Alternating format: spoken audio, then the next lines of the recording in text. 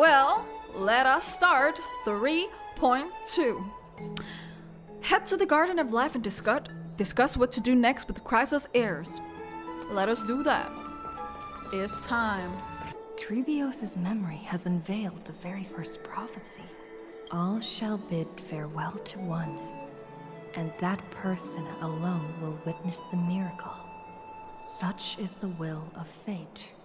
If I take on Orynyx's trial, will the prophecy come to pass for me as well?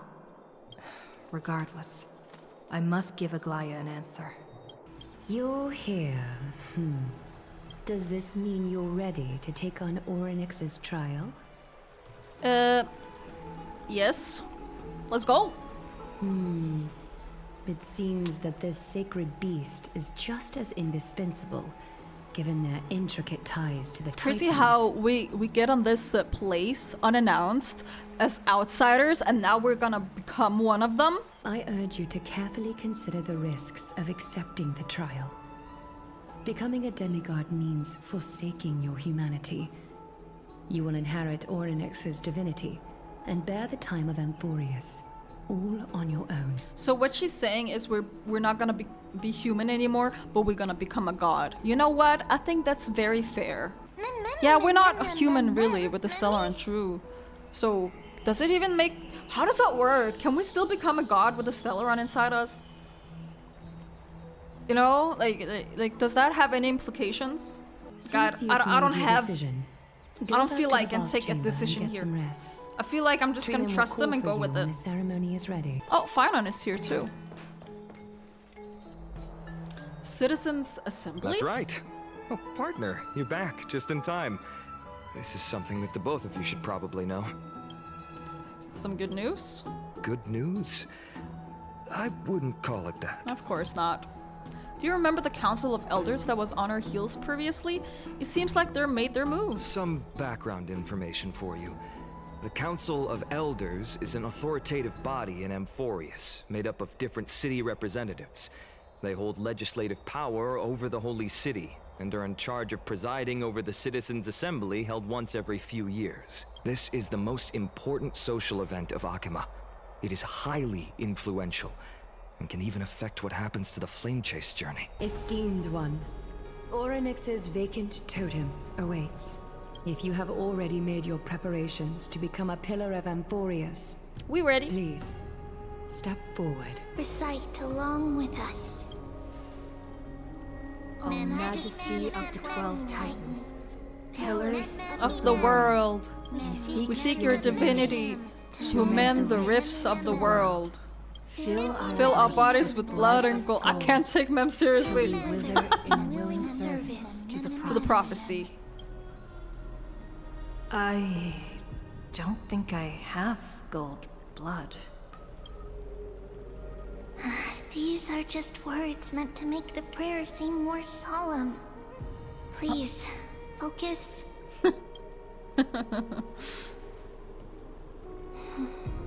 And surrender the core flame. Click and hold to submit the core flame and complete your objective.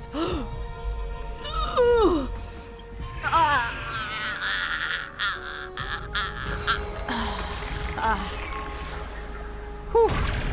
Damn!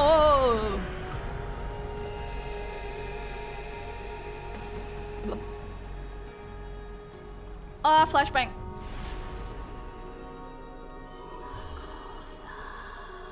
That's us. I love all of you. It was so lame. Oh. Why are we afraid? Is this gonna end bad?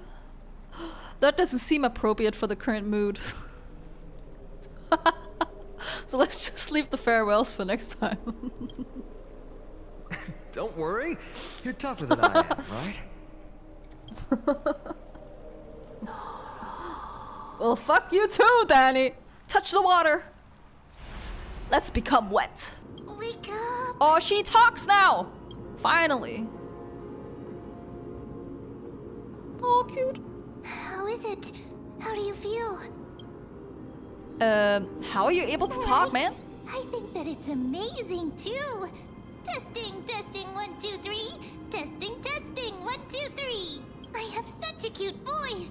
It must be because of all the memories that I collected. Cute. No more They allowed me to grow beyond expectations. Also, listen. The words of the Titan are becoming clearer. Mother, it hurts. Have I finally reached the end? Are the years of isolation coming to an end? Oryx, I'm here. Mother, Yes, it's me. I am your mother. Leave it to us, Titan. She's gonna say no. you have potential, strength, willpower, powerful, Look at Mem. tenacious. So proud. But you lack something. Oh my god, what do we lack? Just one thing. What? Lacking something. What is it? Let us guess. What do we lack? Hygiene? Maybe? What you lack is a future.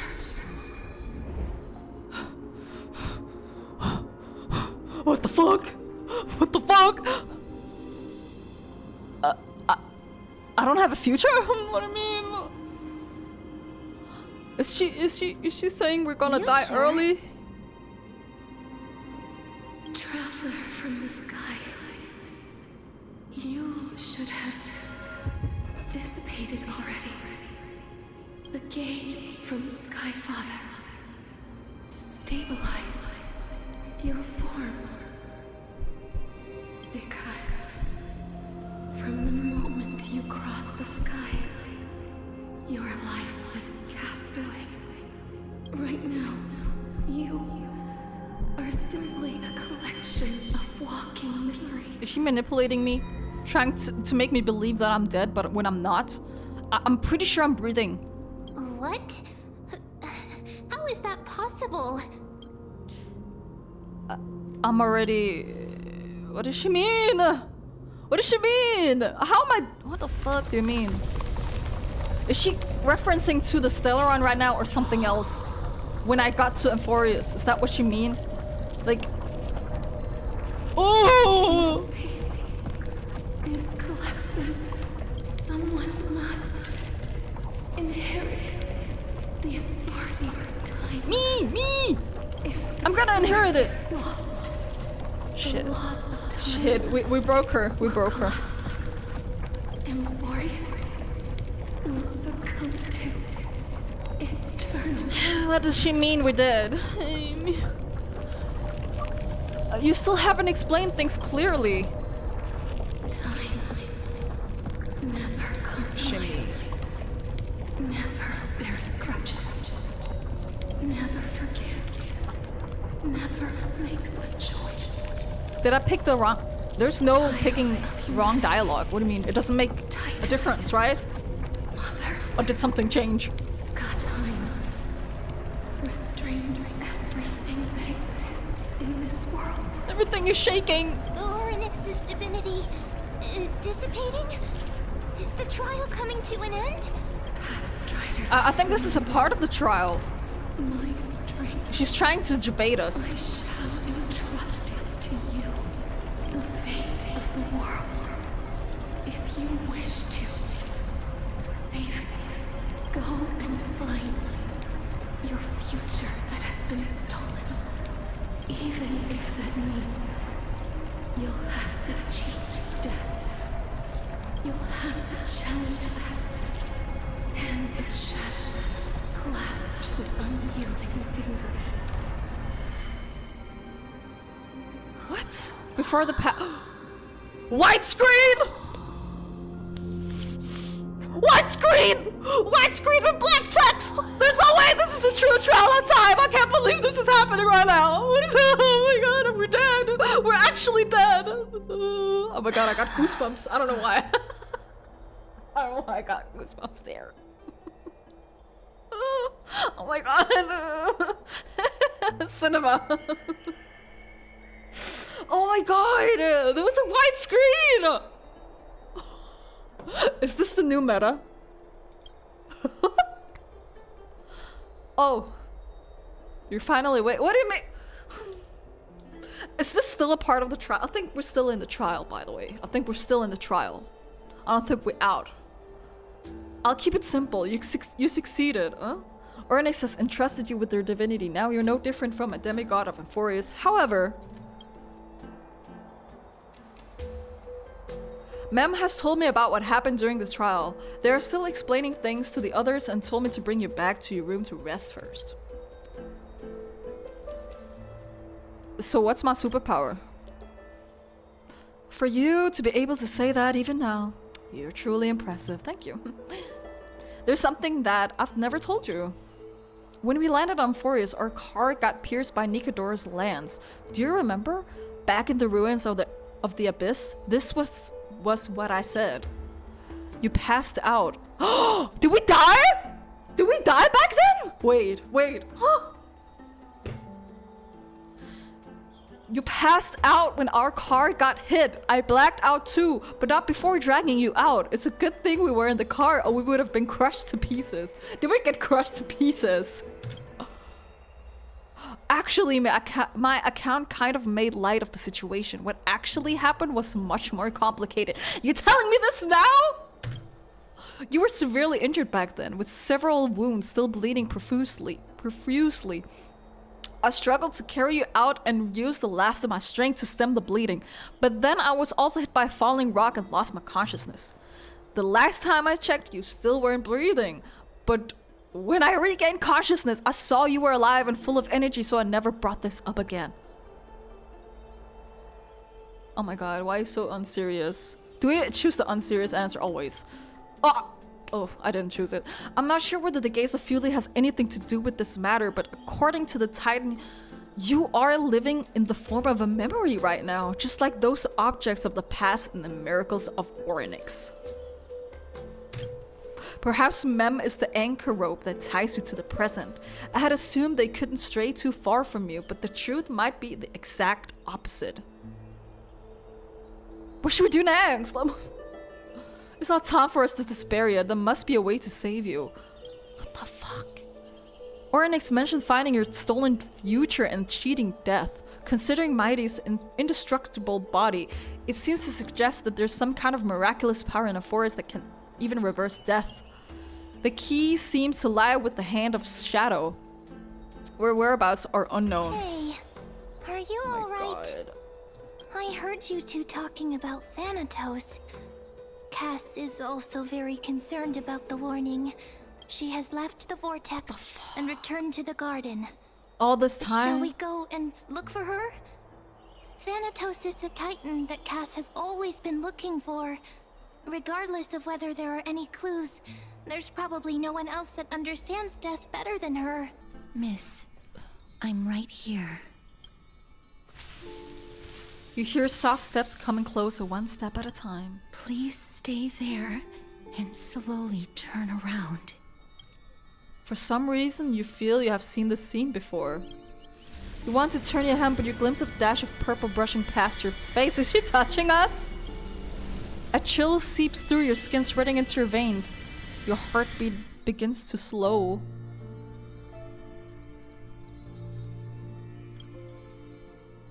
In the blink of an eye, time seems to have frozen beneath that cold sensation. You just happen to close your eyes.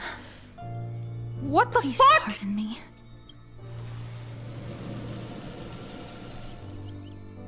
A subtle fragrance of unnamed flower fills your senses, its sweetness making you forget the need to breathe. Oh my gosh, she's killing us for real now? Like, guys, are we actually dying now if we're already dead? Like, what is this death? Conspiracy, I don't know. You realize you're still alive. No, to be more precise, your death was not thorough. The coldness of the initial touch dispersed as quickly as it came, and replacing it was the touch of fingertips and tremble born of trepidation that originated from a certain lanky arm. Her quivering finger gently brushed against your cheek, causing a faint tickle. Just as I expected. I cannot feel anything. That's why she can't kill us when she touches us. Oh my god! I asked that. Do you remember when I asked why we didn't die when she touched us? Because we already dead. Oh my god! Am I really Back dead? at the grove, Oh my god! I was puzzled as to God. why My you head- were not my head affected by hurts. my curse. I thought that it might have been the special ability of a traveler from beyond the sky. Never did I expect that this would be the true reason. I'm sorry. I should have noticed that something was amiss earlier. She just thought we were special, not that we were dead. Miss, But I guess that's if my special. abrupt behavior just now offended you, I hope that you can forgive me. I'm just thinking, if your soul has really left your body, as a mortician, I might be able to trace where it has gone to. Cass, did you find anything? My apologies. Not as of yet. Perhaps I have overestimated my capabilities. But, Miss, would you be willing to let me try again?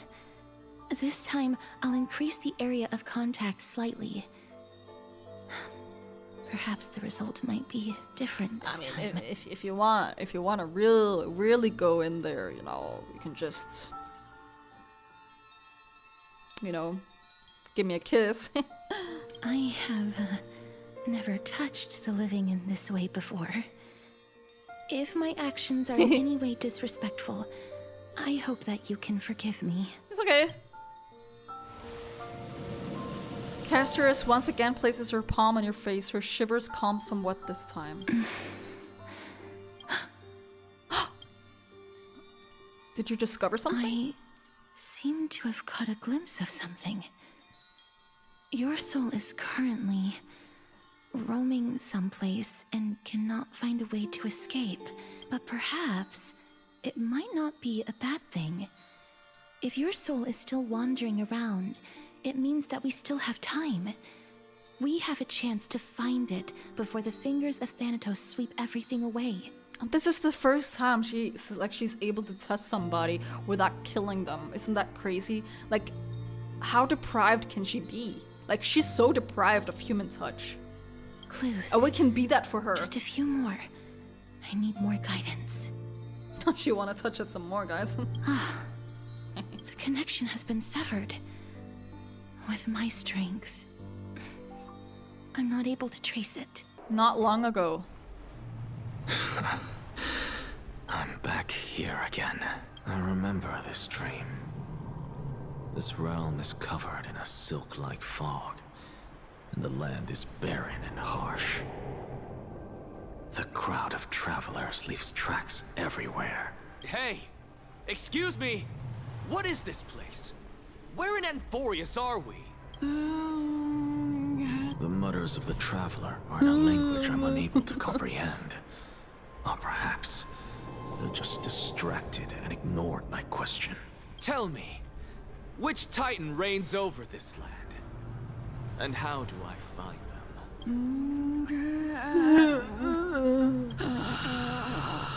Sounds like me. Hand of Shadow. Hand of Shadow Thanatos. Could this possibly be He's in the Netherrealm? Nethers? Goddamn. Minecraft. Crossover. Then where is this? River of Souls? The outskirts of a Netherrealm? Are you heading downstream toward the Netherrealm? The Netherrealm. Nothing but an illusion, Titan. Rejects you. Me. Listen. What? Can you speak The normally? traveler lifts their wrinkled fingers and remains silent. I look in the direction they are pointing and listen closely. There. A massive shadow brought the sound of rushing tides. The sound of tides. I can hear it. I hear it deep within the tides. Beyond the closed gates of the Void World, a voice about to recount something. Child of humanity, is it death's embrace you yearn for with such urgency? Oh. Oh, you have awoken. Welcome back to the mortal realm. Your consciousness is dissipating much faster than I expected. Ultimately, it seems like the Titan's core flame is incompatible with a mortal body. How much longer can my consciousness remain in the mortal realm? In my estimation, at best, you'll see 15 more entry hours. 15 days and nights. What is it? Are you finally starting to become attached to the mortal world now? On the contrary, 15 days feels a little too long for solving a singular problem. Okay, Anax.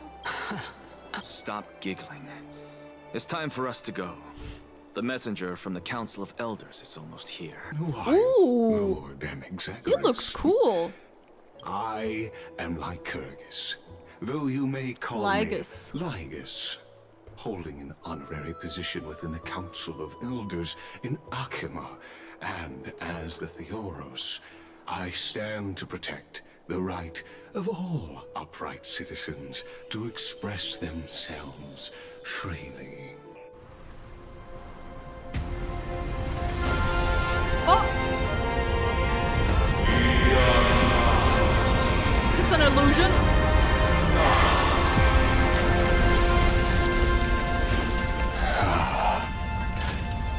Please, Professor. What the fuck? What? The children of humanity have indeed created a spectacle. Welcome to Dawn Cloud. The atmosphere here carries a greater sense of How does that work? serenity than the mundane clamor of the Memorial Palace, with entry permitted only to the That was invited. Kefali's hand. Only esteemed beings grace this place, and among them, I've received priests, scholars, warriors. Or his and- statue thingy. Now, At least. we even have the honor to be in the presence of a Titan. Oh, what a joyous occasion. Once deemed a blasphemer, now a surrogate for revered divinity. The honor should rightfully be mine, shouldn't it? Anaxa, you... I did it, teacher. But this is absolute blasphemy.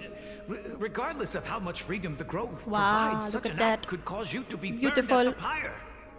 Your beloved, where is she now? Send her away from the Grove at once, to a place where Your nobody beloved. will ever be able to find her. Otherwise, the both of us will be judged by the Council of the Seven Sages. Calm down, teacher. Oh, My his sister. His sister. She's still not in the mortal realm. Even to this day. Oh, she did. What do you mean? It was naive of me to think that I could snatch the deceased from Thanatos' grip by merely sacrificing Oh, one that's eye. why he only has one eye. Equivalent exchange. All I received for that price was but an opportunity to see her for one final time. Nothing more. I may have lost an eye, but my view of the world has become clearer than ever. I have grasped the truth with my bare hands. Watch as I turn this farcical world upside down. Who would have thought such a secret lay concealed beneath that hefty eye patch of yours? However, this story doesn't seem to be connected to your plan. In fact, I'd say that they aren't related at all. The answer lies within the tale. If even you cannot understand it, perhaps you should relinquish the divinity of reason to me. After all, it'd be a waste for you to hold on to it. My story ends here. Now it's time for you to tell me your secret. After all, this is what equivalent exchange means, correct?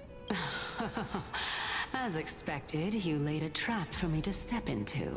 Unfortunately, even if I was willing to talk about my past, I may not know more about it than you do. Lord Anaxagoras. Oh, I've heard so much about you. Head of the Nusporists of the Grove of Epiphany, notorious blasphemer, a Chrysos heir who bears Circe's core flame, a survivor of the Grove calamity. Did I miss anything? She a fan? Well, if so, please be so think she's a fan. kind as to enlighten me.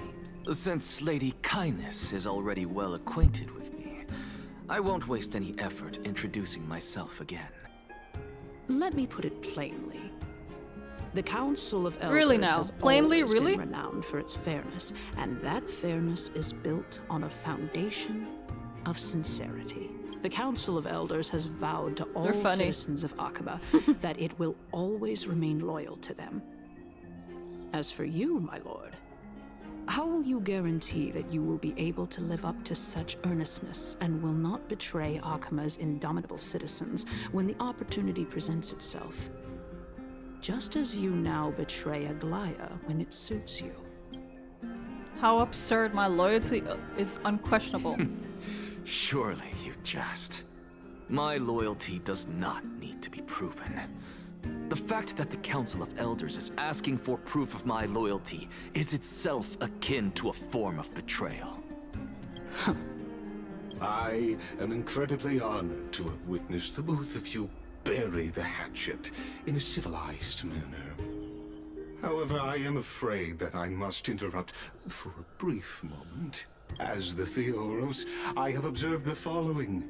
Lady Aglaya, the Goldweaver, is currently on her way to Dawn. Run! Run away, Anaxa! Oh.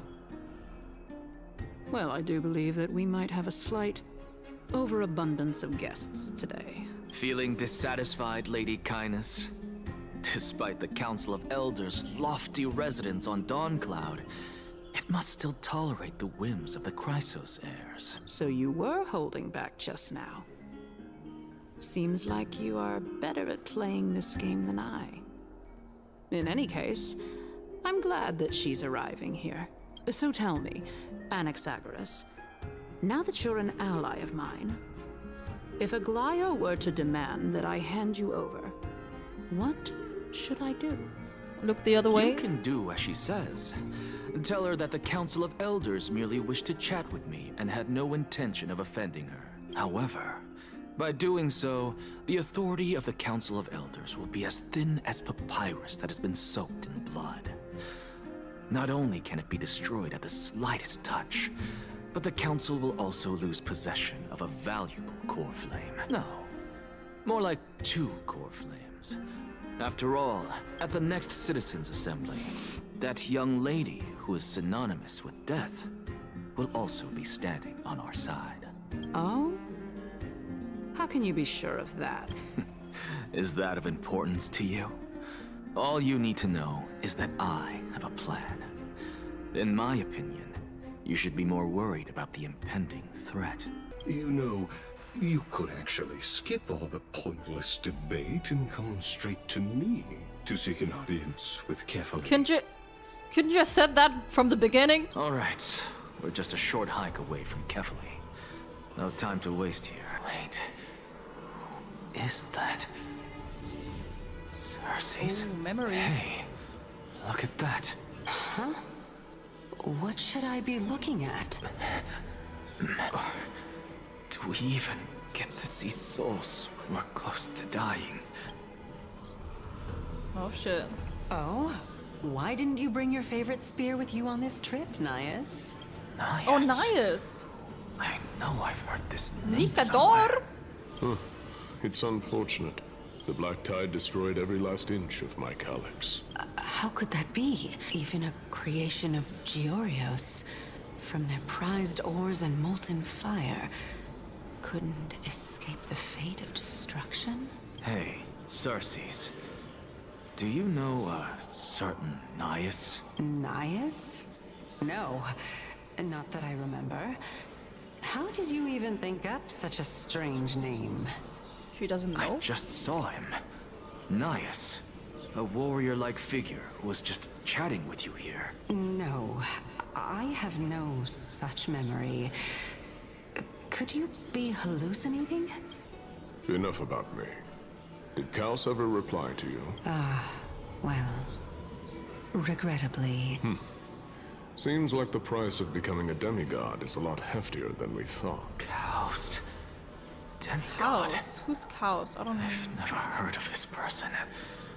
Which Titan's authority did he inherit? Look on the bright side, Nias. Since we've come all this way, I doubt he'd snub his old friends, would he? Let's just hope we mean as much as the world to him. Hey! Are you seeing that same hallucination again? Yes.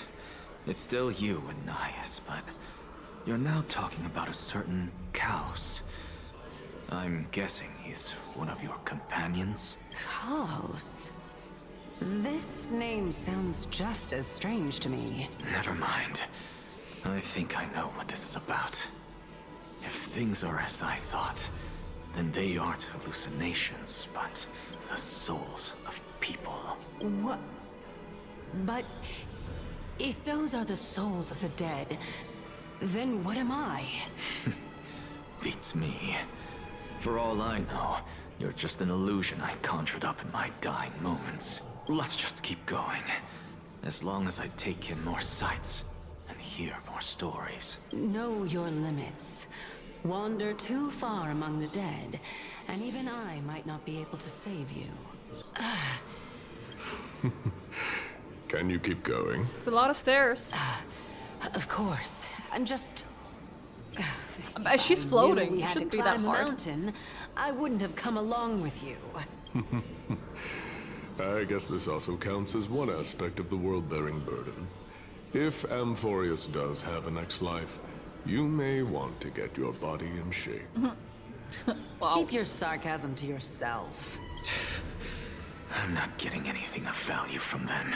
I would sooner throw myself off this cliff and hit rock bottom than exercise even a little. I am Calypso of the eminent Seven Sages, after all. Training would make me no different from those Helcalithist barbarians. Calypso. She's one of the Seven Sages. A member of the Grove? No, she can't be. I would know her name if she really were one of the Seven Sages. Hey, Circes. Does the name Calypso ring a bell? Circes? Oh. We're here. Finally. So, I don't get to ask the Titan my question. But all of you make for a pleasant surprise, nonetheless. Very well then. Let me uncover the truth for myself. Anaxa. Did I still fail to make it in time? Huh? So, I'm back here again. I hear it from the depths of the tides, behind the closed doors of the void world. A voice ready to tell me something. This time, the voice is a lot clearer than before. Since we've come this far, let's just wait. Lord Nias and Miss Calypso, are you both here to visit Chaos too? Yes, and we've been waiting for quite some time now. Regrettably, he hasn't answered us. The worst-case scenario is that he's already Cass? been overwhelmed and crushed by the world-bearing burden. Is she that You're old? overthinking, Lord Nias. I can still Or no, sense it's Chaos' Cyrene, soul right? in the area. Serene? Serene, it's not Cass. And besides, we both know Or- Chaos' nature. I don't know. A deliverer like him wouldn't fall so readily, much less give up on all that he holds dear. Isn't that so? Yes. I have faith in him. That reminds me. Why are you making this trip alone, Polixia. What is people? I don't understand. Oh, my sister needs more time to make sure the flowers are fine. Such a pity. Both of you have hearts kinder than anyone else. Yet you are born only to take over Thanatos' divinity. So these were the people before. Everything The that I current see ones? and hear this time has left me shaken to the core. What may seem like a mundane conversation is in truth A once-in-a-lifetime exchange that has revealed the ultimate answer to Cersei's question. The conjecture has taken shape. What are we? And must now be solidified into a theorem. Next, I only need to seek verification from Kefali. By doing so, I can answer Cersei's question and reclaim my body. But no, I will not do that. That isn't important, because another one of my conjectures, one that I have always dreamed of proving, has been proved right this very instant. Fusing a mortal soul with that of a Titan to replace said Titan is not a ludicrous idea after all. What's going on? Anaxa is conducting research on our friends in Alchema and... me? This journal contains several intriguing points. Although alchemy Anaxa aims to refine the golden blood in the crisis heirs to a degree of purity equal to divinity. This must be what he means by close to true purity, but treating both Titan creation and the human body as material to be used in alchemy experiments? That's rather extreme. My biggest fear. It's come true. After going through his notes, I think I can piece it all together now. Anaxa was carrying out experiments on soul transmutation. Do you mean he's trying to reconstruct human souls alchemically? Yes, this is what he was secretly conducting research on. Something he had to keep hidden from others. Compared to his public speeches, this is the real blasphemy. Oh, I just thought of something. What's wrong? Do you remember when the Black Tide was approaching? The Grove had planned to send Cersei's core flame to a safe place. But an accident happened along the way, and Anaxa lost his life in the process. But Cersei took over his body and reconstructed him, which led to the situation we're in now. That's right. But what if Professor Anaxa's fusion with the core flame of reason wasn't an accident? Ooh. What do you mean? Put yourself in his shoes. Knowing that the Black Tide was closing in and your time was running out, what would you have done? I put my theories to the test no matter the cost. Exactly. When the Black Tide came, the true reason Anaxa headed to the Luminary Throne was to transmute and fuse himself with the Titan's core flame. Did he succeed? No. Judging from how he reacted after the event, the results came as a surprise. Maybe he failed to consider the possibility that Cersei would make a similar decision. The manuscripts detailing all the alchemical formulae have been taken away. His research is still ongoing. Could he have taken them for other purposes? Like what? There's only one Titan left in the world now. No. No way. To conceive an entity of perfection, one must first understand the principle of creation. If Anaxa is in an Alchema now, that means... He's after Kefali. Child of humanity, you didn't go to such lengths for an audience with Kefali. Just ask him a few questions, did you? So, you figured it out. If I were as foolish as a Dromus, perhaps I'd throw myself down and prostrate before their greatness, begging for the gods' prophetic wisdom. Well, sorry to disappoint, but I'm no Dromus. Alas, I am a human, standing tall on 2 feet, possessing both intellect and pride. Before such power, does it make any difference whether you're a human or a Dromus? I'm sure you're familiar with the story of the Styxians. When the raging waves threatened to swallow them, they didn't just give up and become sitting ducks. No. They constructed a dam that kept the roaring tide at bay, chaining down the mad Fagusa. They call There's so me many a blasphemer, Titans. Cersei's. But that doesn't mean I deny the existence of gods. As I see it, Titans are simply a force that mankind has yet to find a way to tame. Oh?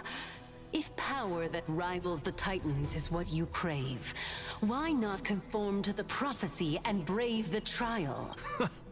Why stop at harnessing the power of the Titans when I can do so much more?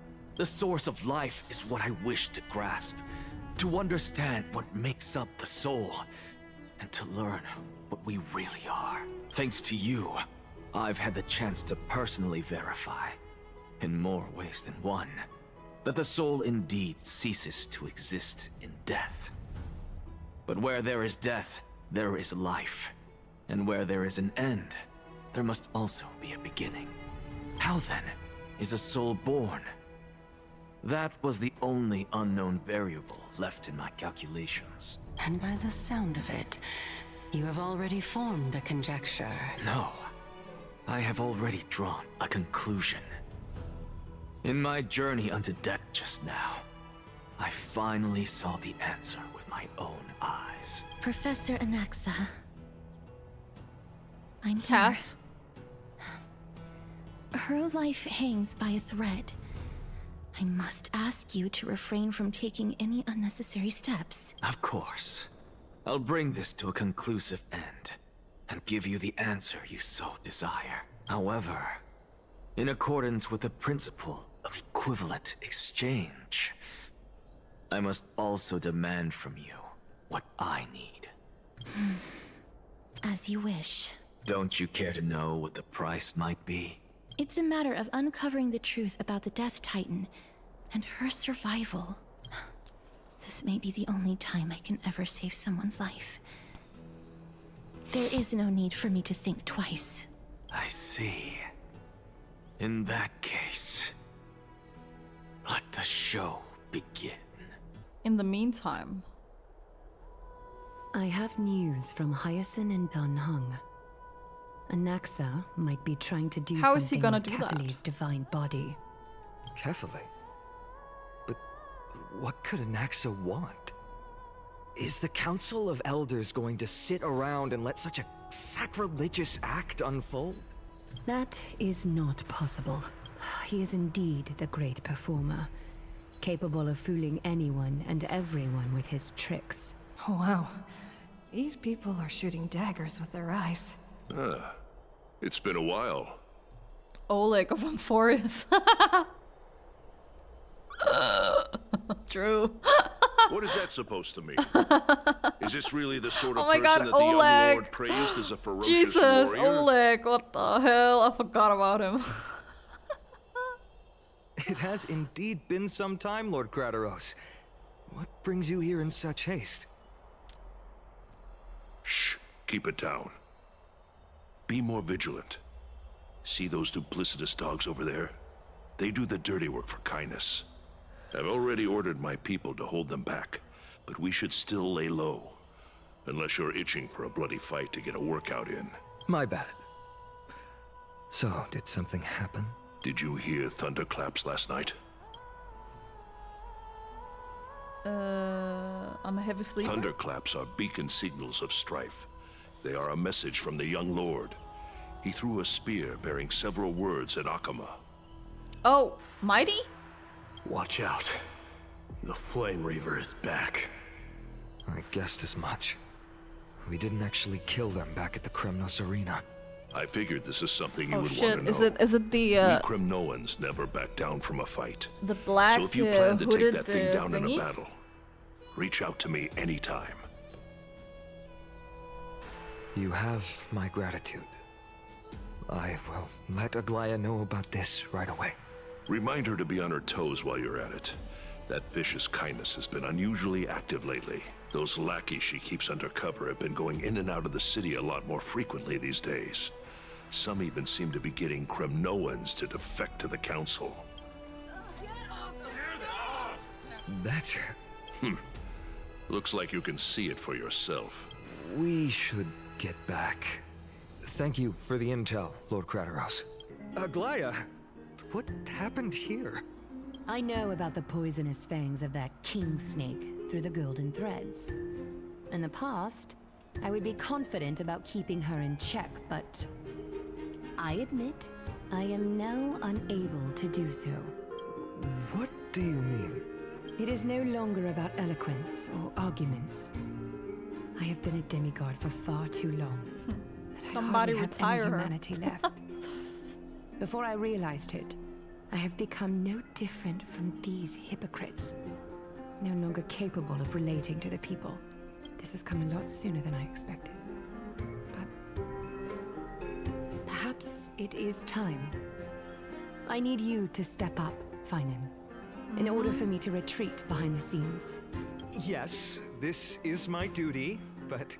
It is far easier for the Council of Elders to fool many than just fool one person. Their so-called more support is no more than a ruse to distribute power using words instead of lances. There is no glory in winning this debate. But that makes having respect for humans so much more priceless. Finan, you are a Chrysos heir without flaw, capable of relating deeply with humans. I appreciate what you've taught me, Aglaya. I hope we'll live up to your expectations and win this debate.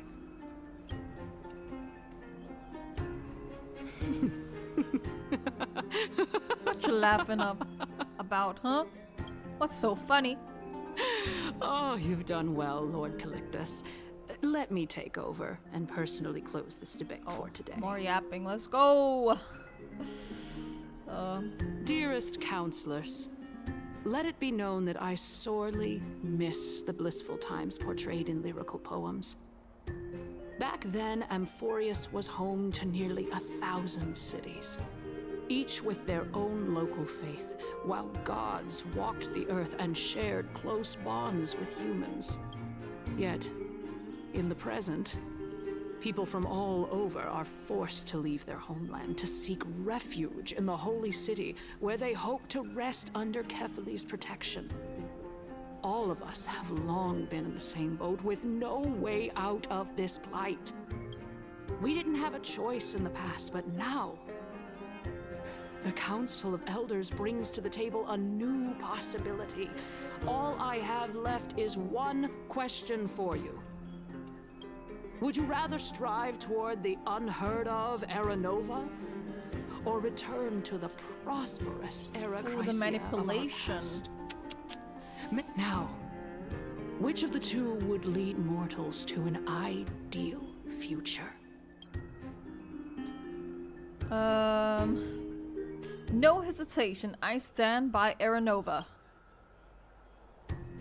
Aranova is a path of salvation the gods promised. We should not have doubts in the Flame Chase journey.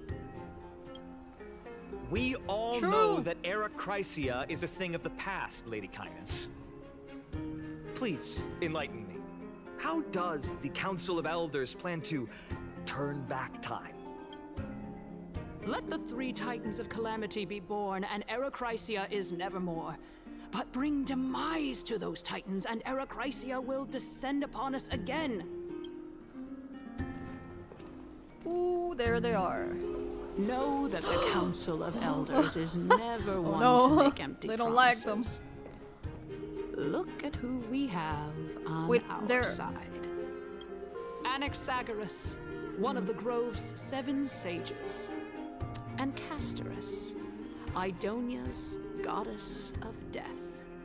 With the help of these two heroes, I can promise all of you that Era Chrysia will exist once more. Aren't they Chrysos heirs? They're supporting the Council of Elders instead? It's fake. They're not actually. It's clear from the start that these heroes do not get along well in their group. All the more proof that Aglaya is unfit to speak on behalf of every Chrysos heir. Man, nobody likes I am in favor them. of Era Chrysia. Era Chrysia! Era Chrysia!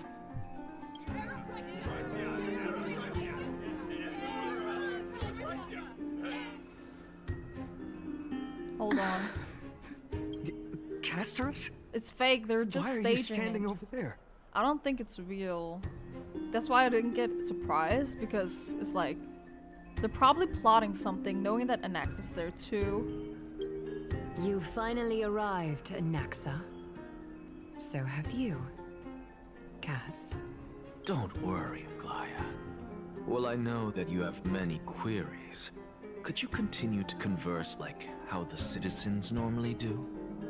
Tell me, dear citizens, if we successfully retrieve and return Thanatos' core flame without anyone passing the Death Titan's trial, what would happen next? The answer is simple. We will have a chance to rid the world of death and bring Amphorius back to an era when all beings live forever. We'll usher in a new future that will be entirely different from the flame chase journey. I don't think that's gonna go well. He's one of the 7 sages. That's impossible. Your proposal is much too idealistic. As long as the Black Tide still exists, how can we go back to the old days? Remember what I previously said? Kefali's core flame is guarded by the secret power of the Council of Elders. Plus, Fagusa's water curtain will be able to block out any external perceptions. Tell me, dear citizens, have any of you ever seen even a glimpse of the threat that this person is talking about anywhere within the walls of this majestic holy city? But this place will become the Flame Reaver's target sooner or later. Oh. Could it be that you heard that from the Flame Reaver themselves? Citizens, let's loudly sing the blessed hymn. Oh, beautiful old world, where are you now? Oh, legendary Eracrysia, return to the mortal realm. Up, Highness. After the destruction of the 3 Titans of Calamity, the flame chase journey will have to end. Eracrysia! Yes! Woo! Bro, this is bad. The masses are now What are they totally up riled to? up. Like, why is Cass there? Anaxa, pray tell. Everything that you've I don't mentioned remember if we hinges got on the to know premise that. we can find Thanatos' existence, right? Thank you, Lady Aglaya, for still caring about this city. However, dear citizens, we are truly fortunate and blessed. For CASTORICE, Idonia's goddess of death, will surely find Thanatos under my So he's guidance. gonna help her find Thanatos. What? Is that the motive? Explain yourself, girl! Well, it seems that when I sent you to look for Anaxa, I unintentionally facilitated your partnership with him instead. My apologies, everyone. I know that you have many questions to ask me. I will answer them to the best of my knowledge. In that case, please tell us as much as you can. What happened when you went to look for Anaxa? In actuality, he showed me a past that was both long and heavy. The reason I say this is as I've mentioned earlier. The answer was hidden in my journey unto death. Professor, you were in the Netherrealm? Yes, I am but a living dead man now. But that's not important. What truly matters is, I overheard a conversation between heroes.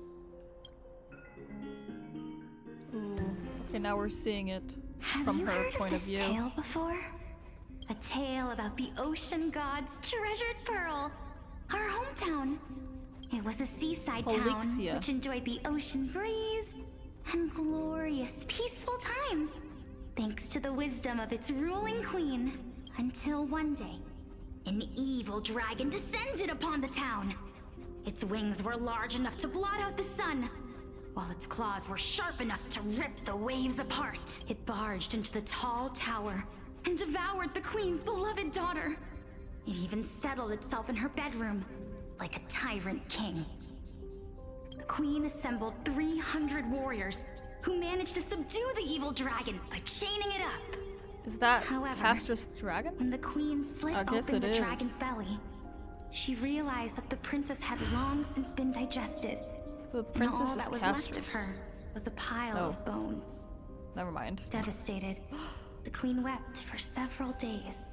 It was then that a devious, smooth-talking scholar arrived at the palace and suggested that the princess could be revived. Maybe? Through the use of dragon bone and dragon blood. That liar called this process the secret art of alchemy. Anaxa? The princess was reborn! The queen was overjoyed, blissfully unaware that the evil dragon's soul still lurked within the princess's body. As revenge, the evil dragon swallowed the poor queen, the glib liar, the courageous warriors, and all of the town's innocent civilians in a single gulp. Worse still, the souls of the deceased refused entry to the Netherrealm because they were filled with regret. Forced to roam the mortal realm, these resentful souls ultimately converged into a river of souls that would not retreat for a long time. The terrifying death had consumed all. Thereafter, our hometown fell into ruin as well. Until... Until? Actually, I don't know what happened next either. Oh my... It seems that you still like to whet people's appetites even after all this time, Pelixia. So, according to your story, this is how I used to look? It's practically a mirror image. She looks the same. And yet, what exactly is this? A miracle that I created with alchemy. As for what it is and how I was able to accomplish it, I'll keep the answers to myself for now. Oh, my goodness. Is this cliffhanger really necessary? Quiet, Titan. Continue to enjoy this splendid play, and the truth will naturally reveal itself. Dragon, huh? I've heard this legend before. In that case, what do you think of it? I think that this so-called alchemy was a tenuous analogy added to the story by future generations. After all, you've never heard of a tradition of alchemy in your hometown before, have you? Indeed. Before I left home to pursue my education, I never even knew that anybody was looking into this area of study. Therefore, we can just treat this tale as a fable told to young children. A fable, you say? If so, what moral is it trying to impart to the kids? I guess it might be the concept of equivalent exchange. Oh? I thought the moral might be closer to something like honor the dead. What? At a loss for words? No. I merely realized that we're both thinking of the same principle. If life is priceless, then there is hardly anything else in this world that is of equal weight to it, right? Indeed. As expected of the wisest scholar in the land. You flatter me. Why don't I ask you a question as well, as a form of equivalent exchange? Of course.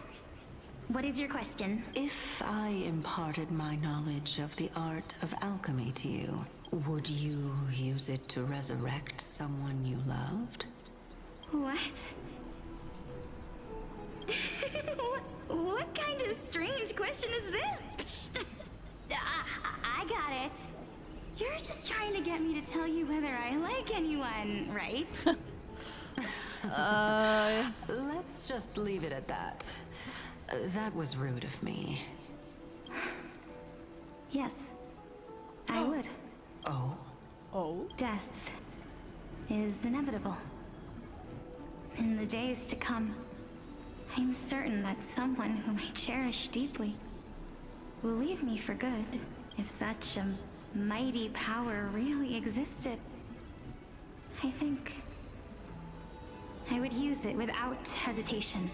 After all, you, me, and the rest will all have to face that fateful moment eventually. Yeah, everyone dies at some point. My time is finally here. However, perhaps because of my firm belief in the immeasurable value of life, I am unable to complete the trial. You shall wither, and through that, the dead will sprout again from the remains, and be reborn with the dead flame. It is a pity that fate is such a cruel mistress. Is there no other way of interpreting those words? I'm afraid that the meaning is clear. Between my sister and me, one must pay the price. Our trial can only be completed when the one chosen sacrifices her life. I'm afraid that the prophecy might even have selected a pair of twins for this exact purpose. Fortune makes fools of us all. My sister is prepared to sacrifice herself. And yet, I can't do the same. How absurd. My time is almost up, but I'm still afraid to welcome death. Everyone is afraid of death. What should we do? If I'm ultimately not able to make up my mind... Since Chaos is willing to guide all of us and leave this trial to the end, there is still plenty of time for you to ponder. That's right. Don't allow the fog of an uncertain future to cloud your mind. Trial, prophecy, the topics that they're discussing seem familiar. But these three people must not have left their names in the epics. Otherwise, I would have some recollection of this. Amphorius' history before the Titans were born was complete chaos. Is that not strange by itself? I have long held 3 hypotheses about this. Oh. However, let's continue watching. Please do tell. Calypso, Polixia, and this warrior. I seem to have met him somewhere before. What was his name again? Mighty Regarding this thingy. matter. What the fuck is his name? I don't remember even. It's been so Nias. long. Nias. Are you Yeah. confident Nias. that you'll complete your trial? Of course. Though, I am worried about what will happen. So all of once these I've are emerged basically victorious. Titans when they were in the human form or something. In the early days, it's hard to understand completely, but I'm sure the dots will Looks will make like sense you have made up your mind. at some point. Yes, this is the safest course of action. Completely separating courage, honor, tenacity, sacrifice, and reason. You really know how to make things difficult. Please, young lady, witness my fall and demise. Lady Calypso, you shall host the soul-rending ceremony. I do not understand. Why would you dare to sacrifice yourself for a future that you won't get to witness? Because this is our destiny. The power that resides within me is so intense that I will one day be engulfed by it. Furthermore, a valorous death before glorious return has always Martyr. been the path I chose. He wants to be a martyr.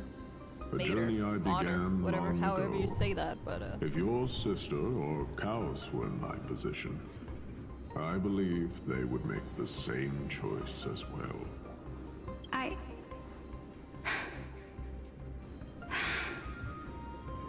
I'm not that brave. I don't know how I'm supposed to face such a serious affair. Despite being Death's chosen one, it seems you still don't know how to face it. Let's chat, young lady. Perhaps I shouldn't end my journey so hastily. Since there's still time, I'm not worried about letting fate wait a little longer. Of course. This warrior is Lord Nias. As the embodiment of Nikador's divinity, he entrusted his life to us and allowed humankind to end his madness. That means that what I'm currently seeing before my eyes is, in fact... It's the Titans' divinity. Looks like one hypothesis of mine has already been proven true. Yeah, I mean, I could guess that are too. the true forms of the Titans. Makes sense. Before they attain their divinity. And now they are, like, Anaxa and everyone in the Crisis Heirs is the forms of the divinity of the Titans, because it keeps on going. Like, the cycle keeps on going. I mean, it makes sense now, I guess. If so, the chosen one of death that he speaks of is actually... Polixia. Is the previous form of Thanatos? But her appearance... She looks like CASTORICE. I guess... If this is true, I mean, a younger as long version as we of can find CASTORICE and out where she a went, crippled we'll naturally be version. able to figure out the location of the Death Titan. But before that, we first need to witness what ultimately happened to Lord Anaias. Honor, courage, tenacity, sacrifice. And finally, the only thing that remains is reason. Cheer up, young lady. There is no need to shed tears over a glorious death. All farewells in this world are sorrowful, Lord Naias. No, young lady. As a warrior, I have witnessed too many bitter deaths. But now, all I feel is peace. I did not know until this moment that mortals could live their lives in such a way. Yeah, I mean, I guess for every warrior, their dream scenario is to die at the hands of something that they believe in. So it makes sense for him to say that, but if all of the others are not like that, they're not warriors, so it's gonna be a lot difficult for them to take the same choice. Although only a sliver of your soul remains, you remain so optimistic.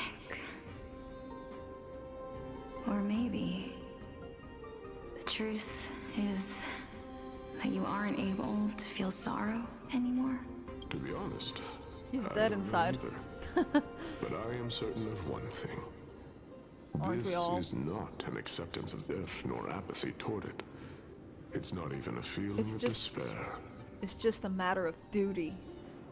I am just enjoying what remains of my life to the fullest. That's a good way to see it. Enjoying? Indeed. Along this journey that we've taken together, not only have I changed the world, I myself have also changed in the process. And now I have reached the journey's end. When I look back and see the grand epic that I've personally written, how could I not revel in that fact? But when you depart the mortal realm, won't all of your accomplishments be reduced to nothing? People will talk about you, write about you, and if you did something good, people will remember you, maybe. Or I guess not, actually, because nobody remembers them. Like, they don't even know who Polixia is until now. What are they? I mean, they know, but not really. Separation and death are two sides of the same coin. But that's not the point, though. Reconciling this doesn't come easily for a mortal. Finally, let me recount to you a story of mine, young lady. The first time I returned from the battlefield, I felt extremely hollow. The calamity had devoured everybody on the battlefield but me. When I returned to the city alone, the citizens held a banquet for me that was far from pleasant. I felt as though I was still on the battlefield, and the person who had returned was nothing but an empty shell. It was late into the night by the time the banquet ended. My head still reeling, I returned alone to the barracks. On the way back, I encountered someone. It was a crazed scholar looking at the night sky and muttering to himself by the side of the road. Although I tripped over him and fell, I wasn't angry in the slightest. And maybe because I saw myself in him, I inexplicably asked him a question. Do you think that it'd be better if we just died on the roadside like a couple of stray dogs? To my surprise, he shrugged his shoulders and sighed. To someone who is currently experiencing death, dying and living afford the same amount of bliss. Now please go away and don't block my starlight. Are you trying to say that there is no difference between living and dying? For they are both journeys that lead toward death? I mean, it is true. We live because we live, but we have to like appreciate our living selves. But like the inevitable is that we're gonna die soon, or at some point, anytime.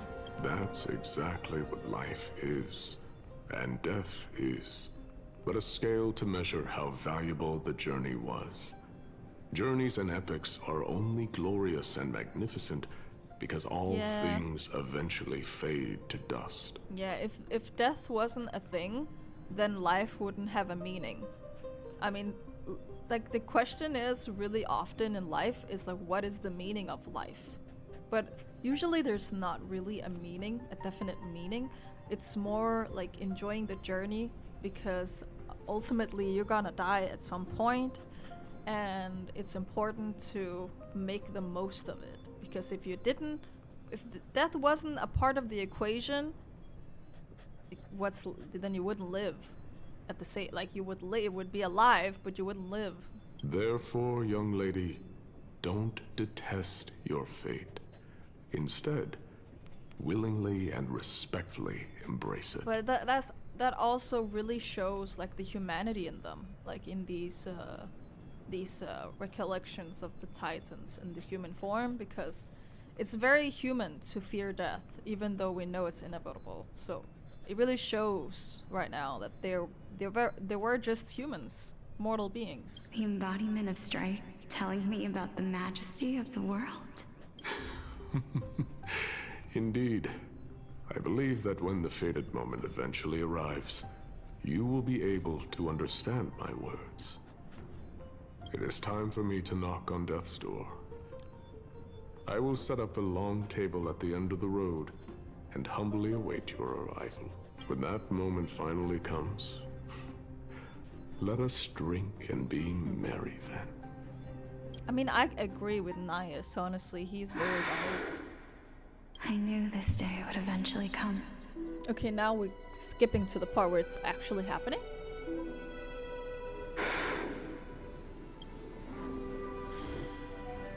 Are the both of you ready? Mm-hmm. Polixia. I'm here. Cass! What? This... I'm confused now. I'm confused now, because that's not actually Cass, is it? Like, that's just... This is quite she looks exactly the same. I mean, the other girl also looks the same, but kind of different, right? This looks exactly like Cass. Is this Polixia's sister?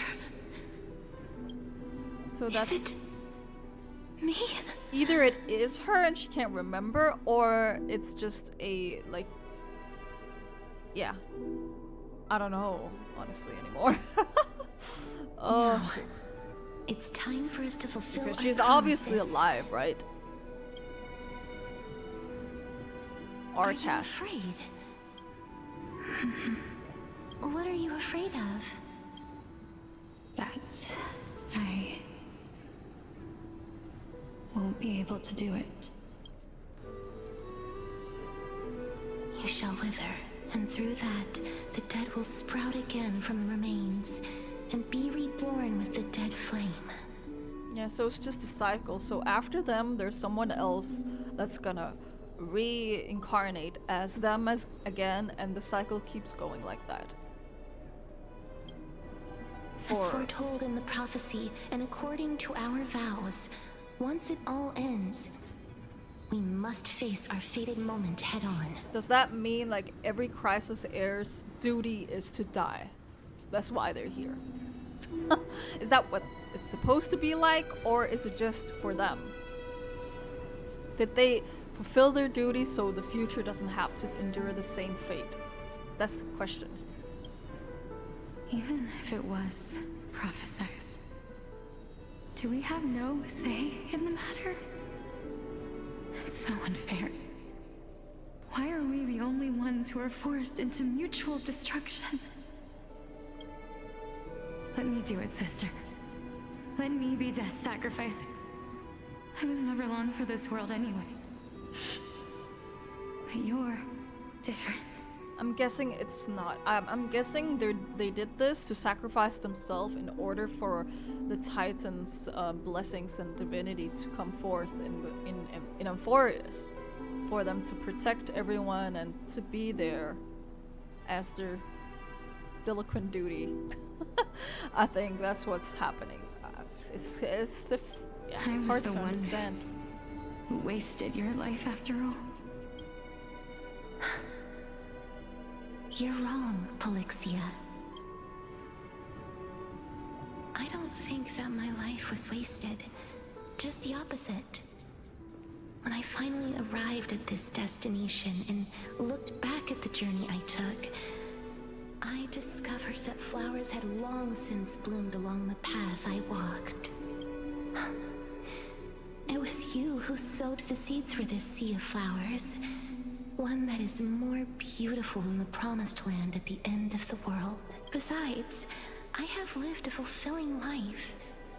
Even though I was fated for sacrifice, none of the things that I've experienced will dissipate.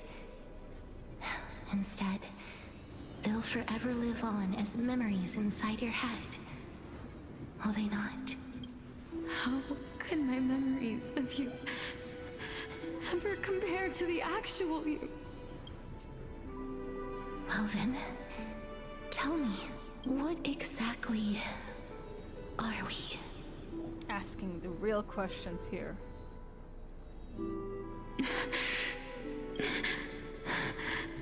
I don't know. I don't know either.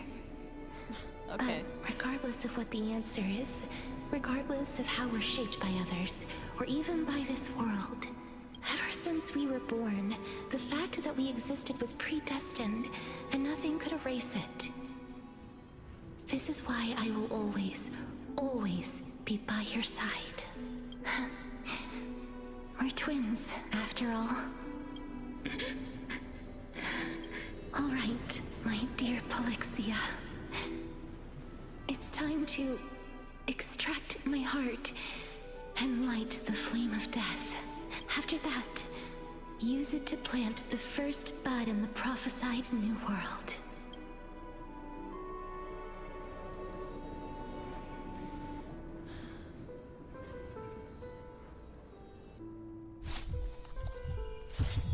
Oh. If I imparted my knowledge of the art of alchemy to you, would you use it to resurrect someone you loved? She wanted to resurrect her sister. Death is inevitable.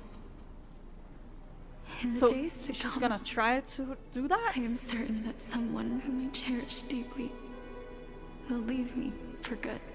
If such a mighty power really existed, I think I would use it without hesitation. Even now, my answer remains the same. This is why, sister, I promise you, in the prophesied new world, I shall plant the first bud on your behalf. Go now. Return to the ocean god's treasured pearl, our hometown. I shall open wide the entrance to the nether realm and grant you a second life.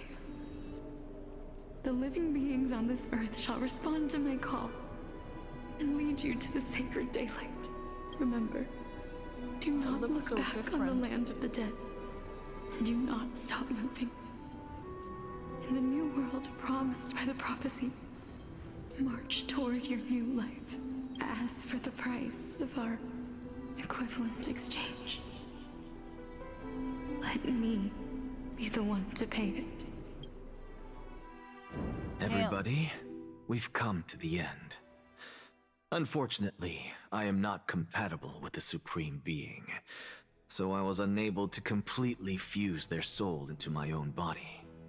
However, being able to glean all this from them is exciting enough. I'm certain of this now. Before the Titans that we are well acquainted with were born, a group of heroes roamed the land. These heroes followed a prophecy and took possession of divine authorities one by one, until they eventually became the pantheon of the New World. Just like the flame chase journey of today, Amphorius's history is cyclical in nature. Huh. What a startling revelation. This means that the demigods, who bear the core flames, will also become the new Titans at the world's end, thereby shaping a new world? Yeah, that's my guess. That's how it works. Yeah. I believe that this is the truth behind the Era Nova, as mentioned. And they trying to break free from that. This is utterly unbelievable. Because that means every Crisis Era, their duty is to chase the core flame, and you know, if they have to do that, the cycle continues, and everyone has to die all the time, and they're trying to change the course of history.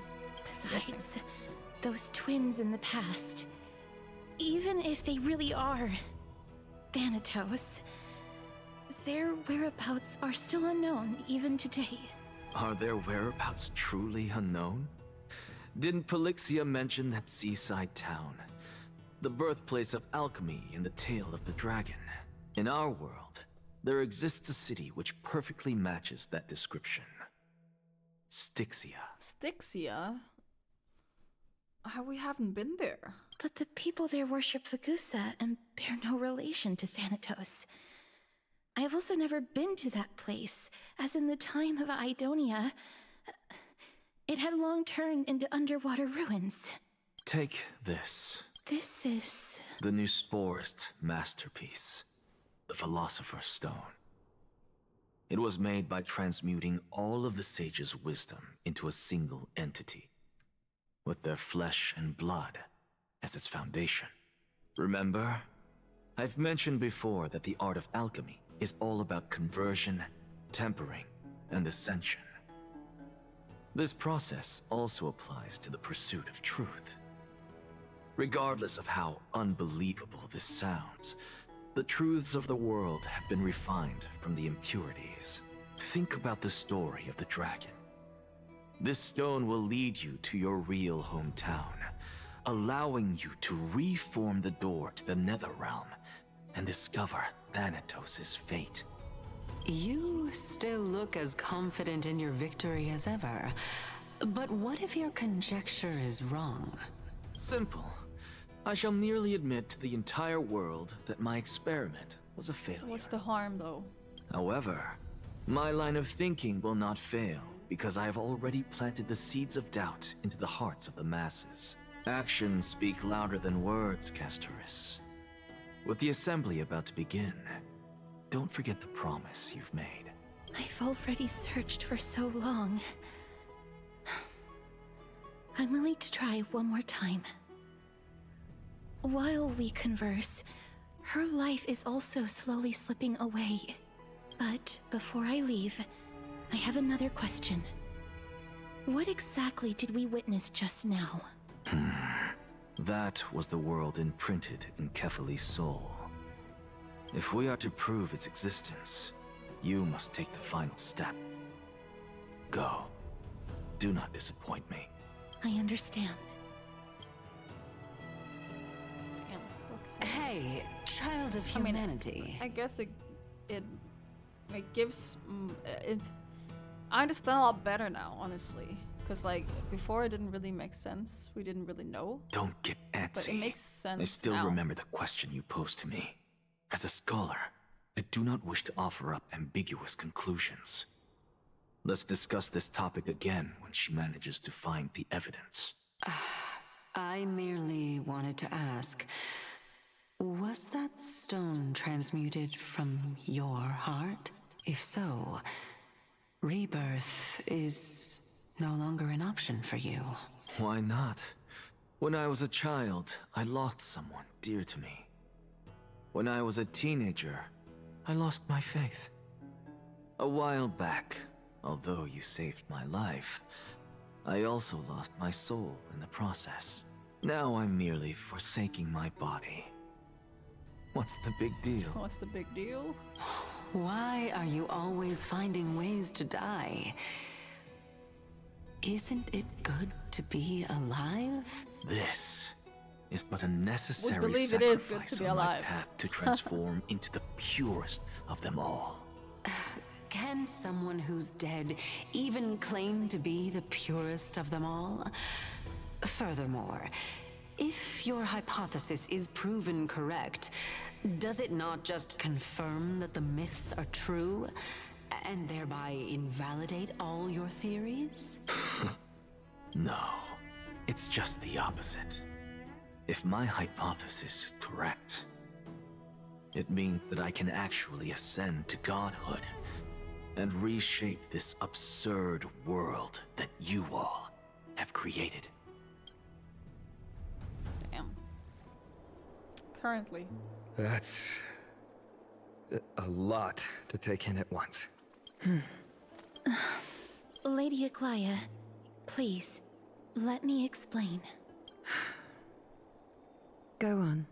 You know that the core flame of death has always been the greatest unknown regarding the Era Nova, which is why both you and Kindness desire to gain the power to control that core flame in the approaching Citizens' Assembly. Professor Anaxa has come to a consensus with Kindness. They want to suspend the trial once Thanatos' core flame is reclaimed, hoping thus to eradicate death from this world. If they're successful, then the flame chase journey will cease, and Akama can enjoy everlasting peace. But I know this runs counter to your wishes. So long as we do not usher in Era Nova, the Black Tide will never be eradicated. Even with Lord Mighty on the front line, and the Black Tide not posing an immediate risk, the danger nevertheless remains. Honestly, it's difficult for me to assess the pros and cons in this decision. But someone must bring the core flame before we can begin negotiations over it. The Titan could be very near. I cannot let this chance slip by. Besides, someone has to make this trip to bring back Mrs. Soul. Well said. You already had every reason to seek an audience with Thanatos. It's that great performer who has weaponized your wishes and placed us in this difficult situation. A world without death. Do you desire that too? If fate dictates that my path must oppose yours, I will do all I can to resist it and protect what I aspire to achieve. Lord Mighty showed me that without taking the first step, all talk of what follows is moot. CASTORICE, you've changed. Unsure what to say, but offers a smile. Have mercy, Aglius. Stay your threads. Yeah, CASTORICE has changed. I have always hoped to hear you speak your mind, Cass. And I am glad to have heard your true thoughts. She's actually opening up about her true feelings. Styxia. Which is nice. I visited that place in the past. Though it is now an island surrounded by the river of Souls Torrents, it's not hard to see its former splendor. Go. I will not stand in your way. As for you, you are someone who has cheated death. I believe you have more than enough reason to make the trip with CASTORICE and meet the god of death himself. We need to find her soul. CASTORICE, I too look forward to your journey. I wonder what kinds of new interpretations your completed story will bring to the Flame Chase journey. Thank you, Lady Aglaya. I hate to put a damper on this heartwarming moment, but if Styxia is now an island surrounded by the river of Souls Torrents, then how do we find a way in? Lady Treby is probably... The answer is quite simple. Yeah, she can't make the gate. In the myths, Zagreus once made the domain of the dead their treasure vault. That is to say, they could enter and leave the Nether Realm as they pleased. Awesome. And if they could do that, then it follows that the demigod who inherited their divinity must be capable of the same. I'll see you at Memorial Palace at Action Hour tomorrow. Cypher shall be your guide to finding that ancient city. The Tombless Day finally comes to an end. Everyone disperses, each lost in their own thoughts. Downhung isn't back yet. Huh. Danny, what are you doing? Hey, Where are you? friend. Oh! Is the debate finally over? Did you win? The upper hand is ours. We trashed them. Really? But the look on your face says otherwise. Don't worry about it. Well, moving on. I was hard at work even while you were at the debate. I borrowed a mountain of books from Cass to see if I could find a way to solve your problem. Let's see. I still have only 32 books to go. Sucks. It's okay, ma'am. We found a way. Really? Oh, that's fantastic news. I knew it. Hard work always pays off. Especially if you're as diligent as ma'am. I feel like a huge burden has finally been lifted off my shoulders. Why are my eyelids so heavy all of a sudden? There's nothing more we can do now. Let's get some rest. You're right. Then I'll go to sleep. Back to... As was their custom, Mem, with astonishing dexterity, slipped back into their secret little hideaway. Good night, Mem. Good night, Hakama. It is nighttime now, right? I don't know anymore. Later, somewhere in Akuma. Cass? What a surprise. Lady Treeby. Is something troubling you? I just wanted to speak to Lady Trian for a bit before no matter how breathtakingly beautiful Styxia once was, the place is now the domain of the departed. There is no telling what we'll encounter there. I don't want to have any regrets. Has anyone told you that your eyes are sparkling today? Is that a figure of speech? In the past, when you did smile once in a while, all of us could see that your heart remained troubled even as you smiled. Lady Treeby, you know perfectly well that see you tomorrow is nothing but a white lie. I hope your toughness is not a mask hiding a lonely heart. Cass, you hardly ever talked of your past. None of us knows what you went through, apart from Maggie. But we know it must have been filled with pain and hardships, as it is the fate every Chrysosaur is destined to live out. We are just happy for you that the core flame you're meant to inherit has finally surfaced. Aww. Isn't it a little too soon to say that? But you already know where tomorrow is, don't you? There is no need to rely on anyone else. Just give it your all and leave no regrets. We have always believed that your embrace is just as warm as everyone else's, because we embrace others to comfort them. And Cass, you're the kindest Chrysosaur we know. Oh, guys. Thank you, Lady Cute. Treeby. Oh, she deserves the praise. I think Castress is just the quiet girl who's never speaking about her feelings or anything. Like, I understand why they don't know much about her, because she's just like that. I don't know, these people that are like this, like Cass, protect them at all cost. This feeling, it's hard to put into words. I suddenly found myself with so many wishes. So much I want to accomplish before setting off. Then go do it, Cass. Trian was actually working on a surprise gift for you. It's a pity she didn't get to finish it. But now Trinan and I are working on it. And we'll make sure to give it to you. So, let's meet back here when you return from Styxia. Safe travels.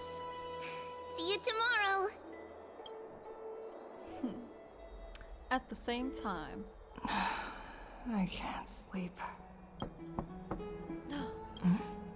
Who could it be? Who could it be? I hope I didn't wake you. Is it another mission from Aglia? Huh? No. I'm here because of private matters, actually. If it isn't too much to ask, I'd really like it if you could come along with me to retrieve something. Sure, let's go. Aren't you going to ask me what it is? It isn't a long way from here. Shall we? I want to vote! Tell me how I can vote! Take your ceramic shard engraved with the Kefali rune. Why is he so Select angry? the Council of Elders in your Chill. heart, and pray silently until the shard registers your choice. Then toss it into the Dolium. The Council of Elders? More like the Council of Buffoons! The Black Tide took my Easy. hometown long ago! Who are they kidding with bringing back Erechrysia? It's all a sham to create their own Erechrysia in Akama! The Titans are just. So long as we do not overstep our bounds again, we will not incur divine wrath. Oh, please. The time when these deranged Titans should have vacated their spot to the demigods is long overdue. You'll see soon enough, you old fogey. And I pray Old that fogey. Talantans smack What some does fogey sense into mean? you with their scales. We shall see how this turns out. Is that another word for hag? That was quite a spectacle. Just another peaceful day in Akama. I suppose peaceful is technically correct if no actual violence happened. To this day, I still find it almost unreal that Akama is the only place illuminated by light amidst the crumbling ruins of Amphorius. And its people are even holding votes to reconcile differing opinions. This peaceful sight is making me forget that this is the end times. This is what the Flame Chase journey is all about. Before coming here, I had lived for many years in Idonia, a city of rime and frost. The people there were devotees of Thanatos, and were well known for their unique burial rites and traditions. Traditions that I played a major role in. Because of the curse on you? Yes. You now know me as the Mortician of Akama, but back in those days, I was Idonia's Maiden of War. I was trudging across the frosty plains on my own when the Idonians found me. They saw the curse in me as a blessing from Thanatos, and believed that my hands could correct the Erechrysia's mistake and lead them to meet the great god of death. They provided me shelter, but in return, I was expected to grant merciful deaths to war captives, prisoners bound for execution, and heroes alike. Is that some sort of end-of-life care? Okay, isn't that just an executioner? Yes. No matter how kind or cruel the means, nothing can change the essence of death. Taking away someone's life is never worthy of religious worship. True. But that's what the world is all about. I can't do it. Their voices, they pierce my ears. The pleading. The thanks. Ah. I know that feeling, child. I was once as lost as you are now. But you must respect those walking towards death. Just like how you should respect yourself as the Holy Maiden granting humans glory and liberation. What you're asking me to do is no better than the task of an executioner. And yet you want me to respect myself. No matter the titles, I am still taking away human lives. This won't be the first time that Edonia's fanatical nether warriors have faced death. On the contrary, recruits new to the battlefield often run away from their first fight. Death is the mightiest and gravest power in this world. The fact that you can wield it means you are I don't like this deserving one. I don't of like respect. this amulet.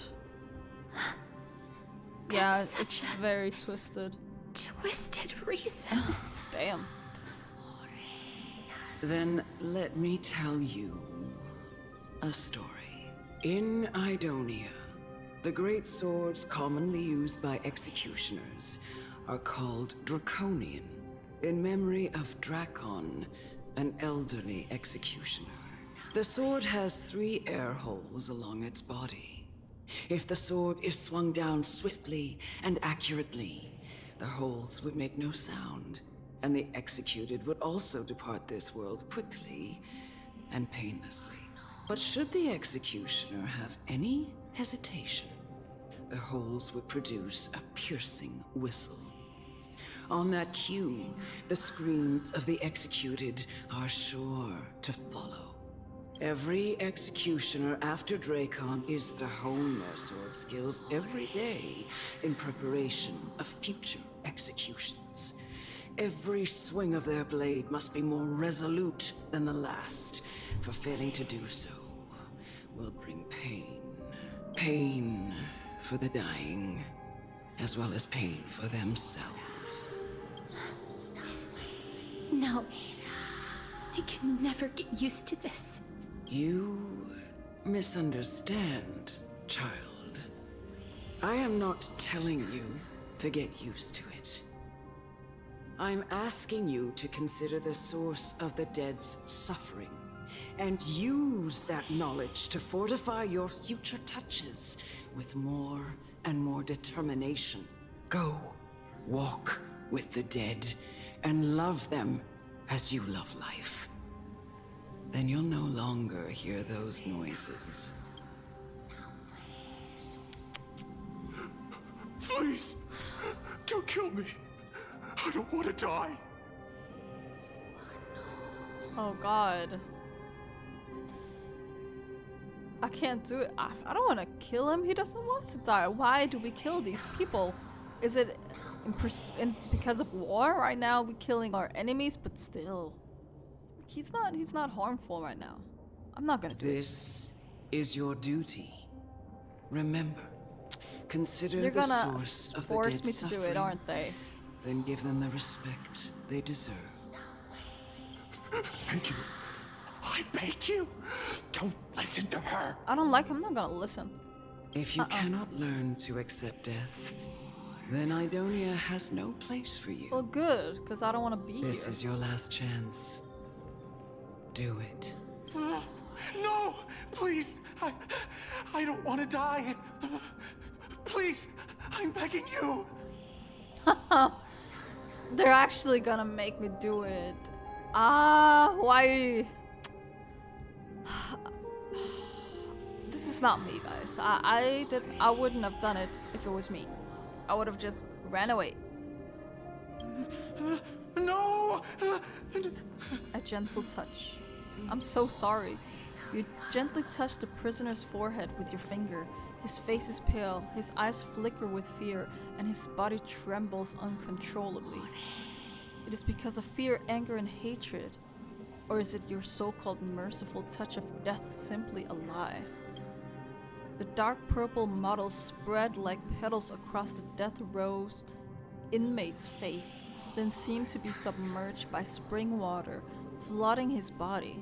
His trembling ceased, and the cries that he had once begged for mercy slowly turn into a sigh-like whimper as he murmurs to himself. Quickly, everything falls into a dead silence, turning into pitch-black dew that scatters with the wind.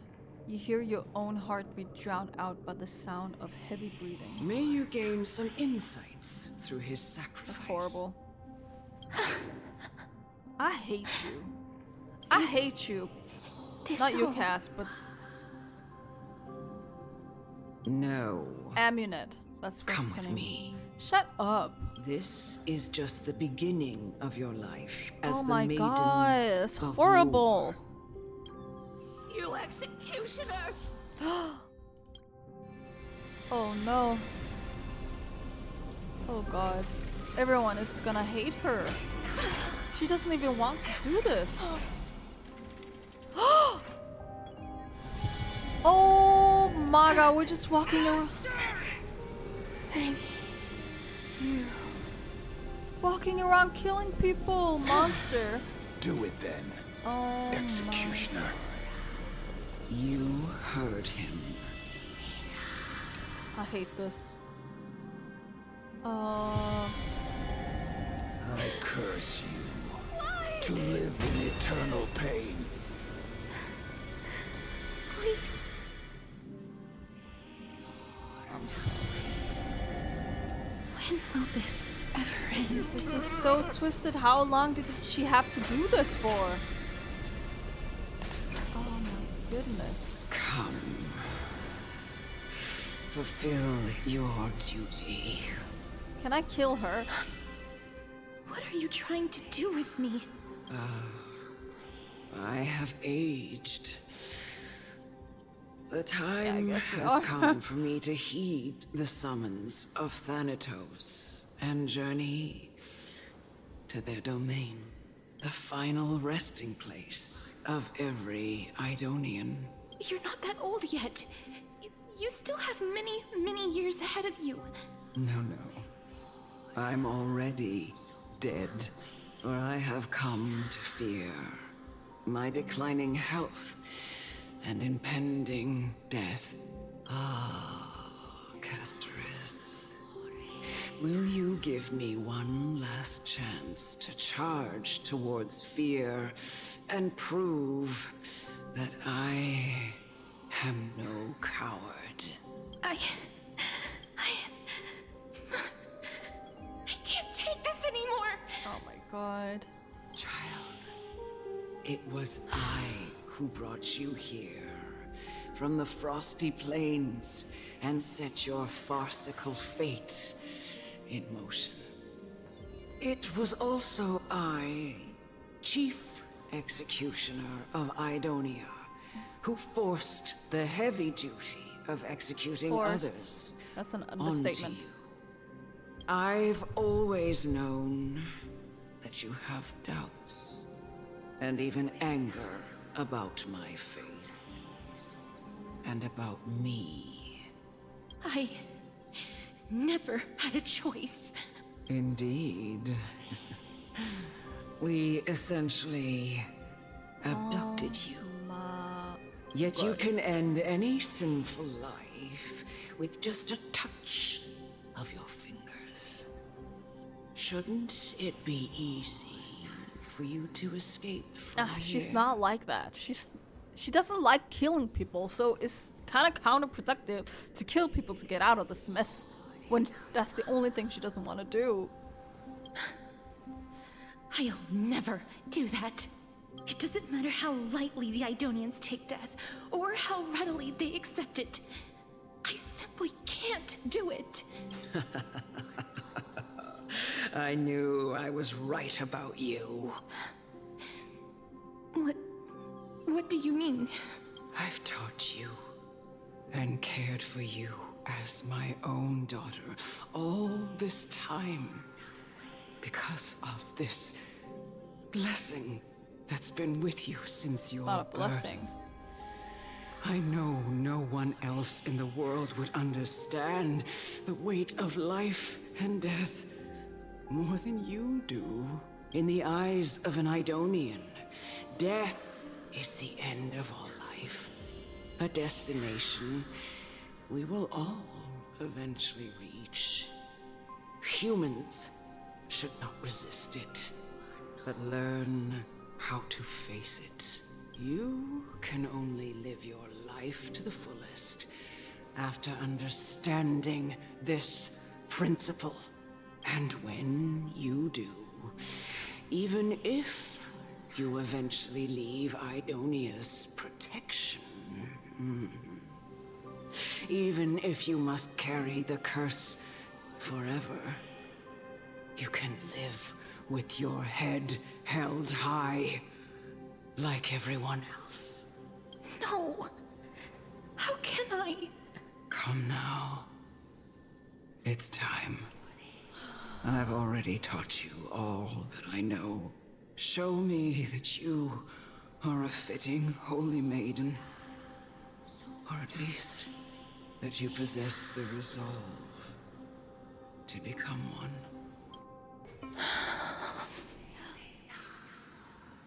This was the last time I followed her command.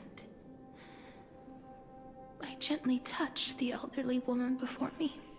The executioner, who had seen too much death, died the same way as everyone else. A gasp for air, a wistful look in her eyes, and a barely perceptible tremor in her fingertips. Elder Amunet, the person who tried to teach me about death, ultimately vanished like dew in the morning mist. She spent her life embodying the beliefs of the Idonians, and when death finally came, she embraced it exactly as their doctrine had taught. I have nothing but respect for her. I erected a cenotaph in her honor in the marshes outside Idonia's city walls with the others I had laid to rest. Then, I set out once more in search of Thanatos. It was a long, long journey. I heard so many discussions about death along the way. Life finds meaning in death.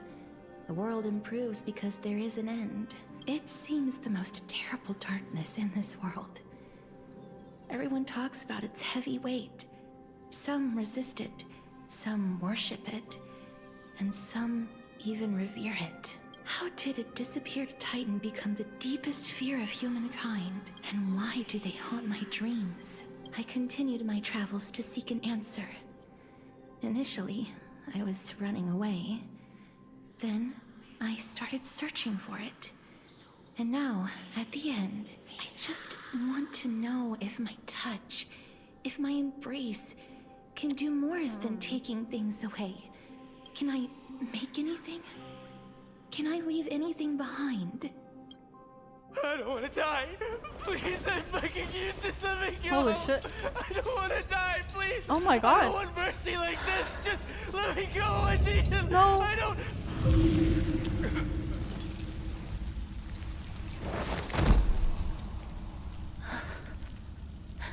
Wow, the animation though. I hate these icy hands. Wow. Looks like an anime. Oh.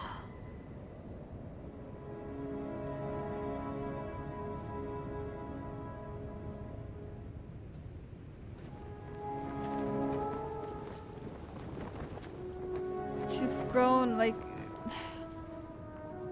Oh, that was when she was younger. Oh, she's just a baby. Oh no.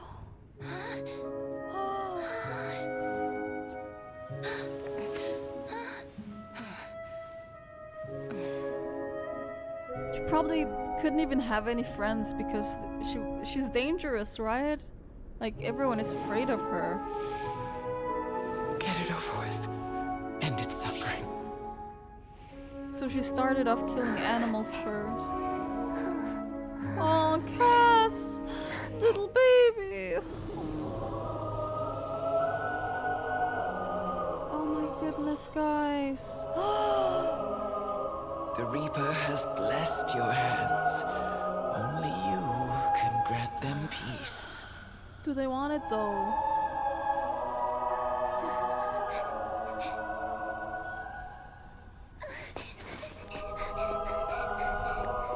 Oh my god.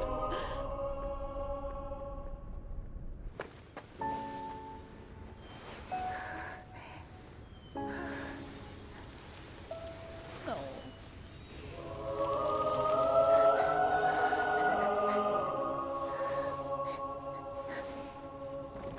Embrace death. Walk alongside it. Oh, she just wanna be. She can't even be a part of.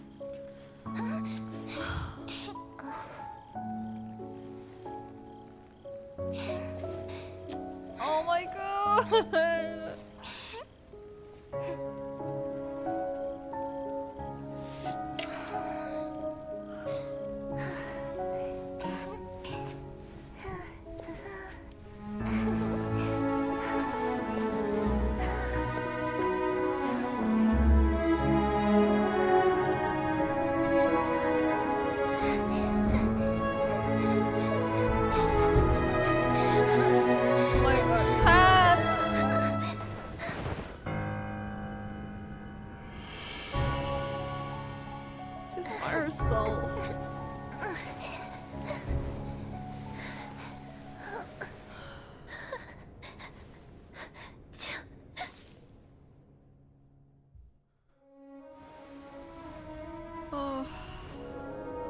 She just grew up and she's still doing the same. Like, how is that fair?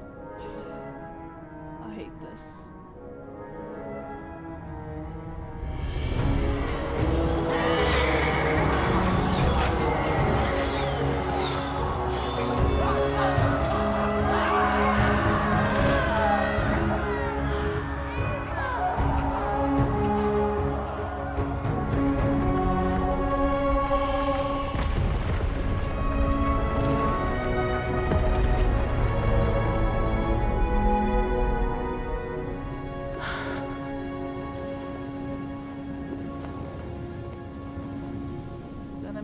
Are beautiful. My god, I can't handle it. It's so sad. Is that you, CASTORICE? It's the girl! It's the little girl! All of them have gone, heeding death's summon, crossing into their domain. I must go too. No. I don't fear it, just I have some regrets. Watching people leave this world again and again, it must be lonely for you. You must want to desperately embrace them before they go.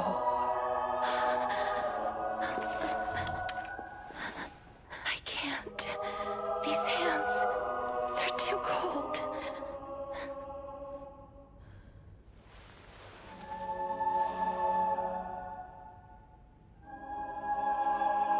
But Big Sister CASTORICE, your hands are so warm, just like anyone else's.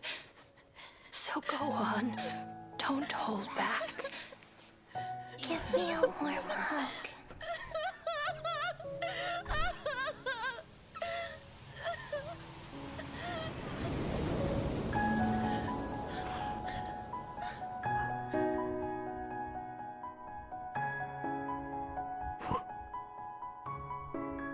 Oh, sorry, I can't.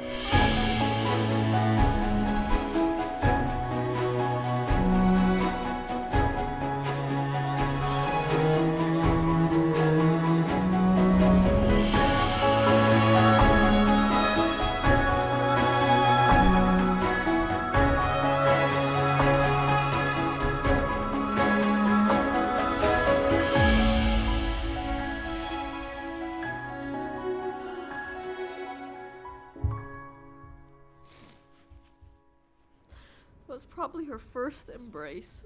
A human touch. That was real.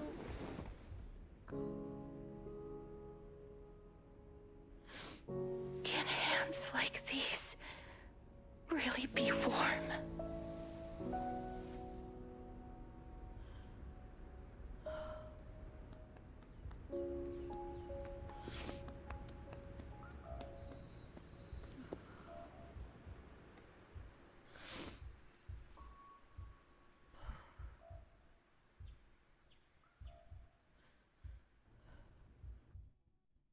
On the day that Oryx's trial ended, oh my god, you must have had many questions. Like, not only did they force her to execute people from a very young age, but also, because of her curse, she couldn't even feel any warmth from other people other than the only time when she gets to touch another human being was when she was executing them.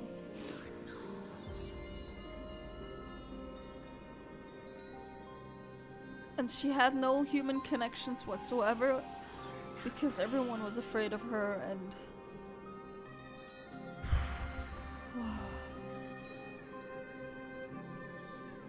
I felt just as confused. Why, as someone from beyond the sky, were you so cruelly dragged into Amphorius's fate? I wished I could take action, but no matter how hard I try, I cannot simply interact with the living as ordinary people do, even when we brushed against each other unintentionally in the grove. And it was obvious that nothing had happened. When an almost unattainable hope finally welled up in my heart, when I thought that perhaps my touch would no longer bring sorrow, fate declared to me, it wasn't that the curse of death had finally been lifted, but that your soul no longer belonged to this world. And there was nothing left for my hands to take. Nothing. And did I really think this time would be any different? It's not that I don't understand this reality, just that I'm unwilling to accept it. Having walked such a long road, I am still unable to find the answer to life and death. I am resigned to eternal despair. It's not fair. Anything I wish to hold on to, death will inevitably wrest from my grasp. From that moment on, I lacked the courage to confirm it again. Until Oryx laid bare the cruel truth before us. But now, that was hard. Perhaps that was I might have difficult one to go last through. chance. Long ago, Trinan read a prophecy to me. At the end of the Sea of Flowers, the souls of the living shall warm thy fingertips, and after an embrace, there shall be eternal separation. I found no surprise in it, for her words sounded not like a foretelling, but a perfect reflection of my past. Embraces in this world are born of reunions. Yet, my touch speaks only of farewells. In that moment, I had no doubt that this destiny would weave itself through the entirety of my life. And yet, things have taken a turn for the better.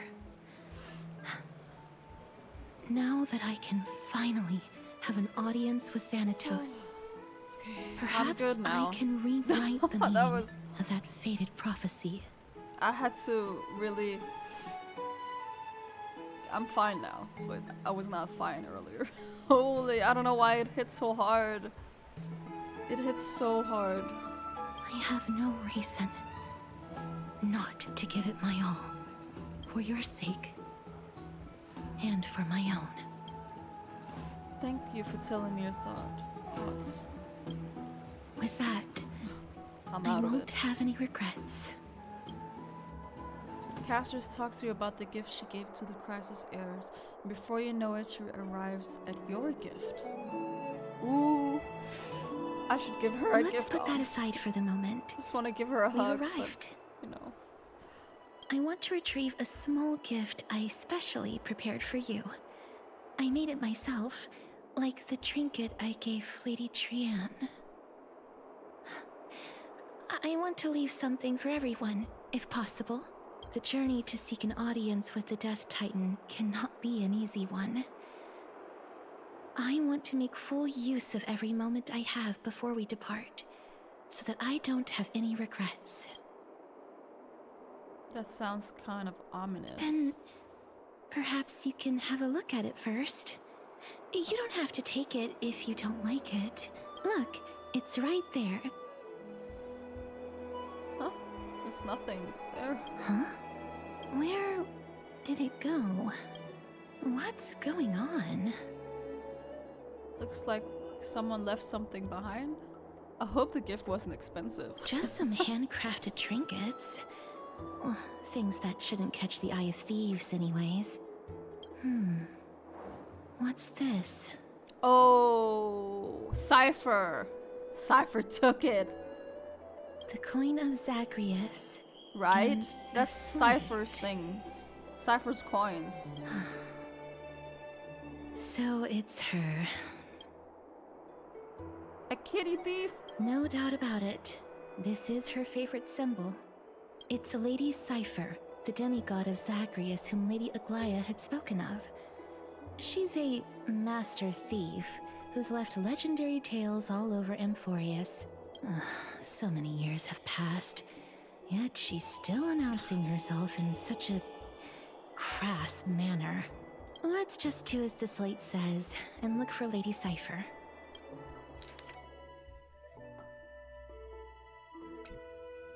To retrieve the gift and teach Kitty Phantom Thief a lesson, you head to the market and find the short spear she left behind. Cypher, if this Dromus truly is her, appears to be quite content. Her gaze filled with 3 parts sincerity, 3 parts approval, 3 parts triumph, and 3 parts ha ha ha, gray mystery. You will lost if you take this seriously. What did you just call me? She seems to be saying, ah, haha! Cypher does not know. So she says she doesn't know. Lady Cypher, please come on out. You're still careless as ever. Oh. Shouldn't you keep such a precious gift near your bosom? Near bosom? Since you know it's a gift for someone else, please give it back to me. Stop hiding among the people and letting the wind carry your voice. Now, since I know it's a gift, that just means I need to milk its worth. Wow. The children of the wind never stay for long in one place. Unless your offer is tempting enough to still the wind. What say you? Name your price. I'll give you however much you want. Huh? What's wrong?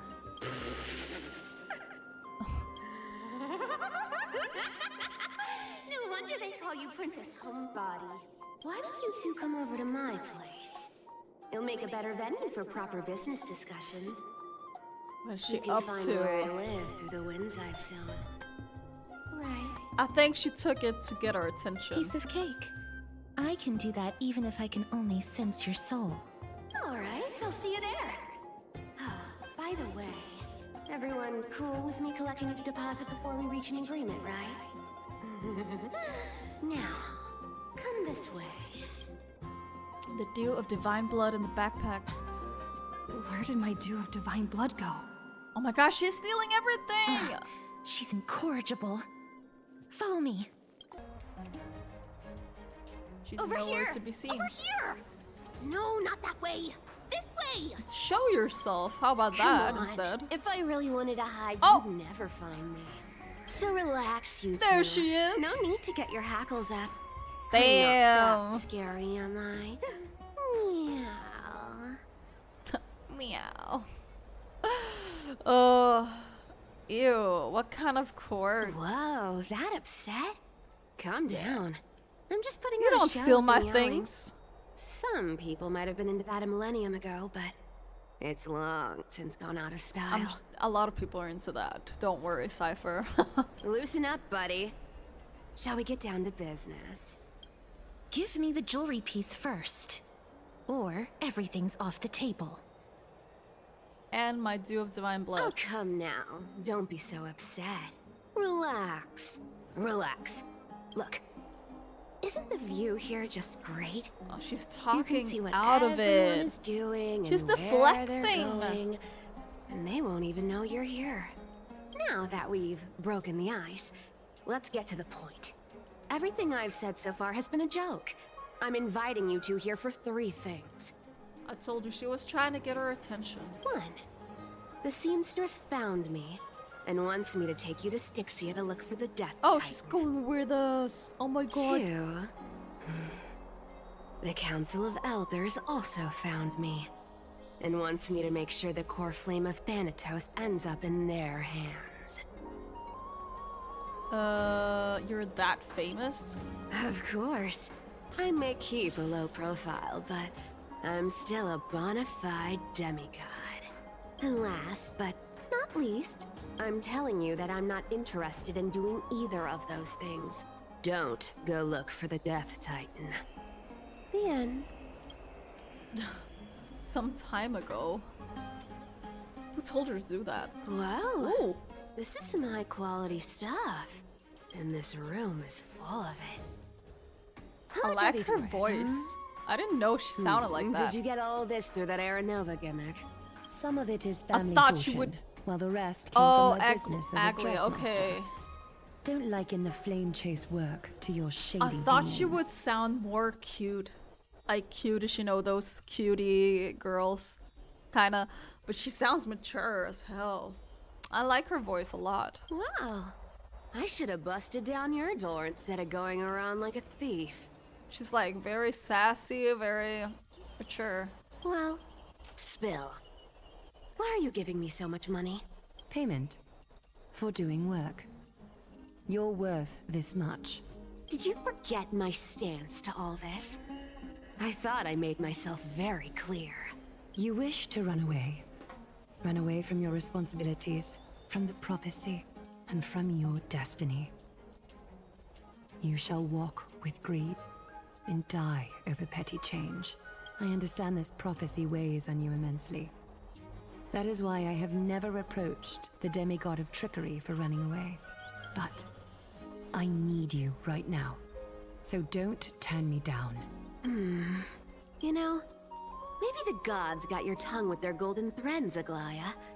I'm not hearing any sincerity in your words. Give me a reason why you're bowing your noble head to me. We lost Trian. Oh.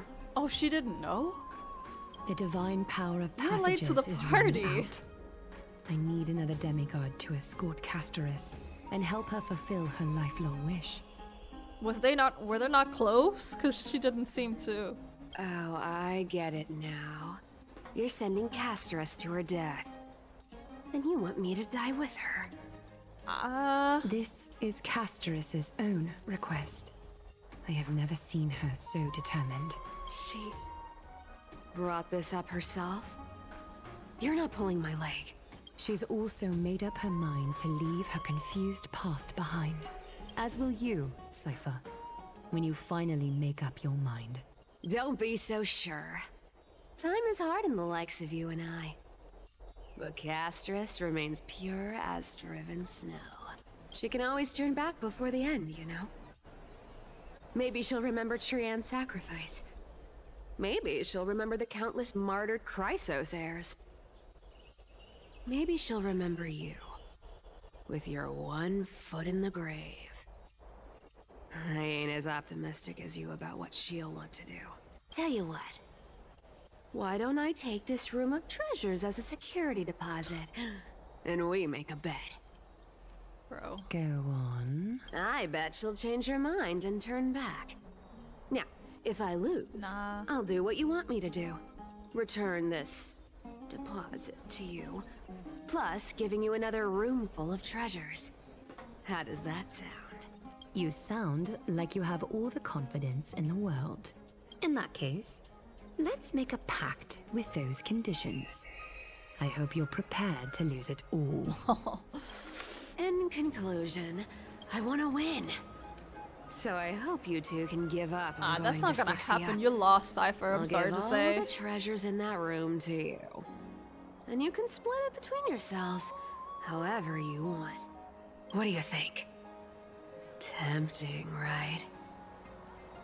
I'm almost dead. What use do I have for money? I decline. If we don't find the Death Titan, her soul will... Oh? I can't go into the details. Oh, she doesn't know but we have to go anything. to Girl, Styxia. you are late. I really don't get how. Princess, homebuddy, you keep talking about needing to find Thanatos, about getting rid of your curse, and you don't care about anything else. But did you ever live for your own pleasure? Even for just one day? The god of greed indeed. What are you trying to say? I'm saying, contrary to your beliefs, Aglaia didn't take you in just so you can die for her Aranova. The flame chase journey walks hand in hand with sacrifices. Isn't that why you're always running away from Lady Aglaia? Fine. Never mind. We all have our own problems. I ain't gonna say anything anymore. It's not like I was gonna honor that bet anyway. But listen to me. Styxia is no tourist I destination. want to go there now. Sure. Sounds The even treasures better. buried in there are 10, no, 50 times richer than Aglaia's vault. Yet, I've never been there. And I never plan to. Because even a demigod can't be sure they can walk out of that place alive. And now I'm supposed to escort you to Styxia. Sure. Pay up.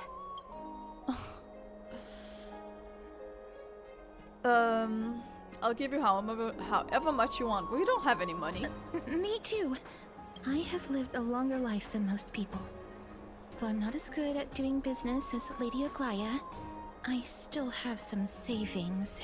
I can give them all to you. Then how are you going to live the rest of your life? Then I'll give you 90.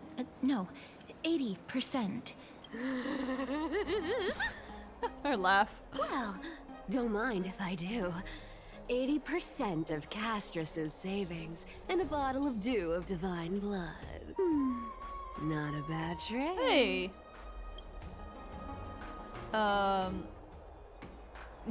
I'll show you who's boss once I've recovered with full HP. I'm so scared. Can you even catch my tail? Here. Catch. Be careful with that. Oh, is that the gift? A minor change in plans, though. Don't go to the bath tomorrow. Come look for me at Akama's city gates instead. So, why are you changing the meeting place? Oh, nothing really. Just a bit scared of the seamstress's frosty face. I wouldn't stay a second longer in Akama if it were up to me. Well, now that we've struck a deal, why don't I give you guys a lift back? It's gonna be a long ride. So have a good rest. What? What? What's she doing? How is she teleporting us? Are we just riding her? Where am I? Is this my room? How did I get back here? This is a coin. It was Cypher. And she even tucked me in? Never mind. It's getting late. I'd better get going. Bright and sunny. Just the weather for farewells. You're here? Yeah, we just talked and we said that we're gonna be here. Really? Just the three of us? Totally. The trio team is the best set up to reach the finals. No need, I already told her. She's fine with it. Okay. You sure know how to put me in a spot, CASTORICE. I need to travel with you, but I can't touch you. What a bother. You don't want to do that, no. Sorry. Aw, I was just teasing. Don't take it to heart.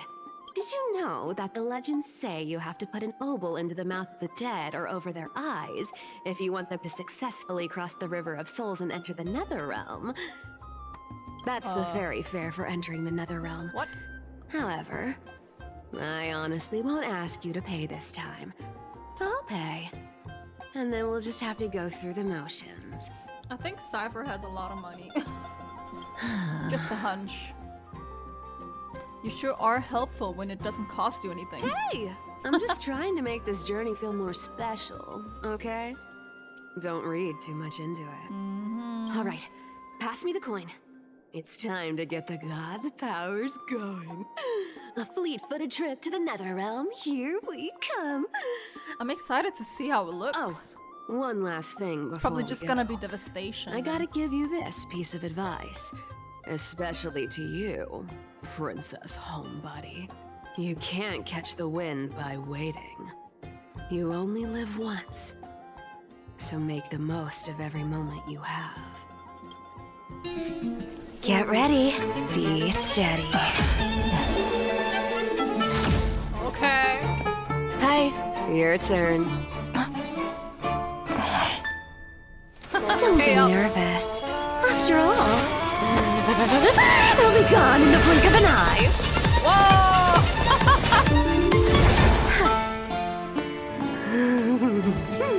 All done. Bye-bye. Holy, okay.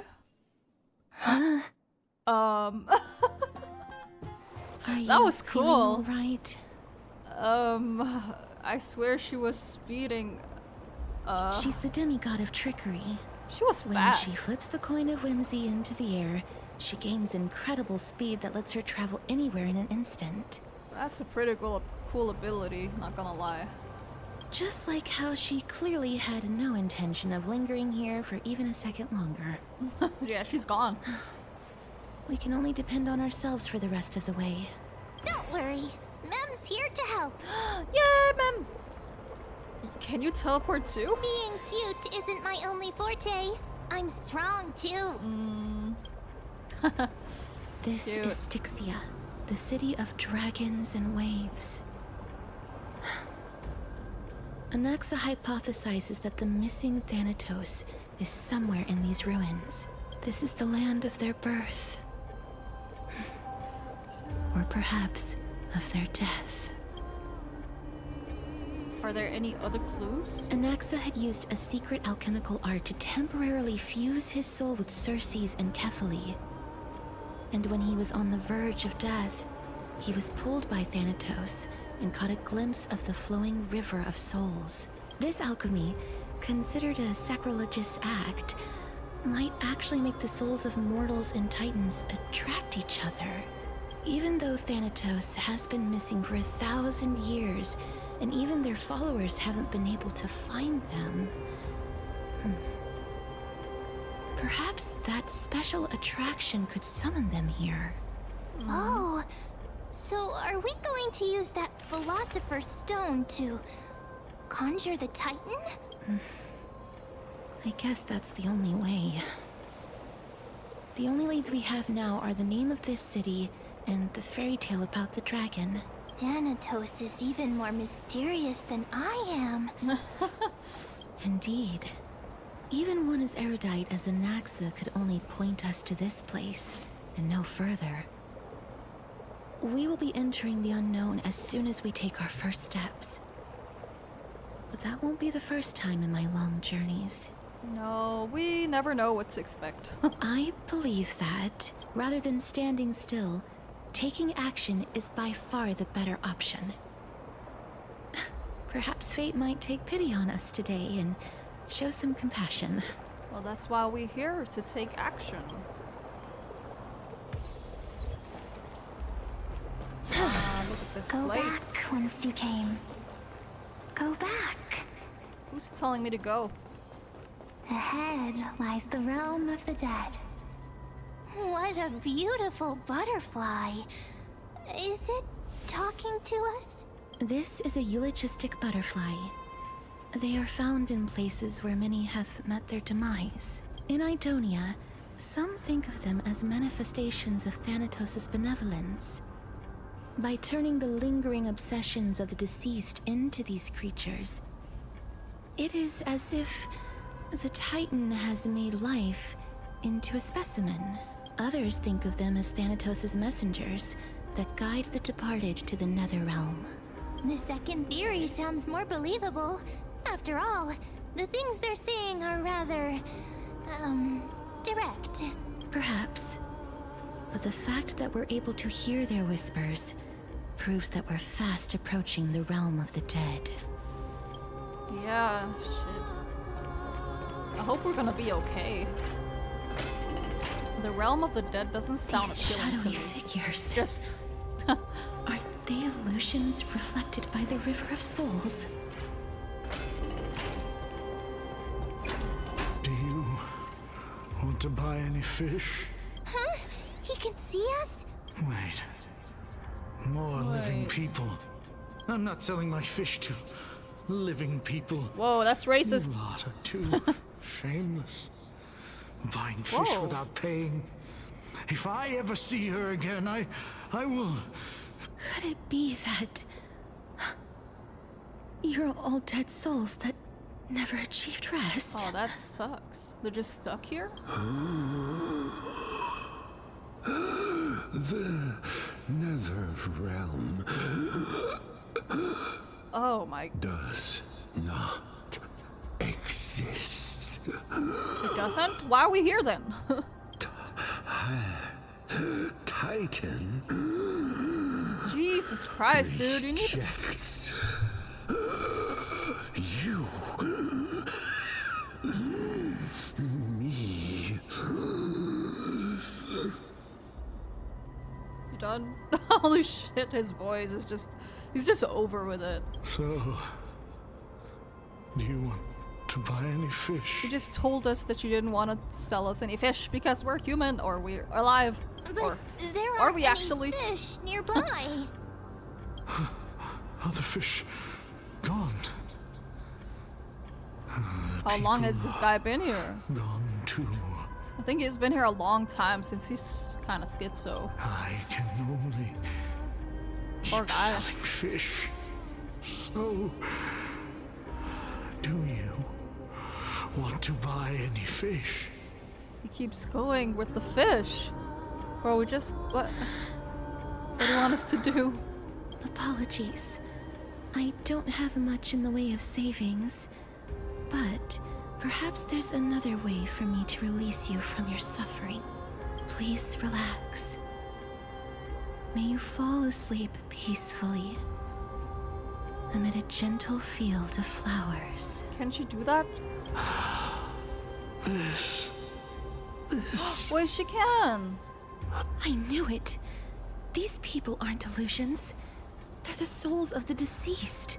They're supposed to reach the end of the West Wind by floating down the River of Souls.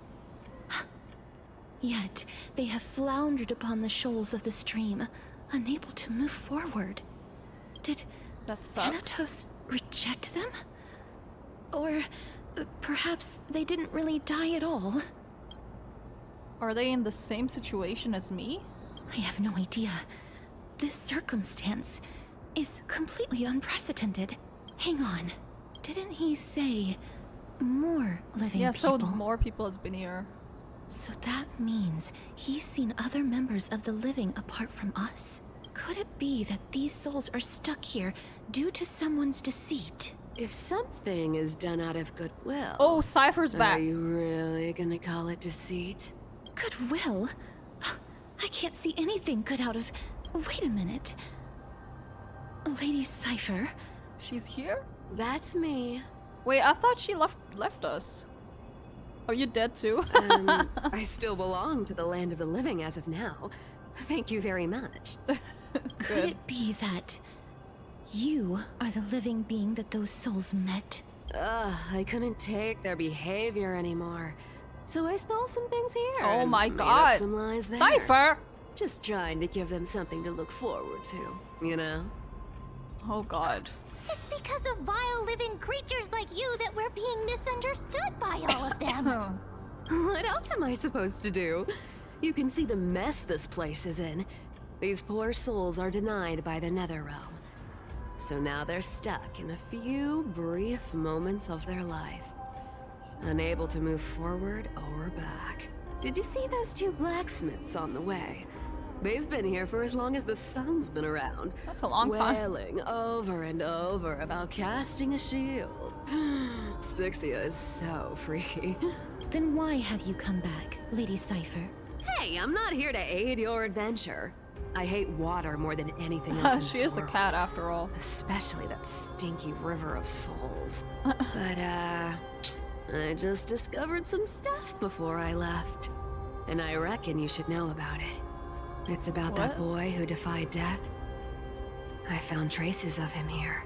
Lord Mighty? Oh, right! That's his name. Well, now you know. As for whether that info is actually useful, that's for you lot to figure out.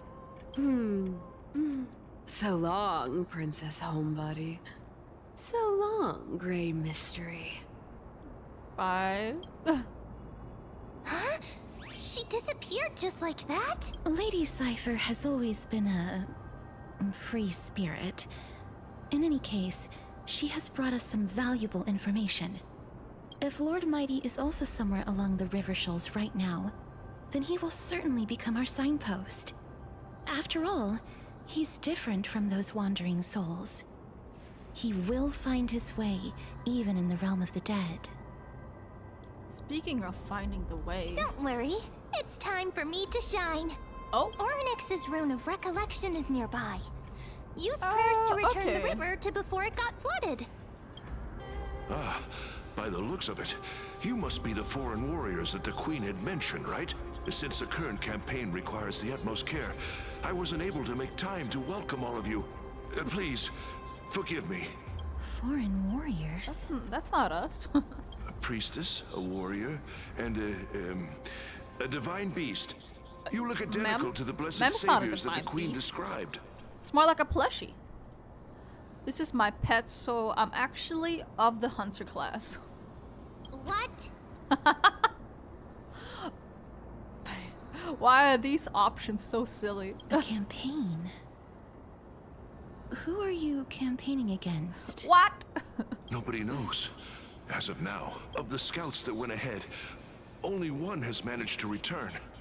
He says that the land ahead is a forbidden land that should not be approached, as it is the doorway between the netherworld and the mortal realm.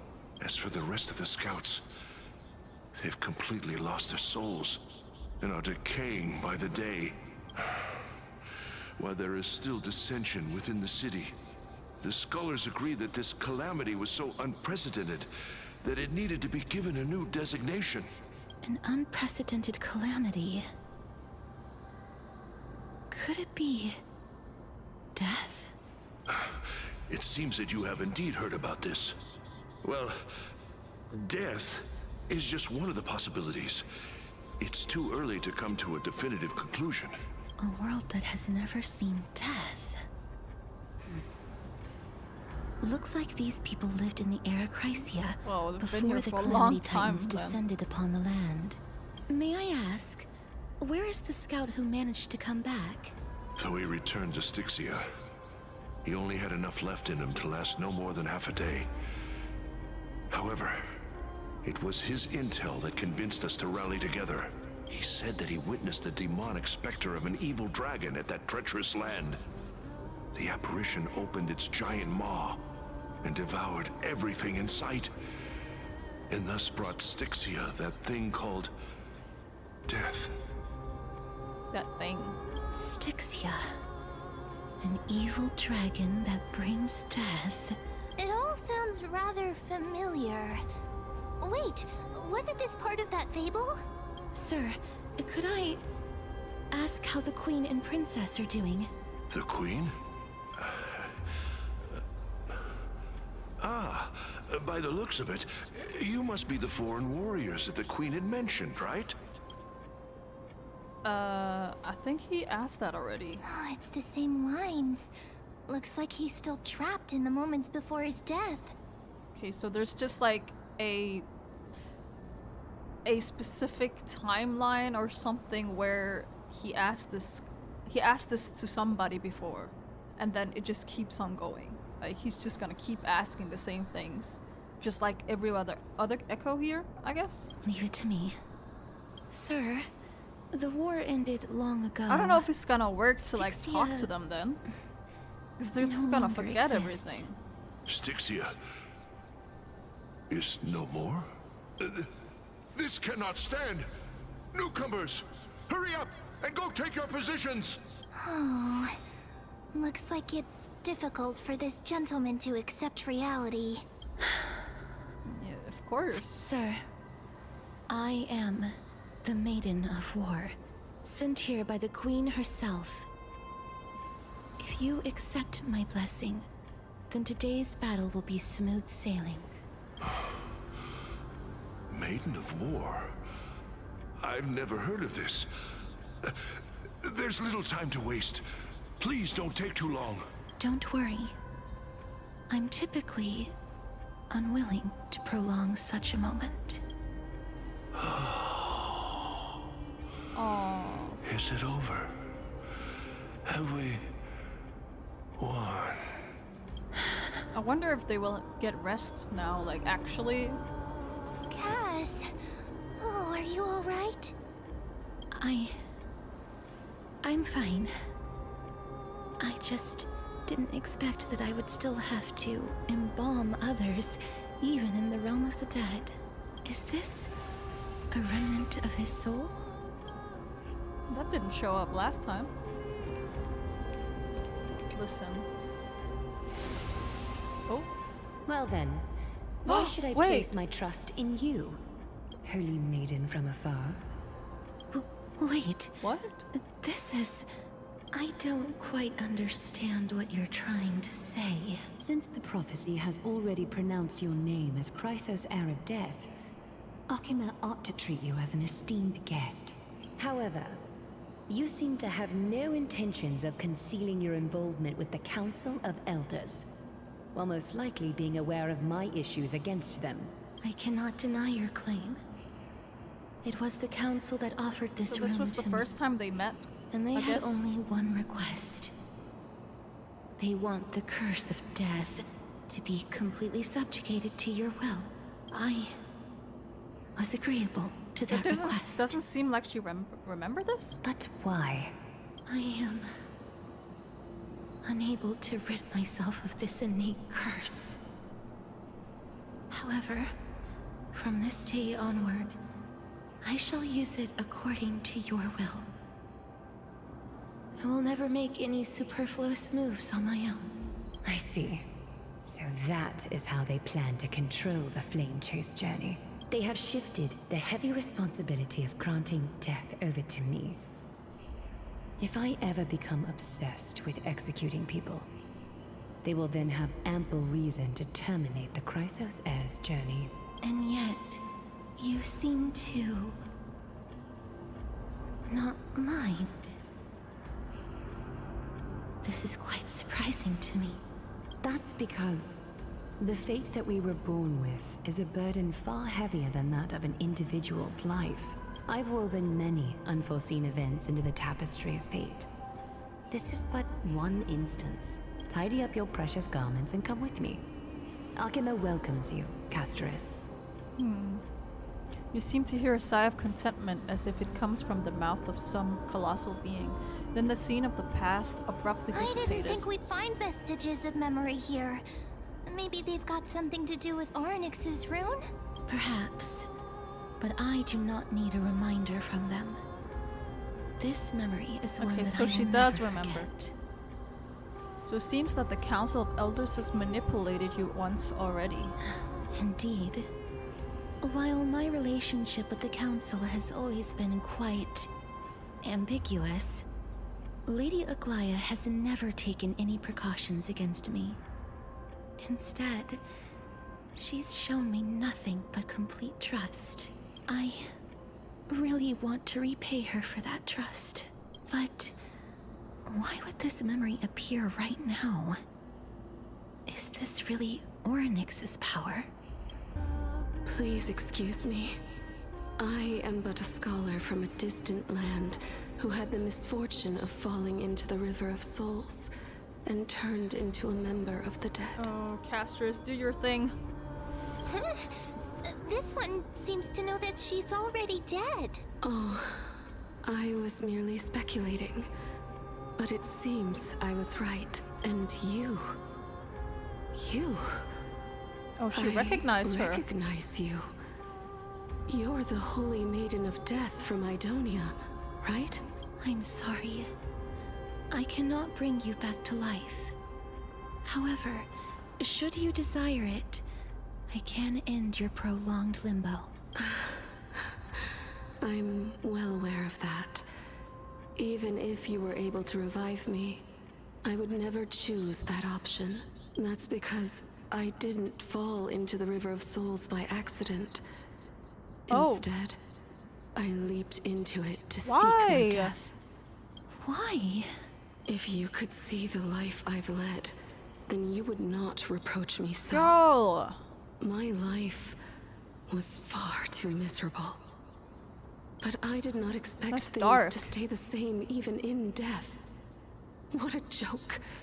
In escaping my mortal life, I've entered a millennium of pain instead. Circe's above.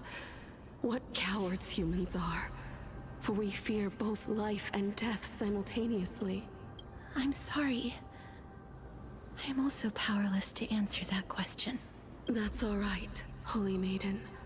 At least you are able to respond to me. Please, grant me death. Circe's above. Does this count as thinking till the moment I die? She seems free. I can't imagine what it feel like to roam around this void for centuries. I have seen too many farewells. Her distress is quite commonplace. There are those who will end their lives over what seems to be the smallest of worries. For some people, this power that I possess is a blessing rather than a curse. Nah.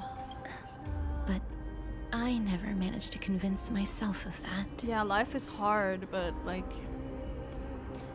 It's not a fulfilling life if it's not hard, right? That's just a part of being human. Like... There's so many hardships, but at the end of the day, that's just part of the human experience, and it sucks, but yeah. Cass, are you still trying to create a world without death? Yes, because when placed under time's vast scales, there is no worry in this world that cannot be solved. You should chat with Dan Hong about this. I can't agree with you on this. Yeah, I actually don't agree with a world without death because this is gonna be a meaningless life, to be honest. I mean, I think if you had the choice, would you choose to live forever? Because at some point, I think it's just gonna be so miserable to be alive because everyone around you is dying, or I mean, I guess no one is dying if a world without death, then nobody's dying. But at the same time, it just doesn't feel like it has a meaning then, I feel like.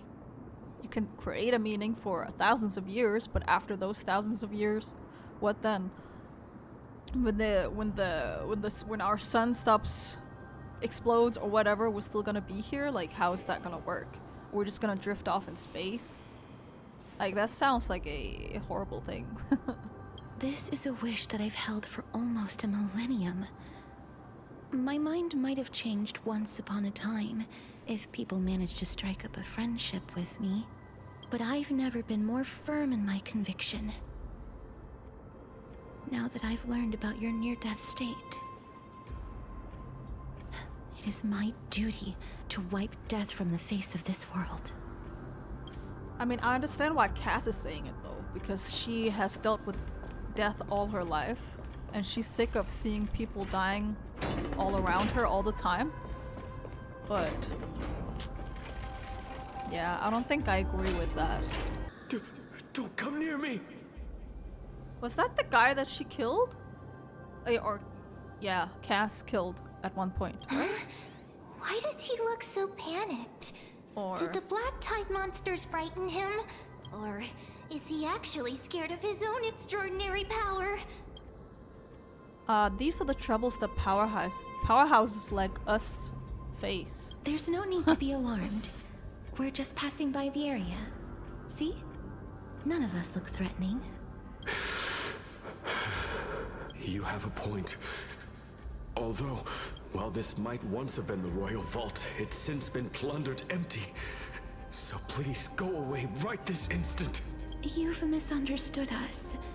We simply heard your shouts as we were passing by, then decided to come over to find out what happened. My goodness. Did I really yell out loud? How rude of me. I'm sorry to have bothered you.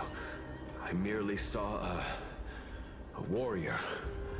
While that spirit didn't harm me, his blows really warrior? Did you say mighty? Punch. A warrior? Mighty, right? Wait a minute. You seem to be quite different from him. Are you actually alive? How can you walk around here while alive? It's a long story. We're here to seek an audience with Thanatos. Thanatos? Who's that? Is it possible that he's also living in the era before death descended? Death? Could it be that you are here to defeat the evil dragon Pollux? Pollux? Is that the embodiment of No. Death? According to the warriors under the Centurion's command, that evil dragon has been dead for quite a while. The curse that condemns people to death didn't originate from it, but they saw a girl within the dragon's embrace, and she is the true Reaper. Oh. Pray tell, where is that girl right now? I've heard that the Queen spared no effort in bringing her back to the castle. Her Majesty intends to control all of Amphorius with this unprecedented power. As for whether this rumor is true, well, ooh, no one knows. You have my thanks for the invaluable insight that you've well, given us. Well, it is true. Please, sorry to break treat it to you, this my man. touch as a token of my gratitude. You... Are you... Thank you. Aw, that's This sad. Is Then you granted him death? That isn't like you. You would have refused even if I commanded you to do so. I don't know. I did it out of sympathy, believing that I wouldn't be racked with agony, but I am still in a state of turmoil. Sympathy? Sympathy for that youth who triumphed in every battle? That young man was favored by Talantin, who taught him a move that will defeat any mortal enemy with a single blow and emerge victorious every time. He could rely on that move to always achieve victory during Era Chrysia. However, now that death has descended upon the mortal realm, that divine swordplay also means he can send others to death at will. In other words... You feel that he's similar to you? Yes. Since he can never be inferior to others in martial combat, death would be the inevitable outcome every time he strikes. That's why he approached me and pleaded. Pleaded for me to put an end to all of this. You are perhaps feeling lost from making your peace with death in so abrupt a manner. I have not made peace with death. I've seen the people of Idonia stand tall and proud in the face of death. Even before the fated finale arrived, they were already content with the lives that they'd lived. They had such proud expressions. Expressions that made me believe death would be an insult to these mortals. If the concept is truly a power that a god had carelessly cast down upon the world, perhaps death's authority was never meant to exist in this world.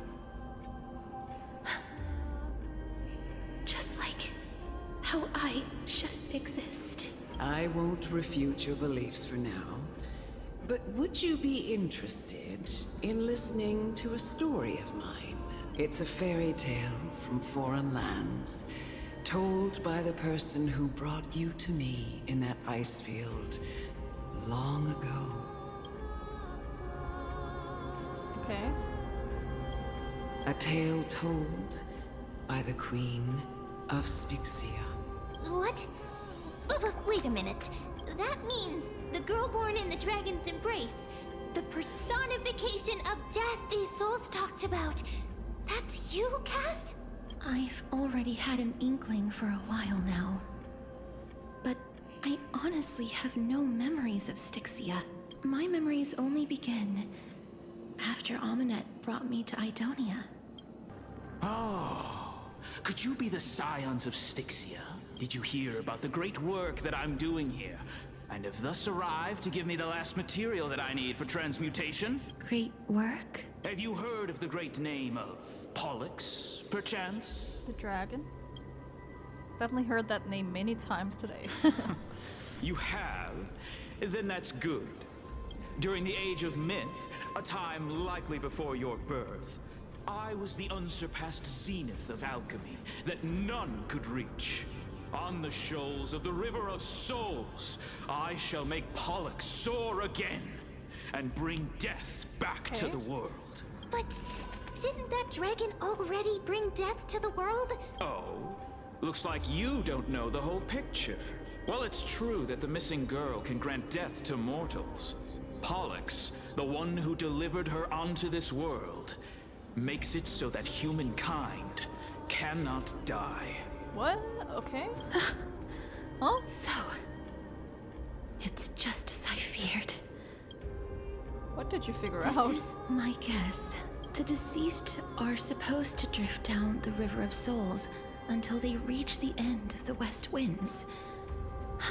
But this River of Souls was blocked by Pollux's fall. That's right. That's why it's imperative that I bring the dragon back to the mortal realm and make it soar the skies again. I have long since prepared my alchemical matrix in the tower.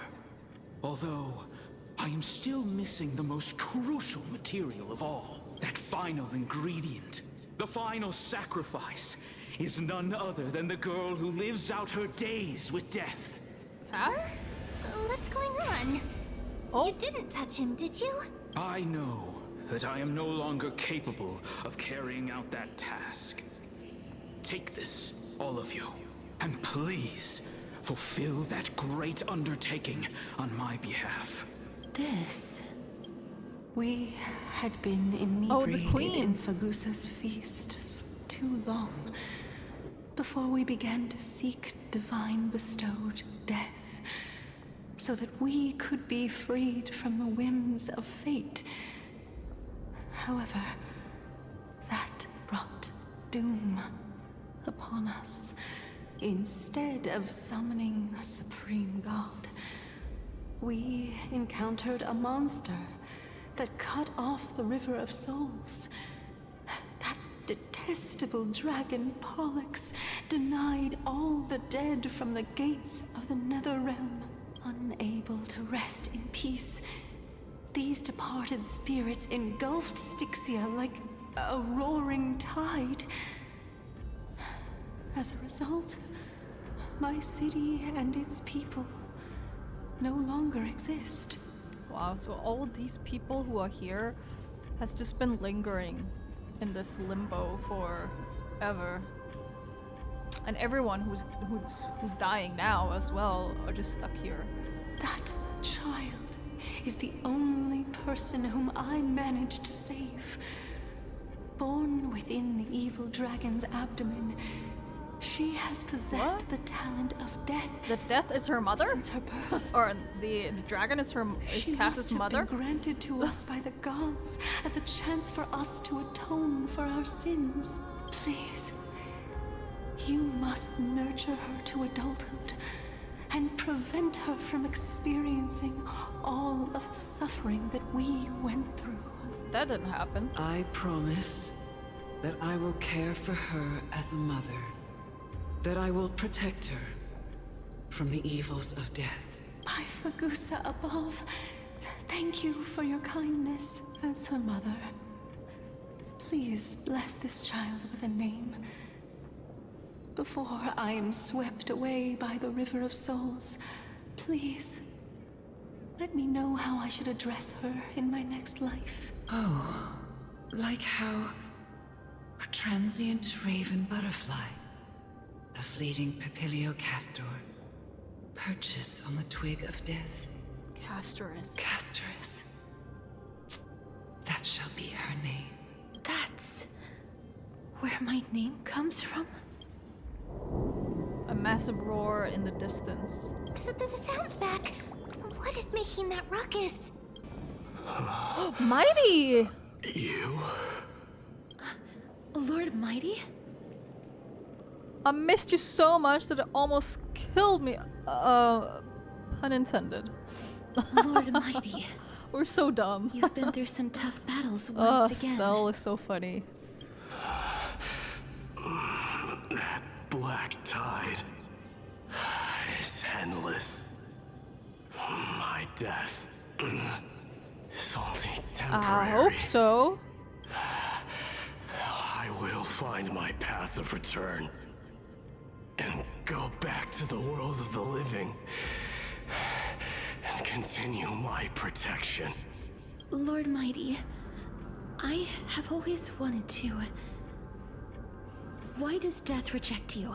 I'm the one resisting it. I must resist. Wow. The temptation to go with the flow. I'll go against the current and kill my way out of this cursed nether realm. That is my destiny. He seems to be stuttering. Is this really the proud Mighty? Seems like he's completely focused on resisting the temptation of the dead's whispers. He's working hard every minute to deny death. It seems his battlefield is not limited to the world of the living. Lord Mighty, are you willing to travel with us? We're headed for the Matrix inside that tower. I don't think to summon so. Thanatos from their prolonged concealment. Thanatos. Challenge. Death. That's right. If we can Dude work is together struggling. and defeat them, Can't even speak. you won't have to be troubled by the curse of immortality any longer. Let's go together, CASTORICE. Let the person who has brushed against death countless times guide your way. Kaz, are you sure you want to do this? The alchemist said he wanted you to be a sacrifice. I'm not afraid. There's no reason for us to turn back anymore. No, we just got here, so there's no reason. Rather than standing still, taking action is by far the better option. That's what we said in the beginning. Perhaps fate might take pity on us today and show some compassion. Well, she said the exact same thing before. Before you are rusted and broken chains, remains of a path that once led to the tower. This is going to be difficult. Damn, look at the moon. Didn't Cast and Criminals also have this? I'm familiar with this kind of mechanism, but I've never repaired broken chains. If I was more powerful, I would be able to carry one person with each limb and fly the four of us to the other side. I would love to see that. The Rune of Recollection is here, but I can't find a miracle orb anywhere. So weird. Oh, could it be in that collapsed tower in the distance? Looks like it's your time to shine. It's still up to me to step up in a crisis. Wait here. I'll go check things out. Alright, be careful.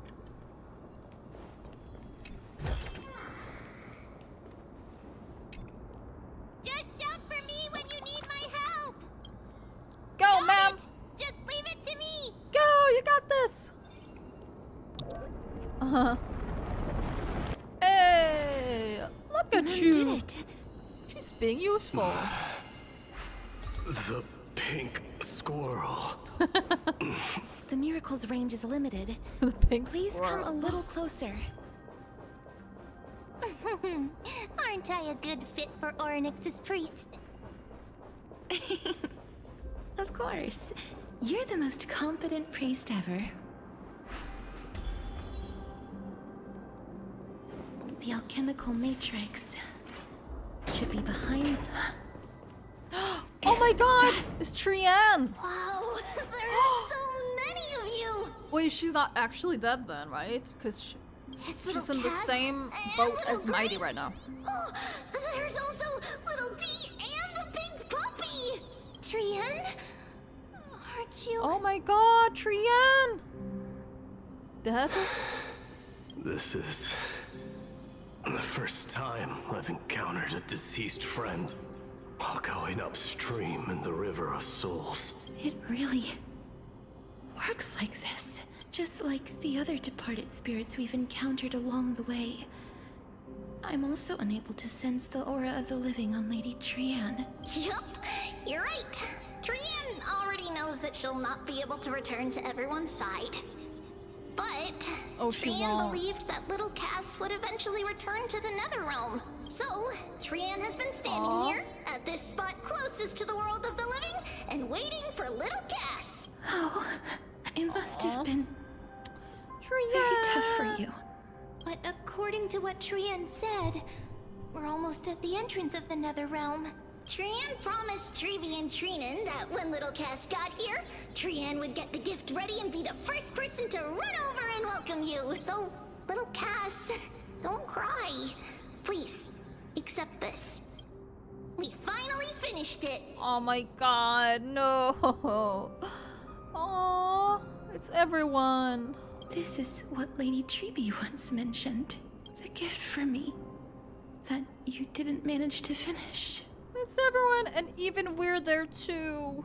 And Donnie. Holy Maiden of Janus. Even when separated by life and death, their thoughts are still connected. Trian spent a lot of time drawing this. Trian hopes that little Cass likes it. Seriously? It's seriously a wonderful drawing. Oh, Cass. Lady Trian. This is our flame chase journey. Little Cass, we don't know what your journey was like before. Trevi has always said that it must have been a very harsh and frightening journey. But little Cass no longer has They love anything each to other. fear They now, really love because Cass. everyone is here with you in this flame chase journey. That's right. Only now, when I see Lady Trian's gift, do I realize that I've already obtained so many things I would never have dared to dream of since I embarked on the flame chase journey. It's the first time I've gained so many companions. The first time I picked up the hobbies of crafting and photography. The first time I had dinner with someone else. The first time I went to the market to buy the Chimera doll I'd liked for a very long time and hugged it to sleep. The first time I wore a dress personally made by Lady Aglaya. The first time I went for a walk with Lady Trevi, Lady Trian, and Lady Trinan. The first time I enjoyed the night breeze and looked up at the stars with Miss Hyacin. The first time I took care of Dromasis with the Trailblazer. Looking back at all these experiences I never thought were possible, it feels as though the scales of my life had shrunk from centuries and decades down to minutes and seconds.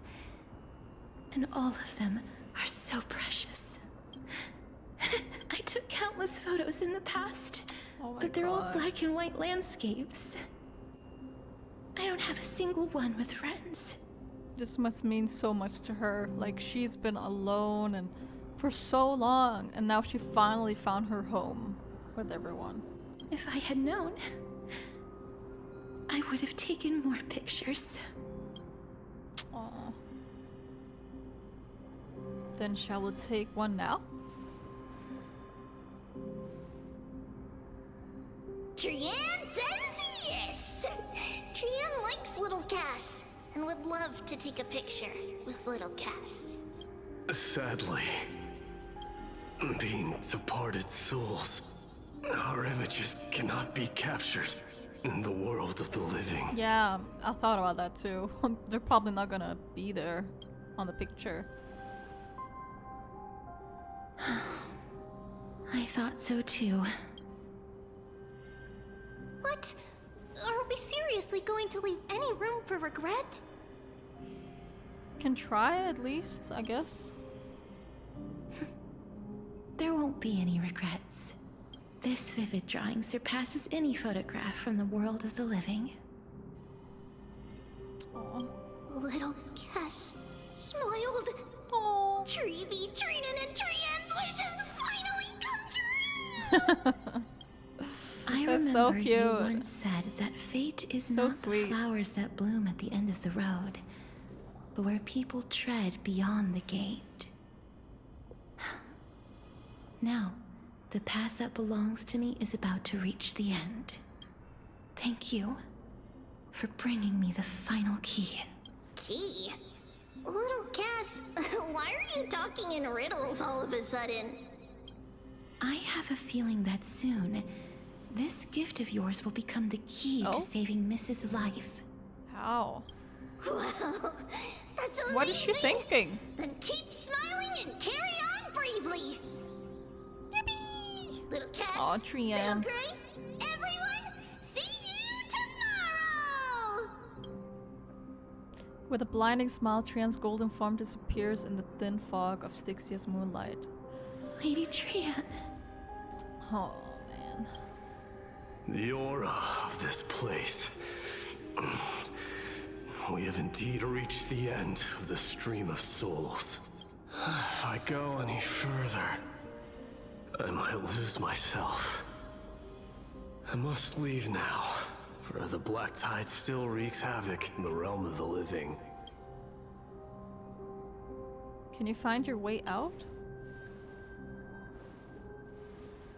I have broken free from the chains of death countless times. This time will be no different. If you say so. CASTORICE, will you fulfill your duty for the flame chase? I have yet to make my decision, Lord Mighty. No matter. Make the choice your heart desires. Even if it takes 1,000 years of waiting, I will continue to fight till I die. Then rise from death till the miracle descends. I love Mighty. He's so cool. There is one more thing you should know, Lord Mighty. What is it? Professor Anaxa may have deduced the principles behind the Era Nova. You and I may be reincarnated as strife Oh, she's and still death here. in the next cycle, becoming calamities wreaking havoc upon the world. I see.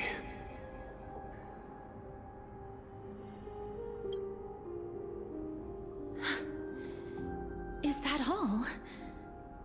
Are you going to accept such a fate without complaints? Do you have a strategy to shatter the shackles of our fate? I haven't found it yet. Perhaps I never will. Then, cease wasting your thoughts on futile matters. Control what little you can. And when fate's inescapable grasp comes, resist it with the strength of your mighty will. True. I agree. Mighty. Thank you, You just Lord know what Mighty. to say, huh? I will find the right decision.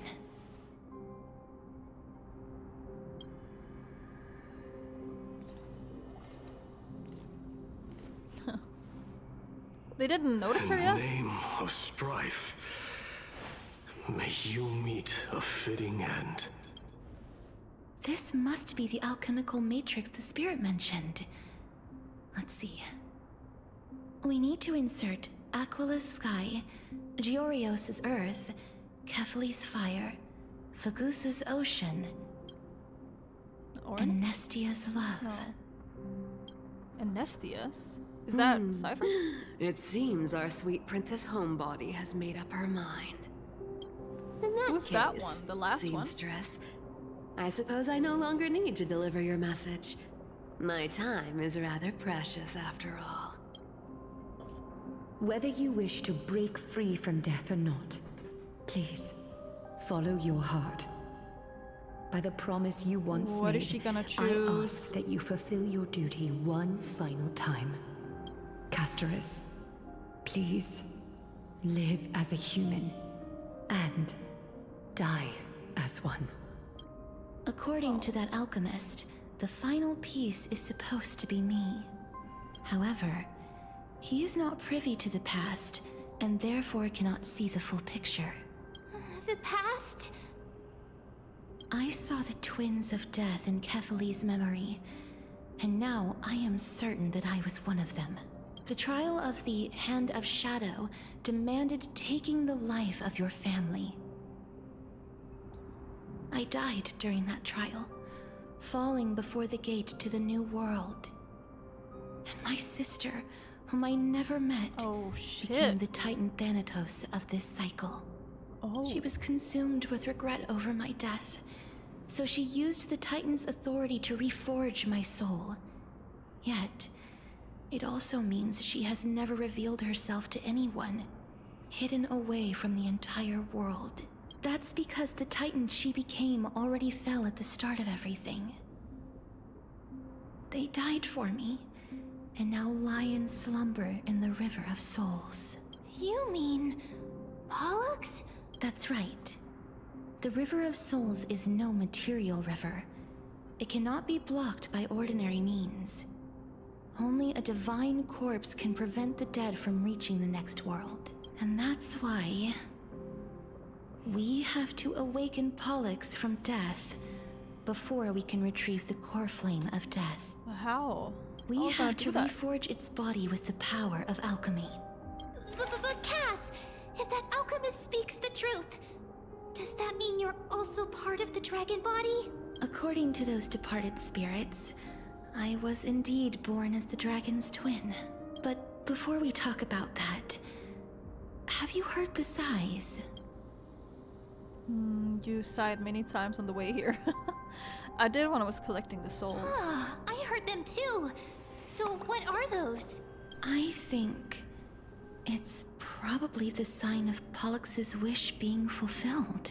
They must have realized how heavy a price they'd need to pay when they used their divine authority to resurrect a dead woman. That's why they exerted every ounce of their strength to send me to Styxia, a city that called for death, a land where none is hostile to death. They never saw their wish fulfilled and fell so prematurely, all because they wanted to give me a new life. Pollux must really want to know how their sister has been after giving their all to save her. That wish is the reason Pollux's soul still lingers in the mortal realm even after their fall, quietly watching and documenting every detail of their sister's life. So instead of picking up objects on the way here, we were instead showing things to a strand of yearning that lingers here. Now, we must weave these yearnings together and restore them into Pollux's complete soul. But all of this is just a hypothesis, right? What if we go through with the ritual and it turns out totally different? That's fine. As Professor Anaxa often reminds us, such is the nature of alchemy. The true outcome can only be known once the process is complete. This is why alchemy is also known as the miracle of creation. Now, the puzzle of Pollux's yearnings is nearly complete, with only one final piece remaining. I shall reveal what they have been yearning to know in the alchemical matrix. I will show them my whole life since I left Styxia.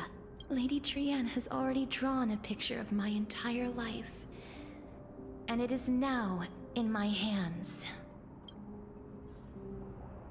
Ooh, here we go.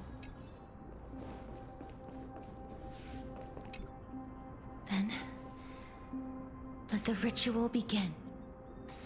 Ooh, here we go.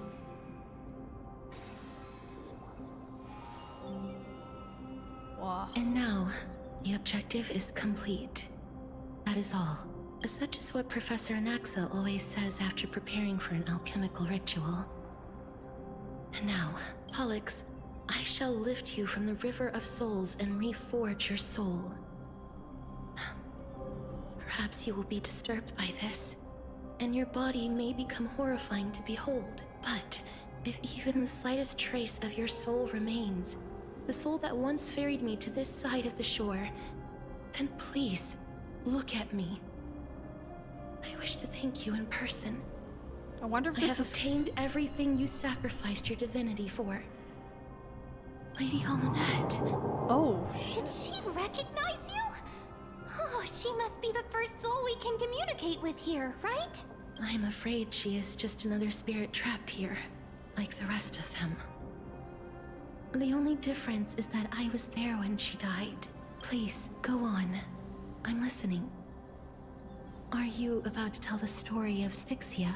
Yes. You're just as smart as I imagined, but... never mind. There's no need to worry, Elder. Take a look around you. You're already at the resting place of the dead. The world of the dead. I understand that you chose to remain silent about the story to protect CASTORICE, the girl who coexists with death, but you no longer need to hide that story. I can assure you that you have protected that girl's life well. Oh, well, in that case, let me begin. Styxia, the pearl of the ocean, plagued by unwarranted calamity and ravaged by death in the fairy tale.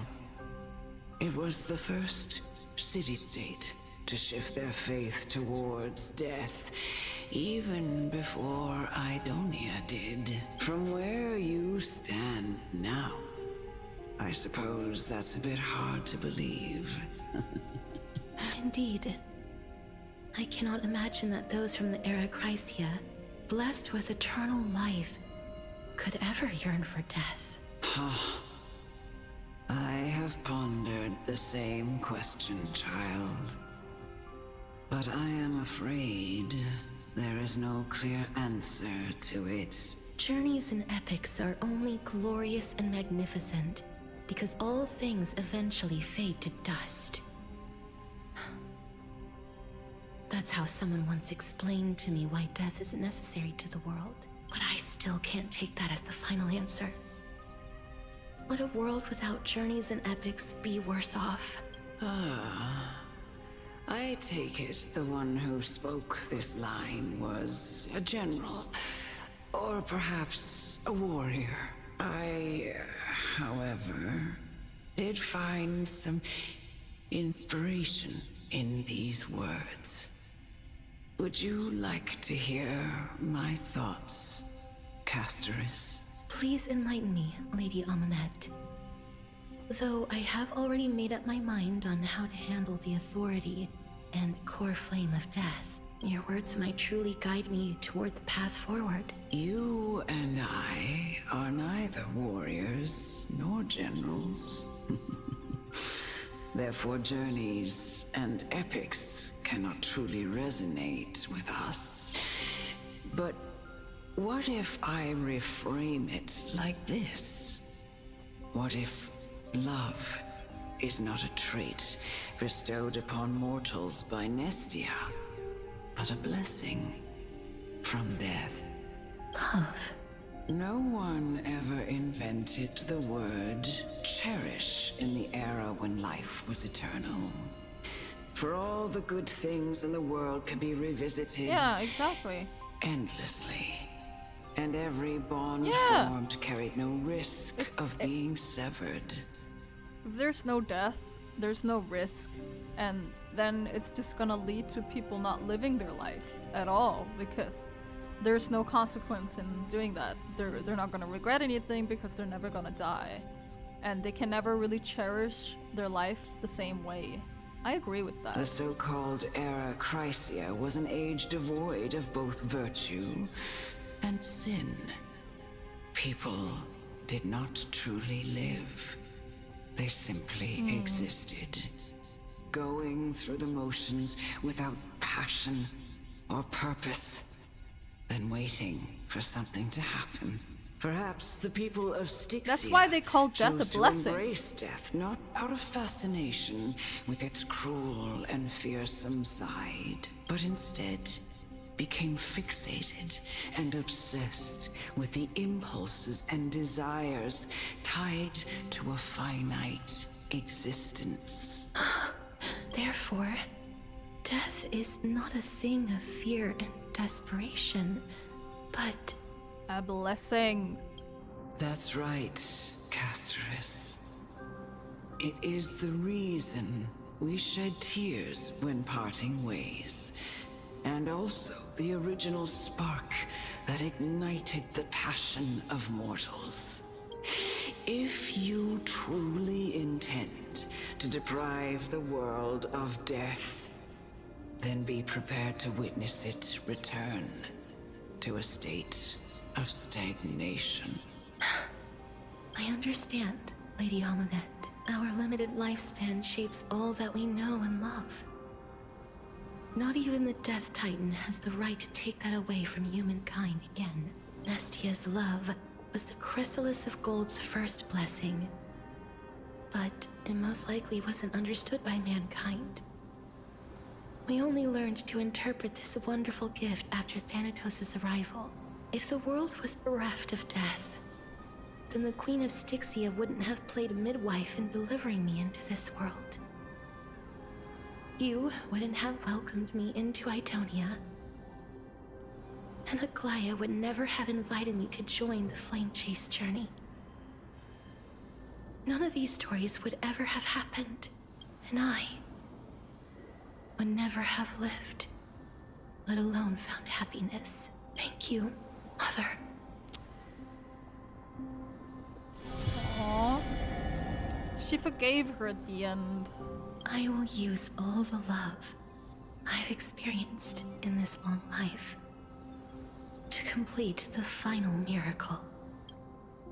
My teacher, Anaxagoras, grant me the wisdom of all things. I call upon thee, the stripped dead dragon's corpse. Oh my god. Bro. Oh shit. Rises from the earth. Falls from the sky. As above. Go cast, so go below. cast. This is the greatest power of all powers. Unstoppable in this world.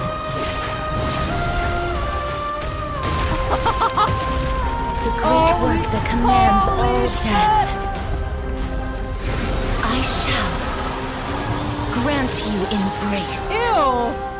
That looks nasty. God.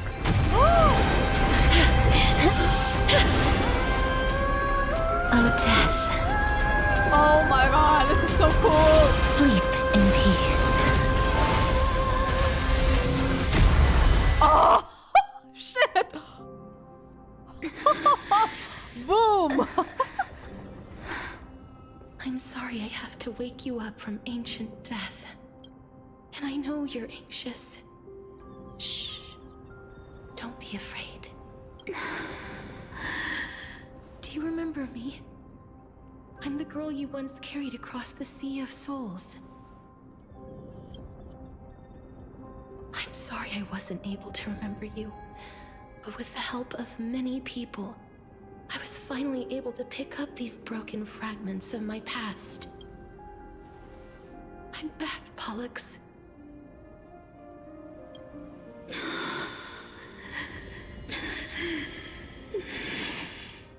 I know this might not be what you wanted, but I have to do this.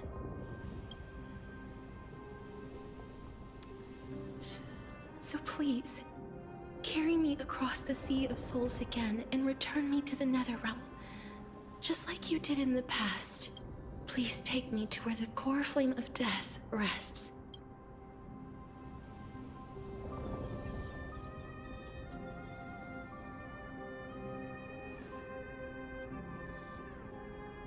Oh man. I'll be going now. Great, let's go. We're going with you, right?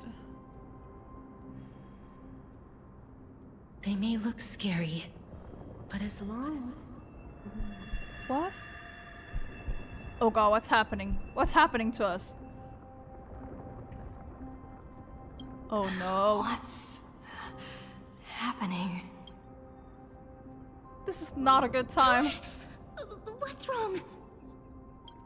I feel dizzy. Are you... What's wrong with her? Her time is almost up.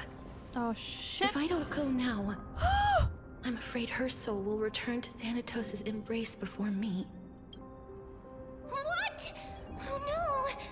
Is there anything we can do? Don't worry. I promised I would ask Thanatos for the Trailblazers' right to roam the Earth again. Mem, what if they say no? Stay here and keep a close watch until I return. All right? All right. I'm the best at taking care of others. Go on, Cass. Make sure not to leave yourself with any regrets. No regrets? Let's take a picture together! It's a deal then. Oh, never mind. Oh. No, we're gonna leave without her. Or she's gonna leave without us. No. Oh, Please. Cass.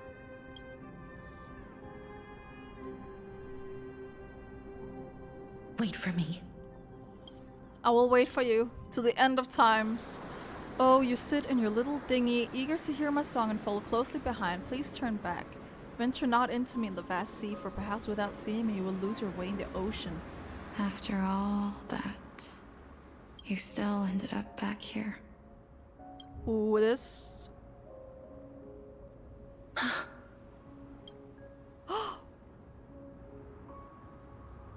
So the legends were true.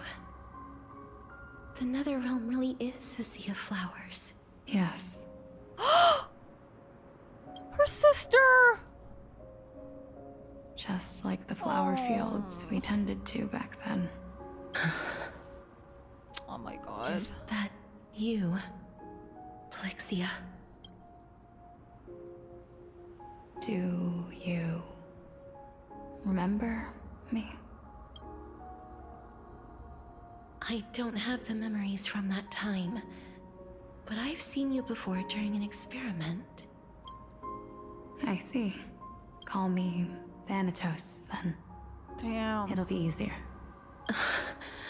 Who'd have thought Thanatos would be so cute? However, the god of death. Since you recognize the name, you must already know everything about Thanatos, right? Yes. I'm here to reforge the order of life and death in Amphorius. You know, my sister was a sympathetic, but rather sensitive person. Whenever she didn't want to say what was on her mind, she would avoid eye contact and look off into the distance. She just did that. Just like what you are doing now. I mean, they are twins after all. She should know you her tell me a lot better than about anyone the else. last Era Nova? What did you do, Plexia?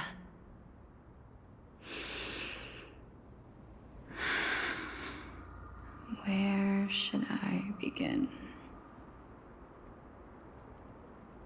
I suppose we can start from the beginning.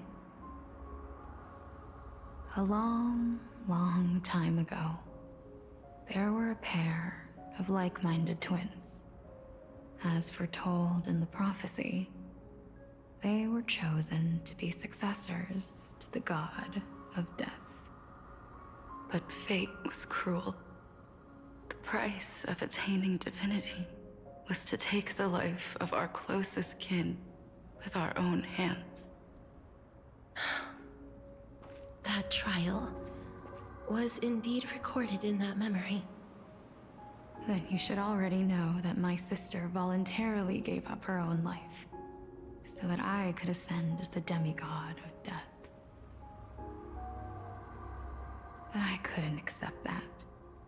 Why did we have to kill each other for a future she'd never see herself? That's not fair. So, while weaving the laws of the new world, I shattered the forbidden bottom line for life and death. Shattered I it. reshaped my sister's soul and took the form of the great dragon Pollux to carry her up the River of Souls and back into the mortal realm. But our fates were already decided and manifested in unexpected ways in response to my futile actions. Aging is an unbreakable law of nature laid upon humankind, created at the same time as death. When the living die, their souls will meet Thanatos, who would determine where every soul goes. If the Reaper raises their left hand, the soul is granted death and allowed to enter the Netherrealm to await reincarnation. If they raise their right hand, the soul is rejected by the Netherrealm and returned to the mortal realm to continue walking the earth. That's why the Hand of Shadow can only lay down judgment and not embrace another being.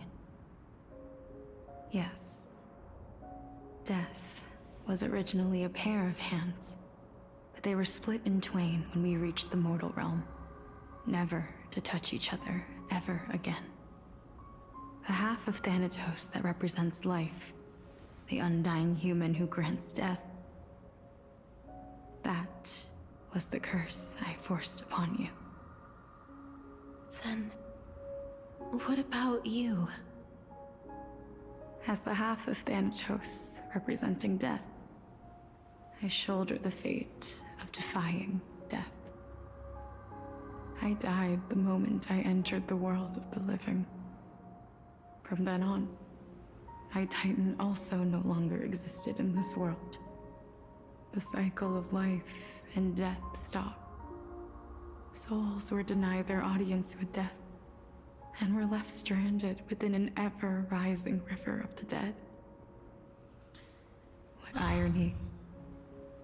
My selfish desire to save your life gave you and the world a fate far worse than death instead. Then, what was left of my reason was left behind in the Netherrealm, where I've been taking care of these flowers day after day, until there is now a sea of them, all while mulling over the subject of life, death, parting, and enduring in endless loneliness. Must have been awful to be here alone for so long. Fate is absurd indeed. Our lives were a mirrored image of one another, like a pair of hands. Even so, we arrived at the same destination. We walked different paths, yet experienced the same pain. I had hoped that maybe you would at least have a good life in this cycle.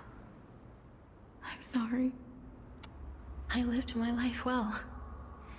It didn't go to waste. As far as I'm concerned, you did nothing wrong. Even though I forced the authority of granting death to humanity upon you, a total stranger. Too many responsibilities were forced upon me in the course of this long journey. I was once lost, even upset. But I realized recently that if it weren't for your blessing, I wouldn't have understood the source of these emotions, nor would I have realized my purpose. I wouldn't have made it here to reunite with my missing half. And we wouldn't be discussing our past while sharing the same view of this landscape. I wouldn't have understood the meaning of our existence. The meaning of our existence. This sea of flowers blooms on dead land, because we sowed it with the seeds of our separation and watered it with our tears of loneliness. Yes, the only thing death is allowed to create are flowers that bloom from blood and tears. That's why Thanatos cannot create living beings at will, nor can the Hand of Shadow determine a person's remaining days. Because the life and death of mortals should never be dictated by another's will. Are you saying there's no point in Thanatos' existence? No. No single being can bear the scales of life and death on their own. Not even a god. Life and death weigh equally heavy. We both know that now, don't we? You, too, must have had a difficult life. We've taken quite the ridiculous journey together, haven't we? I had a feeling, even back then, that we would meet again one day. Not to embrace one another after a long separation, but to come in search of retribution. Tell me the answer that's already been written, and let us draw. It's been far too long. I've waited here for centuries, watching day after day as desperate spirits are denied by this lonely wasteland. I always hoped I would see you among them, but I was also afraid of seeing you. I didn't know how I could possibly face you again, but more than anything, I was afraid that you might have forgotten all about me. I know. But don't you see, Polixia? I made it back anyway. You don't have to shoulder death's authority on your own anymore. Man, I feel bad for her. I was always meant to be held in two hands anyway. So, let's give our core flame to her, and have her take it back to the mortal realm. Give humanity back their cycle of life and death. Our responsibility as Thanatos was never about picking out favorite souls. We were only meant to watch over life. Let's tend the field together, and create a warm sea of flowers for all the souls to come.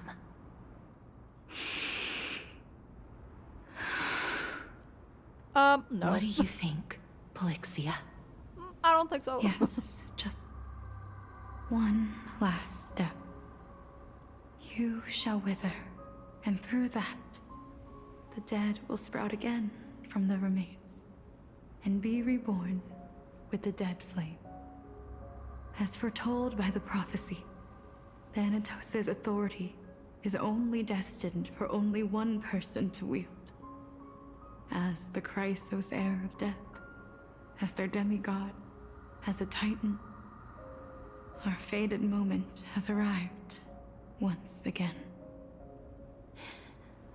Just like before. Yes, just like before.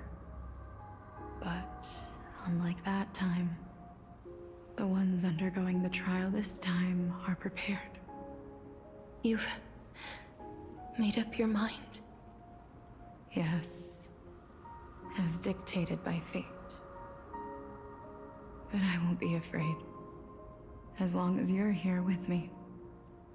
Complete your trial in this life. Grant me the embrace of death. Oh my god. And light the spark of life ablaze.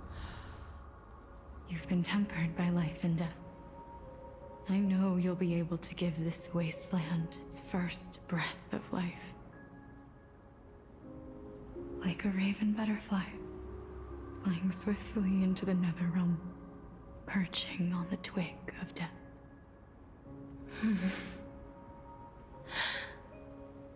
I will. After this, I will remain permanently in the Netherrealm.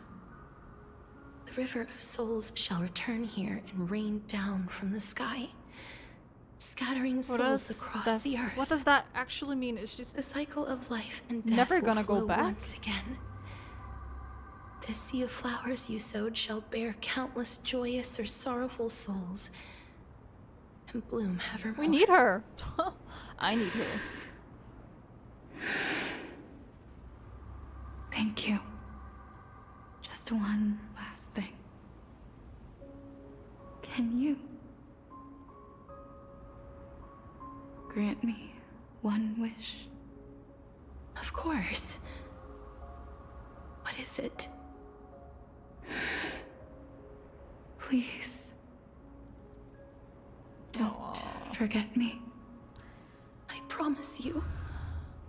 When we meet in the next world, even if I have endured another reincarnation, even if we do not know each other's names, I will still hold you tightly in my arms. Just like what I did when we were born. CASTORICE. CASTORICE. Man, you this are is so as sad. beautiful as a fleeting butterfly. Why does it have to be like this? Oh god.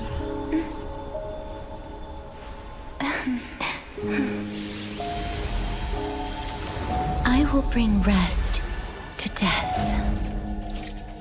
And from now on, stagnant life will once again flow. Wow. It's so beautiful, honestly. Wow. And Axa at the same time in Akuma. Okay, we're just... I don't know if I can recover from that, but okay. Time flies. Let's try. In the blink of an eye, the 15th entry hour is already at hand. When this farce is over, your soul will be placed on the scales of life and death. Are you ready? You better be. No need to ask so many times. Of course I am. Then why do you drag your feet? Is your fear of crowds holding you back again? I simply find them too noisy. Paying attention to conceited fools like them would be an utter waste of my time. Such harsh words. As I see it, you are no less arrogant than they are. Jade, okay. Tell him, sister. I couldn't agree more. I mean, at least he's honest. Oh. I did not expect to hear that from you.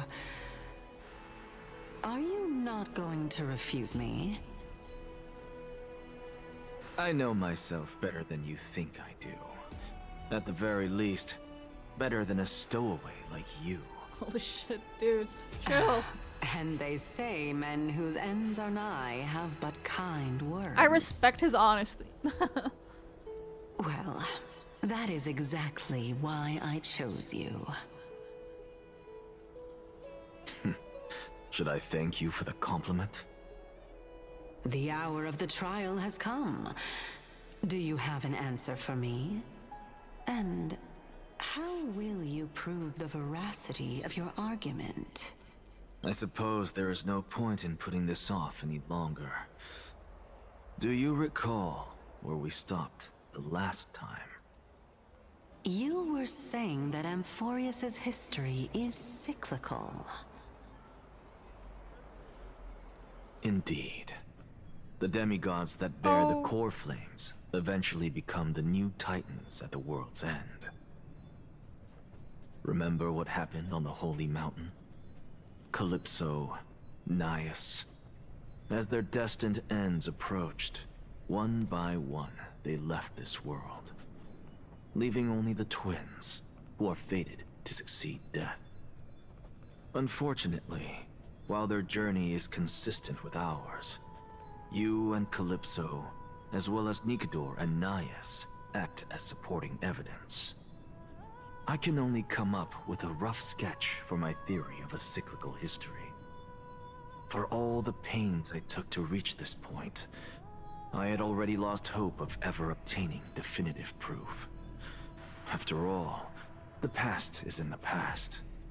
Proving that we are the legacies of heroes of the past is a hopeless endeavor. That is, until I met a girl named Polixia and her sister.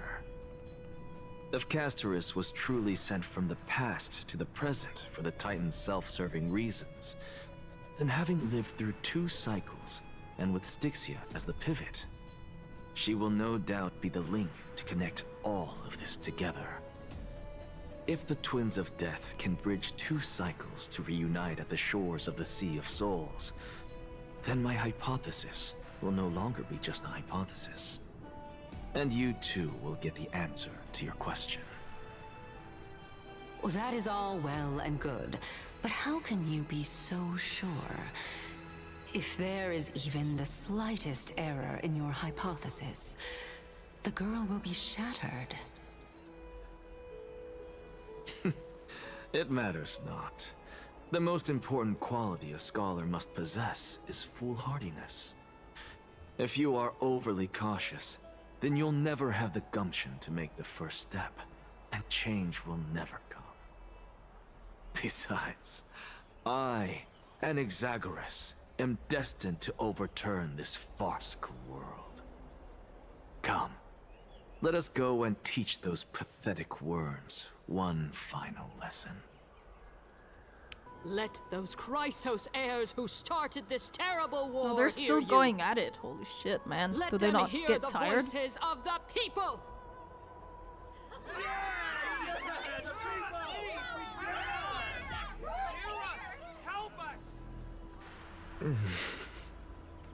As always, that woman knows how to stir up a crowd.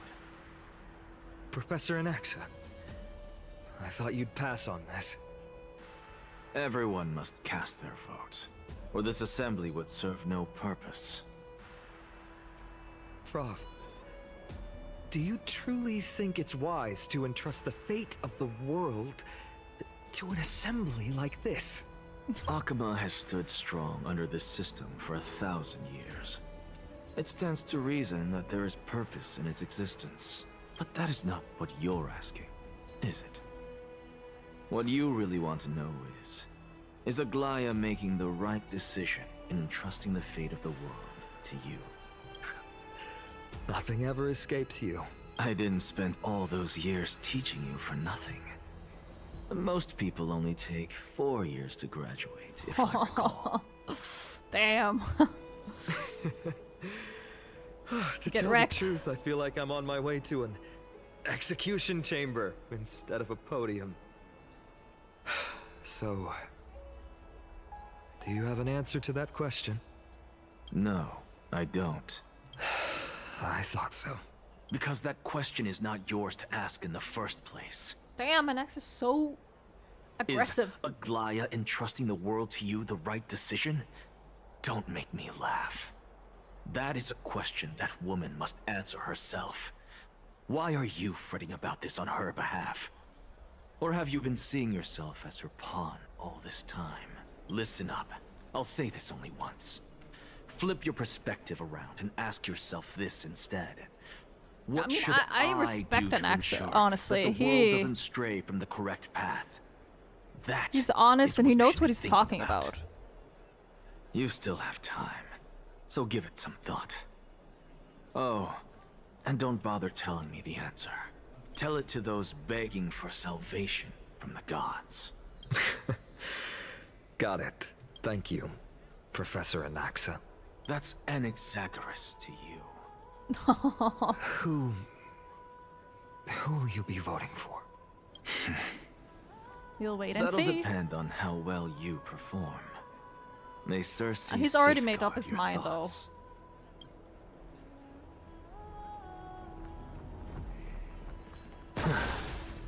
Lord Anaxa, you're finally here. The last speaker for the Assembly will be taking the stage soon. The resolution will be passed after that. Lady Kindness has reserved a special seat for you. Shall I show you to it? Lead the way. All right. This way, please. Elders and citizens, silence, if you please. As the Theoros, I present to you Finan of Ides Elysiae, virtuous citizen of Akima, and the last speaker of the Assembly. Much obliged, Lord Lycus. I remember him. He's the penniless lad working for Aglaya. Holy Where's shit, Lady man. Goldweaver? Why is she sending this guy to give the last speech? Is this really the end of the Flame Chase journey? They have no respect for him, huh? Can this dude really face down kindness? By Kefali above. Dear citizens of Akima, as you look upon me, so too do I see you. I see your fear and misgivings, your apprehension about the discord between the Chrysos heirs and the Council of Elders, and your uneasiness about the future of the Holy City. Yet, before you contemplate something as grand as the fate of the world, I ask that you look closer. Look beyond the horizon illuminated by Kefali, at the crisis threatening to overwhelm us. What? Ides Elysiae, my beloved hometown, is a village forgotten by time. It is a place with the most invigorating breeze and wheat fields that spread all the way to the sea. I once thought that there I would enjoy a lifetime of peace and quiet with my friends and family. How I wish I could invite all of you to that paradise, far from the noise and chatter of the world. Alas, I can't, because she and all that she nurtured, all that I loved, they have long been devoured by the black tide. My beloved home is no more. I will never forget the day the black tide struck. Oh, he's going the emotional father, route that will feel Hieronymus, empathy and fought with a sympathy broken towards sword him. to his last breath I see it. to protect his I child. see the tactic. My mother, Aldada, she was ripped apart by monsters. Also, I might live to stand before you here and now. Galba, he was a hunter. But in the end, those arms that once drew a bow instead embraced Piso, his beloved son, as they both breathed their last. Pythias, the teacher, risked her life to save her students, but a burning beam fell on her, crushing her. And what of Livia, her daughter? Did she make it out alive? No, she didn't. Livia, Piso, and so many other children. My childhood friends. They were all swallowed by the black tide and turned into monsters. They kept saying the same thing over and over. Even up until the final moment, I finally steeled my heart and granted them eternal peace with my sword. Why, Finan? Aren't we the best of friends? That is the black tide. A looming threat that can bring Akima to its knees any time. Kindness may have promised that with the 3 Titans of Calamity Con, Akuma will return to an era Chrysia once more, but much as it pains me, I must disappoint you. While the demigod of strife has done everything in his power to hold them back, they are still coming. By now, the name of that black-robed swordmaster, the Flame Reaper, has likely echoed throughout the city already.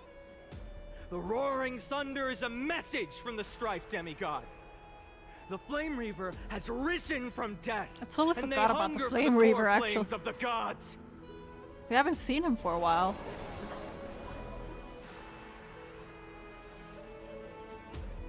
Lies! If such a powerful enemy is indeed approaching, why is Akuma still a picture of peace? Exactly!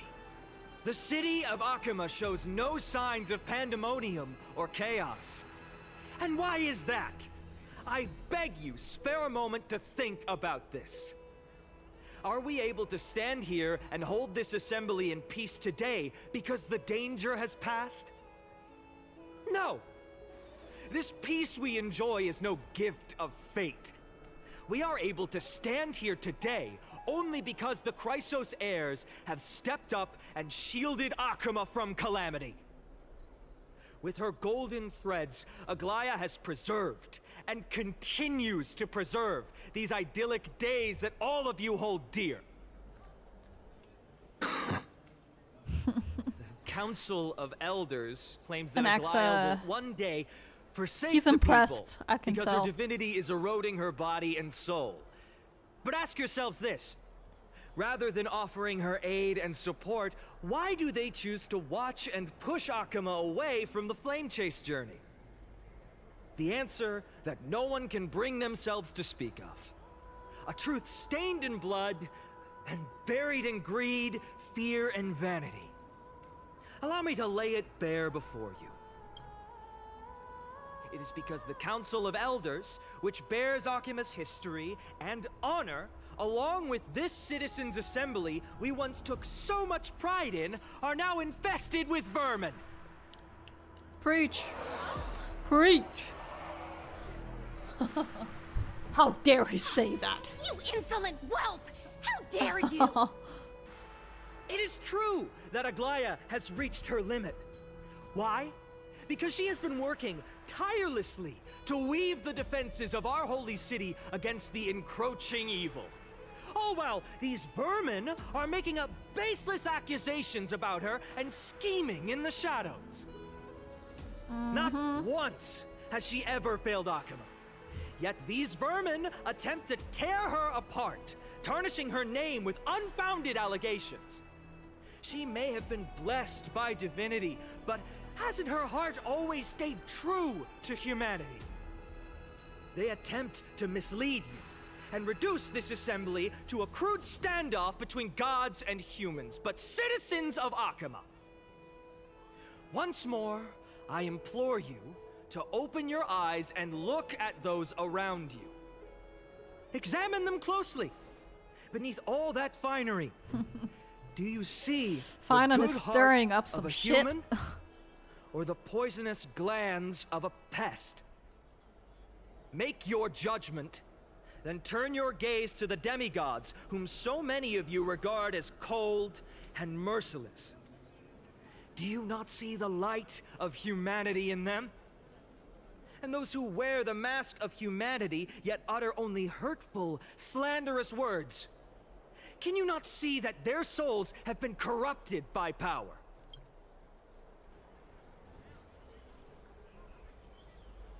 Yet, no matter what your answer is, and no matter who your vote goes to, rest assured that you have nothing to fear. For Aglaya, Tribios, and I will remain your faithful guardians and pledge our lives to upholding your decision. And this vow will stay true until the end of our days, where it will be passed on to future flame chasers. A steadfast and unwavering promise that shall endure through the ages. Yeah! Absolutely right. Yeah! Only our best interests in mind.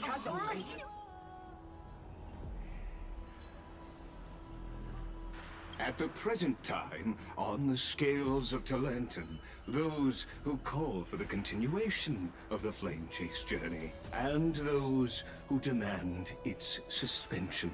Each faction holds an equal share of votes, resulting in a perfect balance. As expected.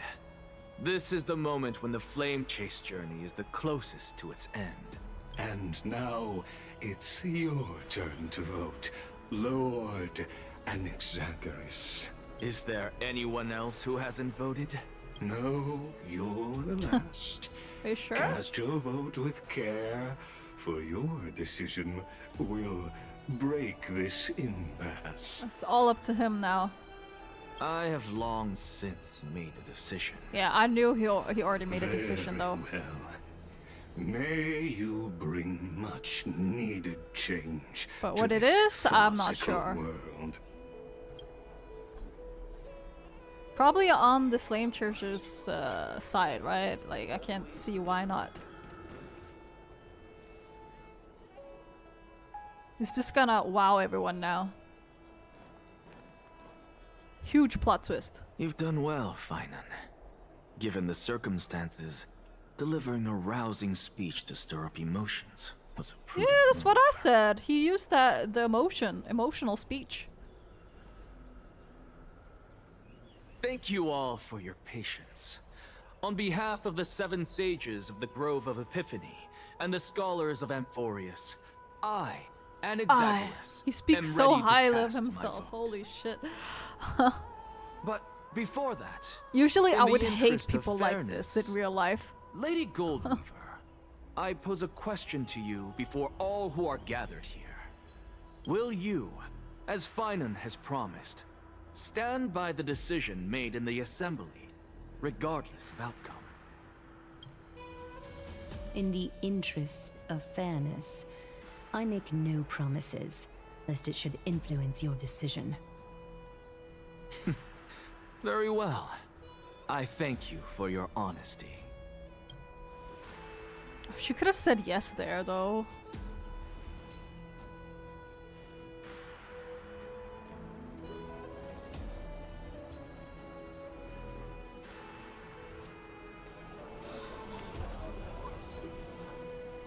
What's he doing? The stakes are high. Let's be patient. Cut the act! Who do you think you are wasting our time like this?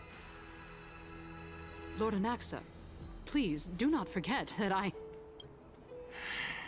Rule number 1.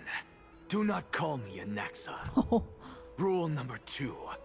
Never interrupt me. Put her Silence in is her gold. place. Yes. Stupid bait. Whoops. Just vote already. What are you waiting for? Chill, man.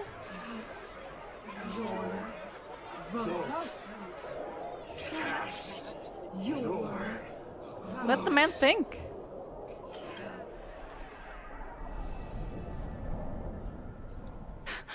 I cannot help but wonder, is every hardship in the world something you will exploit and use to your advantage? How else am I supposed to make use of this situation where my body and soul are separated? Oh, Circes. Or should I say Calypso? Accompany me on this final journey. Let us journey to the Netherrealm and see how she will substantiate the answer to your question and validate my decision. We need only to follow the sound of the tides. He's just gonna leave? Are they not gonna... You are... Well done, child. Just as I foresaw, you have achieved great things. Teacher. What a twist of fate. A blasphemer raised in the doctrines He's of the talking to his Venerationists. freaking teacher? It's like a foal kicking its mother in the belly after taking all her milk. respect you immensely, sir. But you cherish the truth even more. So, child, do not be troubled by the criticisms I have borne. Do not let those voices hinder you as you forge ahead. As the sage of the Venerationists, I am duty-bound to oppose you. But, as your friend and mentor, Anaxagoras, I say, go forth, for the truth is already in your hands. I will keep that in mind. Go now, child. Your lonely pursuit is about to welcome a new chapter. And when you reach the end of this journey, may we meet again. Well, I thought he already made his mind. You have my word, sir. May Circe safeguard your thoughts. May Circe safeguard your thoughts. You are right, Empedocles. My lonely pursuit is about to welcome a new chapter. I must be on my way now. May we meet again with the truth before us. What are you waiting for? Just cast your vote. Bro is just using all the time he has. Behold, Circe. I would be annoyed Here too. at the center of the world, I shall write the final step of my proof. For this place is but one step away from the truth. Here we go. Professor, I completed the proof you wanted. Oh shit. Oh my god. The evil Thank laugh. you, CASTORICE. The answer is plain as day. My vote goes to the Flame Chase journey and nothing else! I knew it! Of course! Elder Kindness, I have deciphered the truth of this world!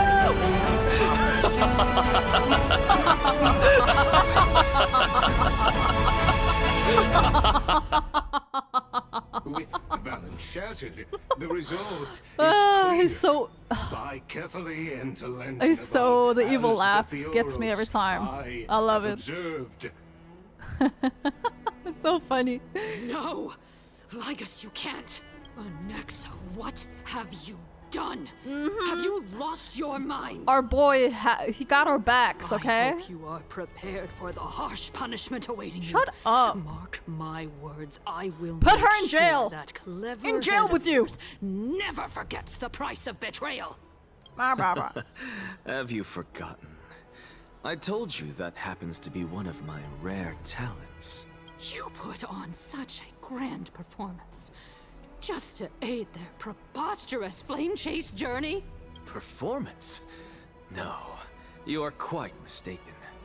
I may be paranoid by nature, but I've always been known for my honesty. If you really understood me, Lady Kindness, you'd realize that I never had any interest in your pathetic little game of politics. Factions, standpoints, they are jokes in my eyes.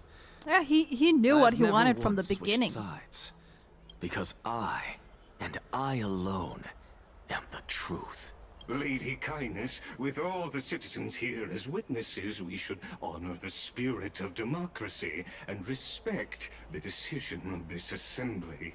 I have observed that Akama has chosen her destiny. This citizens' assembly has resolved to continue the flame chase journey. This resolution shall be put up on the wall of heroes, such that all citizens are aware of the city's way forward. Oh, she's gonna go insane now. She's angry.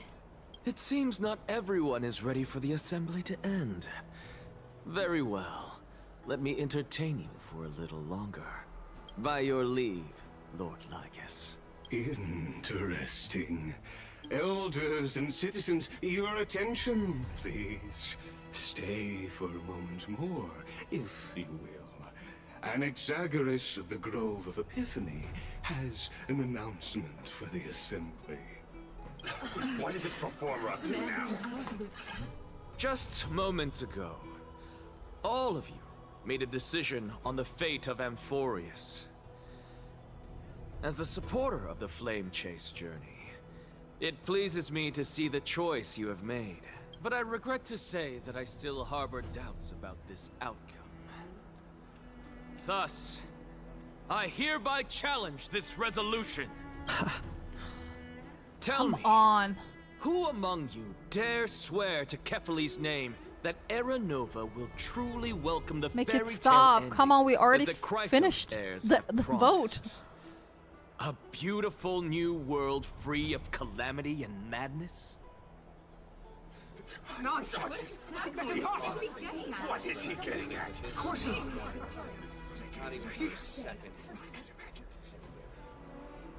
No one? Must I pick somebody to answer? Very well.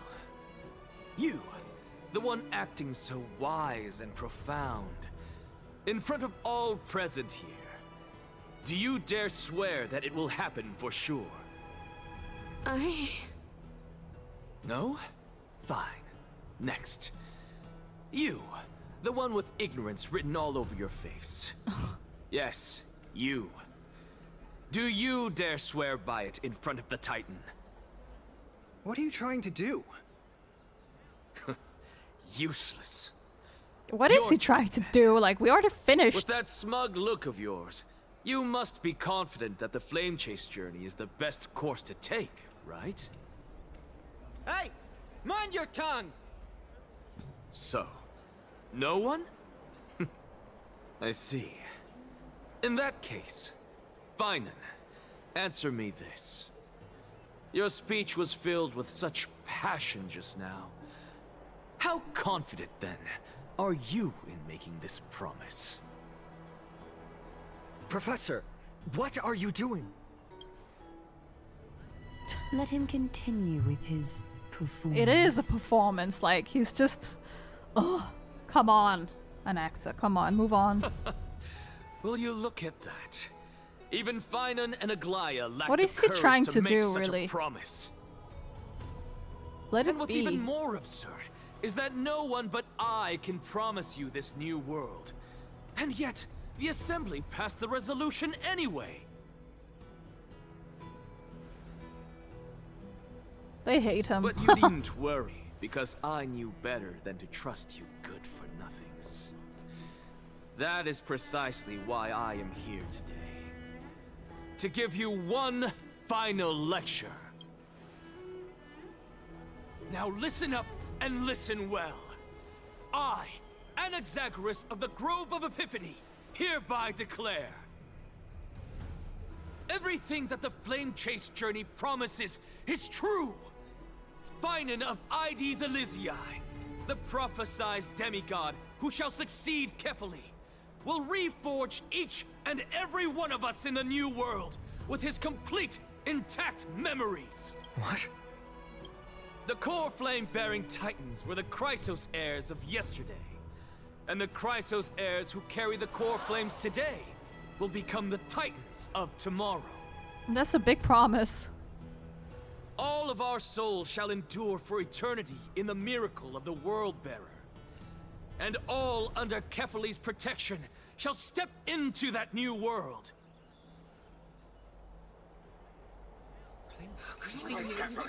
This is your blasphemy! Blasphemy! Dude, they're so done with him. Are you saying that we must bow down to you and worship you, even in our next lives? Enough, you blasphemous imbecile! Oh. How dare you try to deceive us with all these lies and falsehoods? How can you prove? I told you, don't interrupt me. But since you've asked, I shall be kind and indulge you. My statements are based on my experiments on the divine body of Kefali themselves. You heard me correctly, everyone. With the tacit approval of Kindness and the Council of Elders, I fused my soul with the god through alchemy, and learn the truth behind Era Nova. What is he talking about? Isn't that pure blasphemy?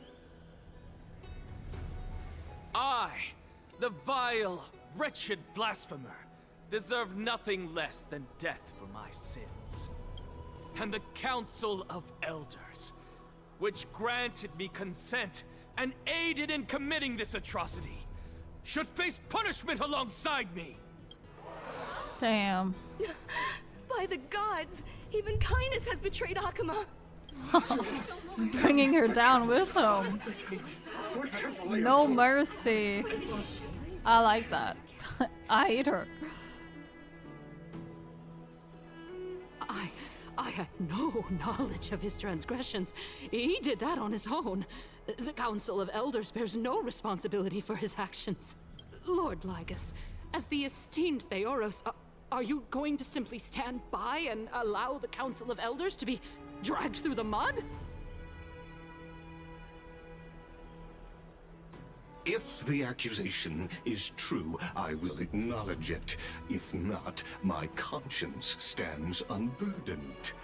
Lady Kindness, the reputation of the Council of Elders was not built in a day, nor will it be shattered overnight.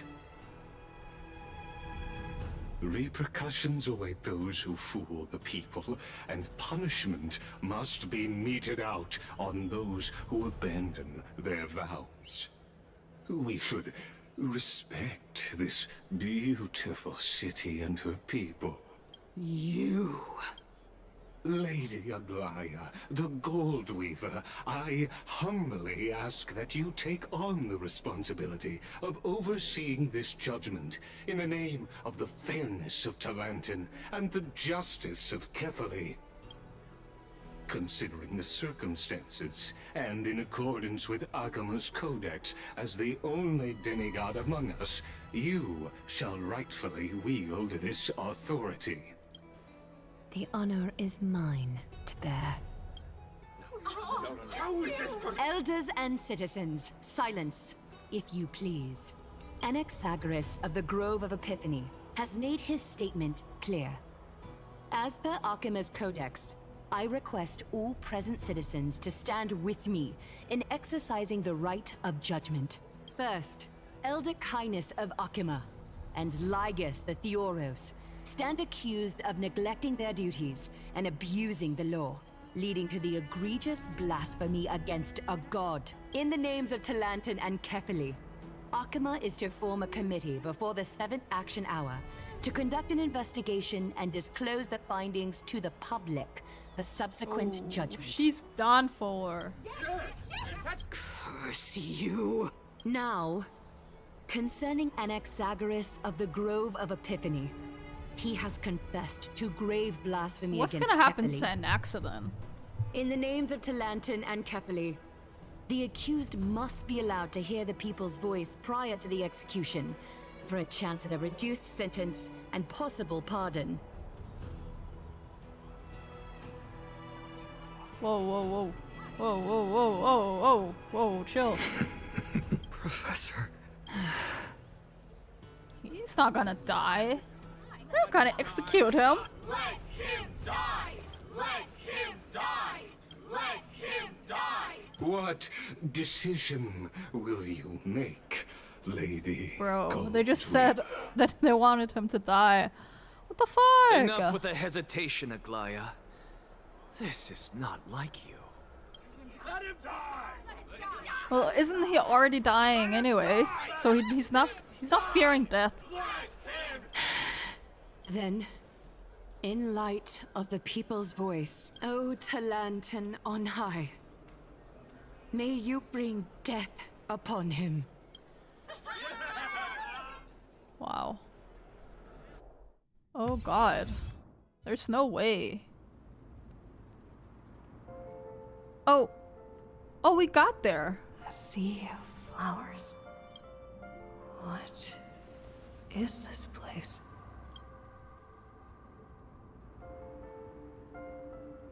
Cass. Oh, Allow baby. me to reintroduce myself. I bore the name of CASTORICE while walking among the mortals. And now, I stand as the demigod of death, the living So side she ascended of to Thanatos. demigod title now. Welcome to my realm, where the west wind ends. Or was she always? I don't think she always was.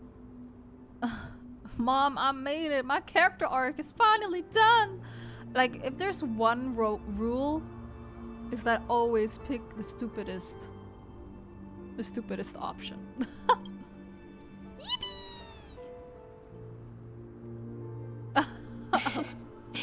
You're still as energetic as always. Did you know? Every flower here was planted by Thanatos himself. These flowers were originally both lifeless and immortal. But in the first rain No, it was brought only by the River of Aglaia Souls, and they Tribi. were given new life, That was flourishing as the demigods, bearers right? of countless souls. And her now, And and it Mighty. is my duty as the Master of Death to tend to their well-being and foster their growth in this serene haven. Similar to the structured cycle of life and death in the mortal world, these flowers too shall wither and fade, returning to the earth and then ascending to the sky with mist and tides. Eventually, they will descend to the mortal land as gentle rain. Every soul undergoes the perpetual cycle of reincarnation, albeit in varied forms, until the world meets its end. Yet, sadly, there's no time left for Emphorius to wait for when the flowers bloom again. Now, death is the power at my fingertips. It once led the souls of the deceased here, but I shall open the gate of the netherworld and return you to the realm of the Yes, living. save us, Cass, please. In We're dying, exchange, please. Please, take the core flame of death with you and complete the flame chase journey. So she's gonna stay Do not here? let our work thus far be I guess in she vain. can't leave now. You're not going back?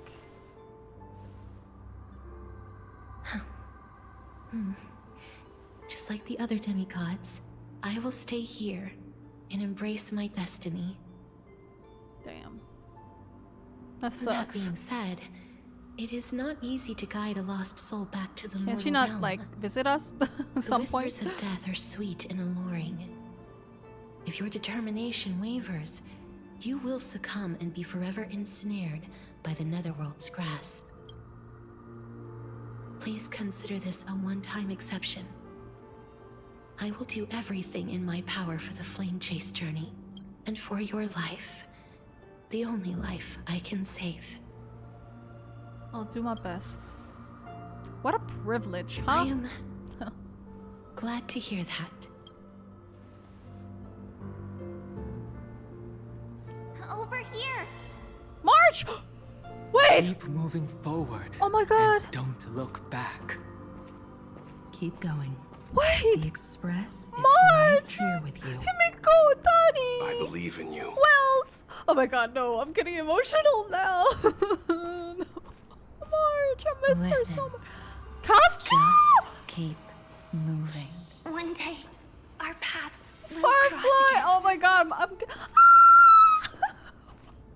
Lift your chin up high. Oh my god, guys! Toward No! tomorrow. Oh my god, no! That's right. Keep your eyes Everyone, on the dawn. friends. Oh my god. Onward. Show me Mighty. your courage. Yes, sir. Oh my Partner, god. we shall become heroes together. Oh shit. Oh my god. There. Oh my god. Bring me back to life now. I want to go back to my friends. Back to everyone. Oh my god. Finally. Bleh.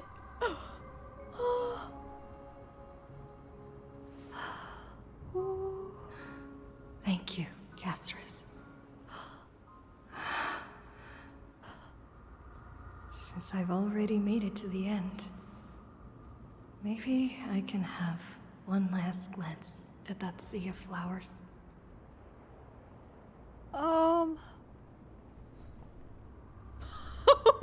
What is this? Don't look around. Don't turn around. Keep looking forward. Don't turn around. Keep looking forward. Don't turn around. It's all the same. So it doesn't matter. Doesn't matter. Well, I would say also don't turn around, because if you turn around, then you're like hesitating to go back to the real world. You should not do that. We have friends to go back to. We have so many things to go back to. Don't turn around. Keep looking forward. Fear not, as a touch of red will be awaiting you at the end of the path. Akaran! Akaran, what are you doing? Are we just looking back? Oh my god, I'm going insane.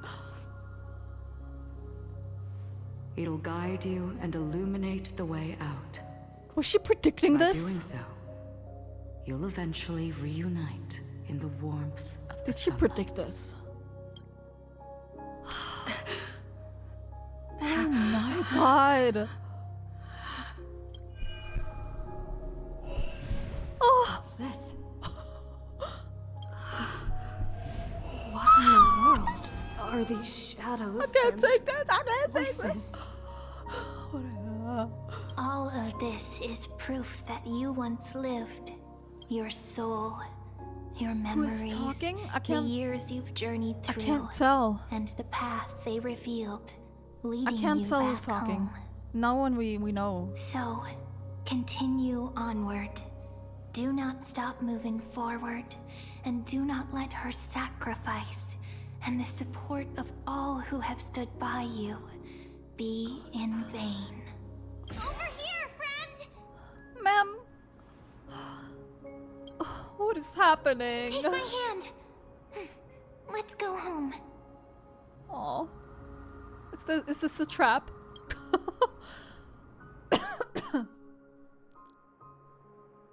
Hello again, mortal realm.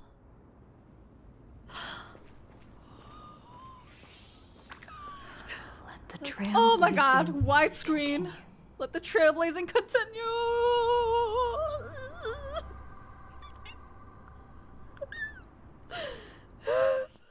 Okay, they know how to pull on my heartstrings.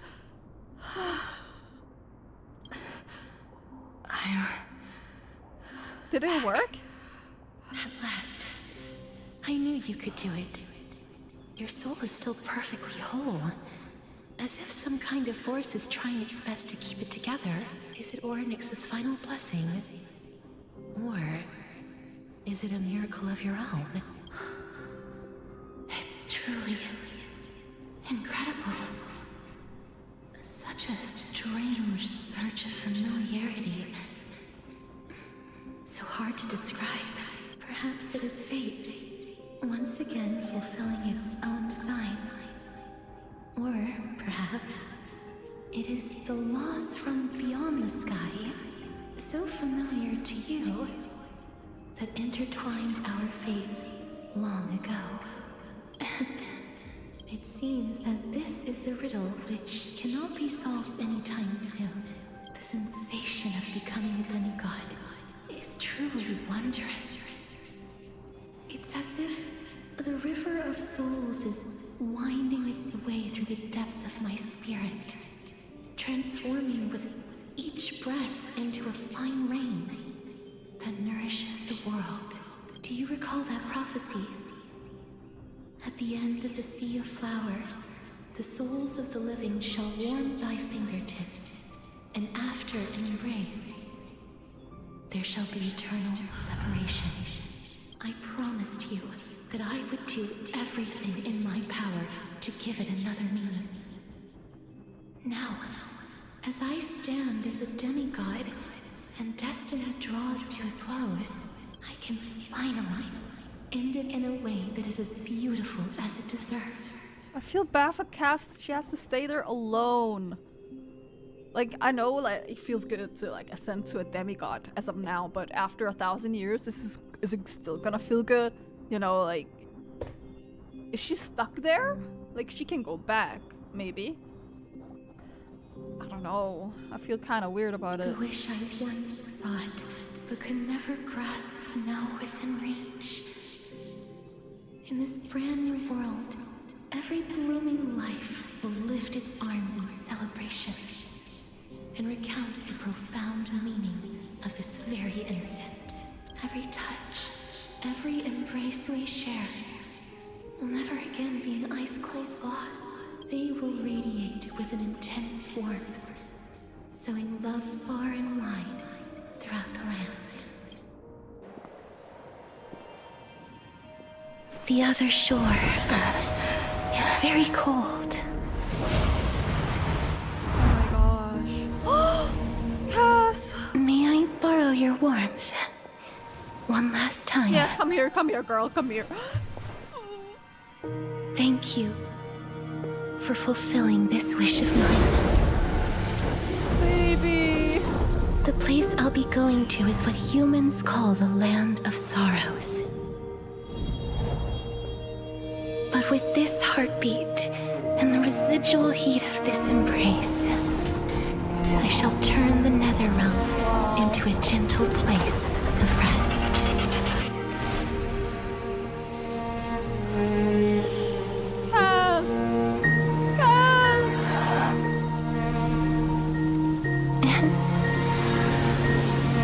Beautiful. This embrace may be brief, but it's the proof that I once lived.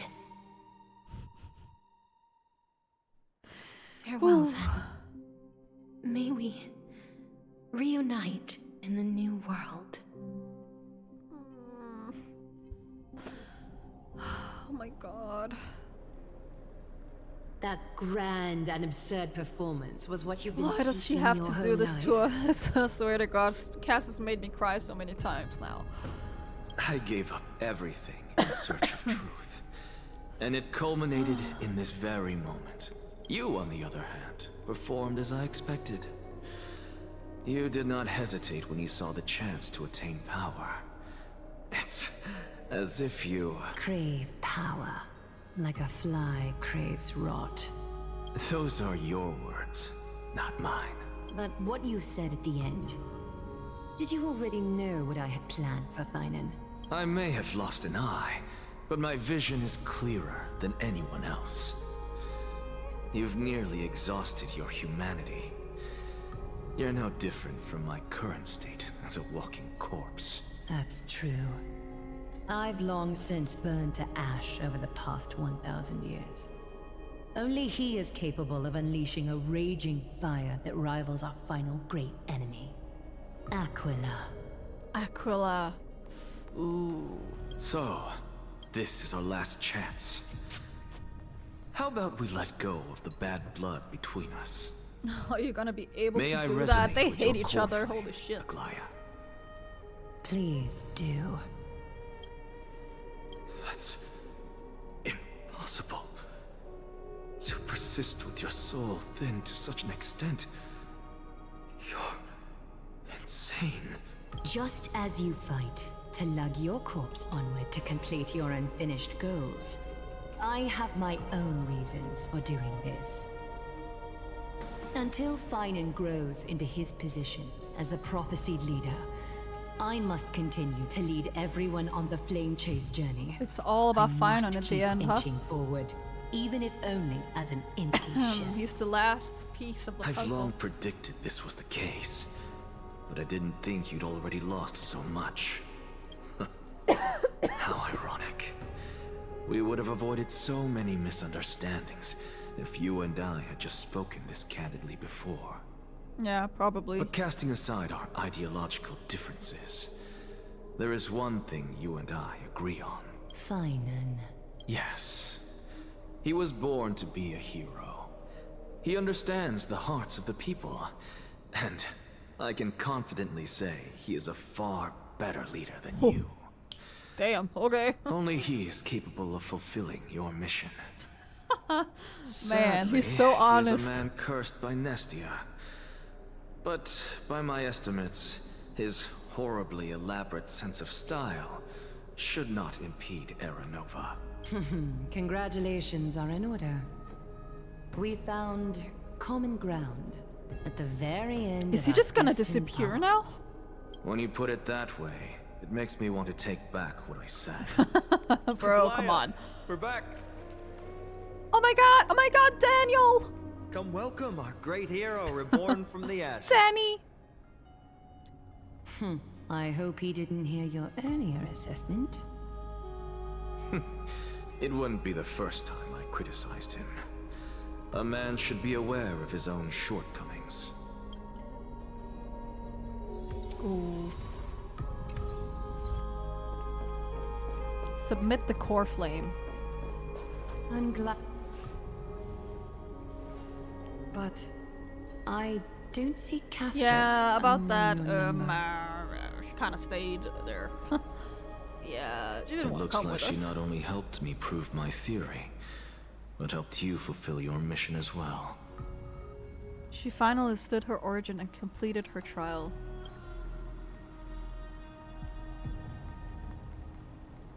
She might not have been able to change her fate, but she still wrote the final verse of her epic herself. Trinan, please recite the prophecy for us. Trailblazer, please surrender that scalding core flame for us as well. You are the only life she ever saved by her own hand in her 1,000 years on this earth. I believe no one is more qualified for this noble task. Let the ceremony begin.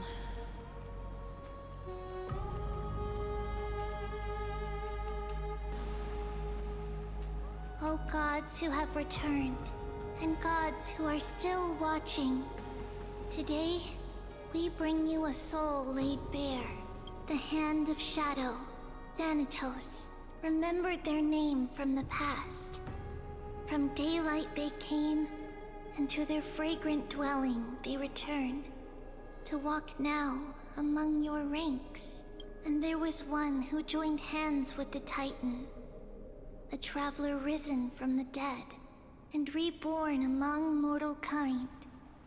She is the everlasting night, and shall now proclaim in her good name, O Majesty of the 12 Titans, pillars of the world, we seek your divinity to mend the rifts of the world. Fill our bodies with blood of gold, till we wither in willing service to the prophecy. Amen. Step forward, Oh, it's not over trailblazer yet. from beyond the sky, and together with us, surrender the core flame and carve their star into the sky. I will. Goodbye, no, I don't want to say that. Surrender the core flame. Aww. Here you go. Forecast! This is for you.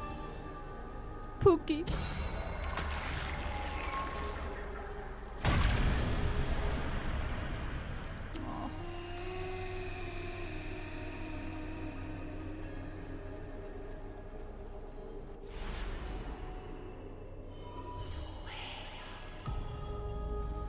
A constellation for death.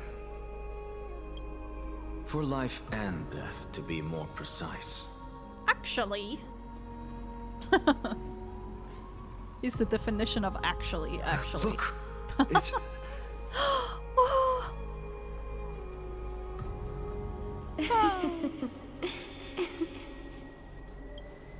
Is that CASTORICE? No, it's only a divine echo. I think she's here for the trial.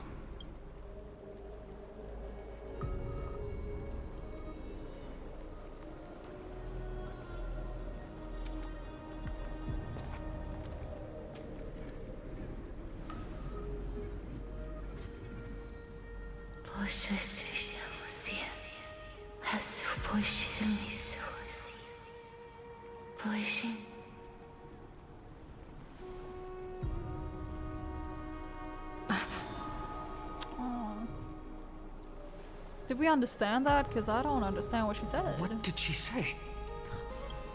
That's the language of the Titans. CASTORICE. No. The Titan. Yeah, it's gold. They said I have illuminated the cold shadow of death. Onwards. For your path to the future is bright and its flame eternal. Aw. Do not forget.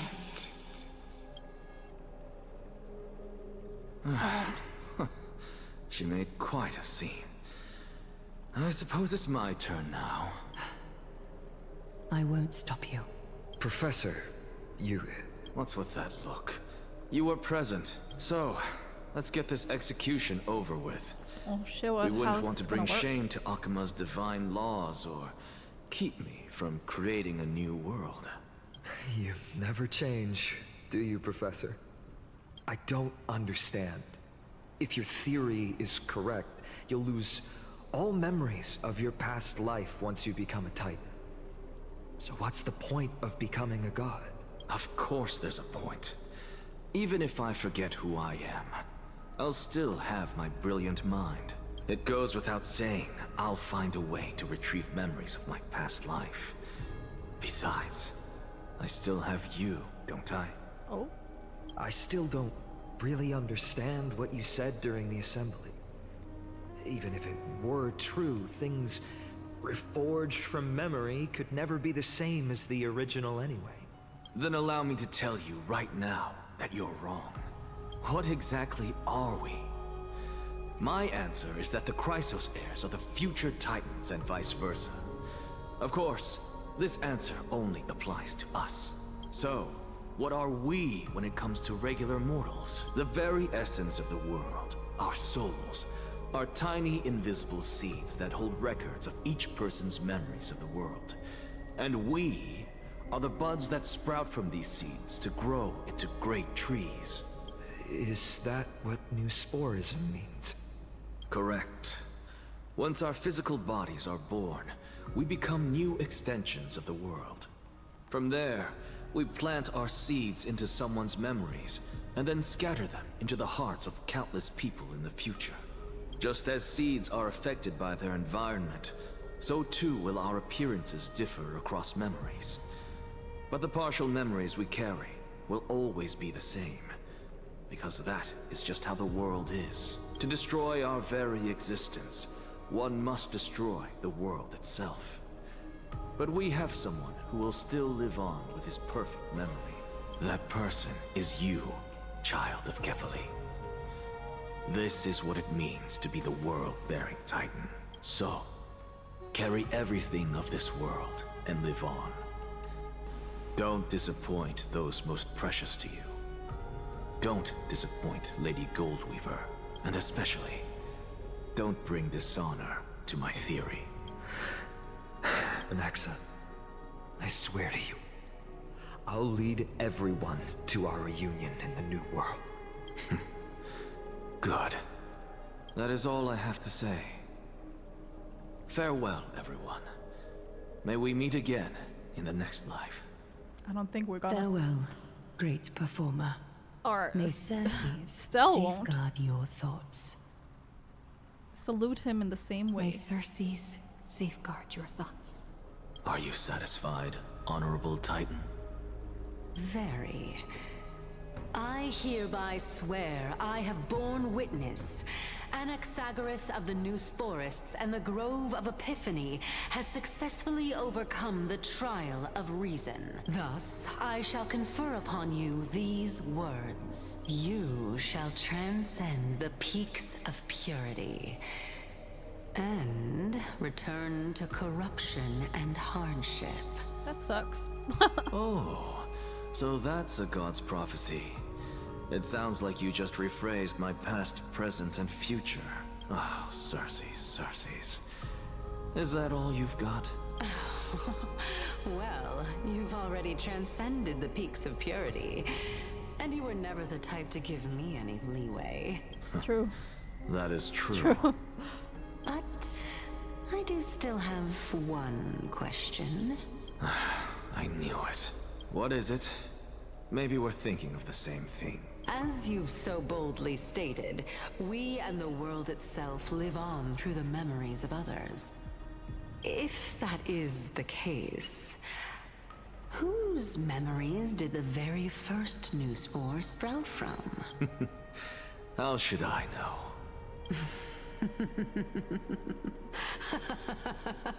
But, since we are both equally curious, we should allow the children of humanity who come after us to investigate in our stead.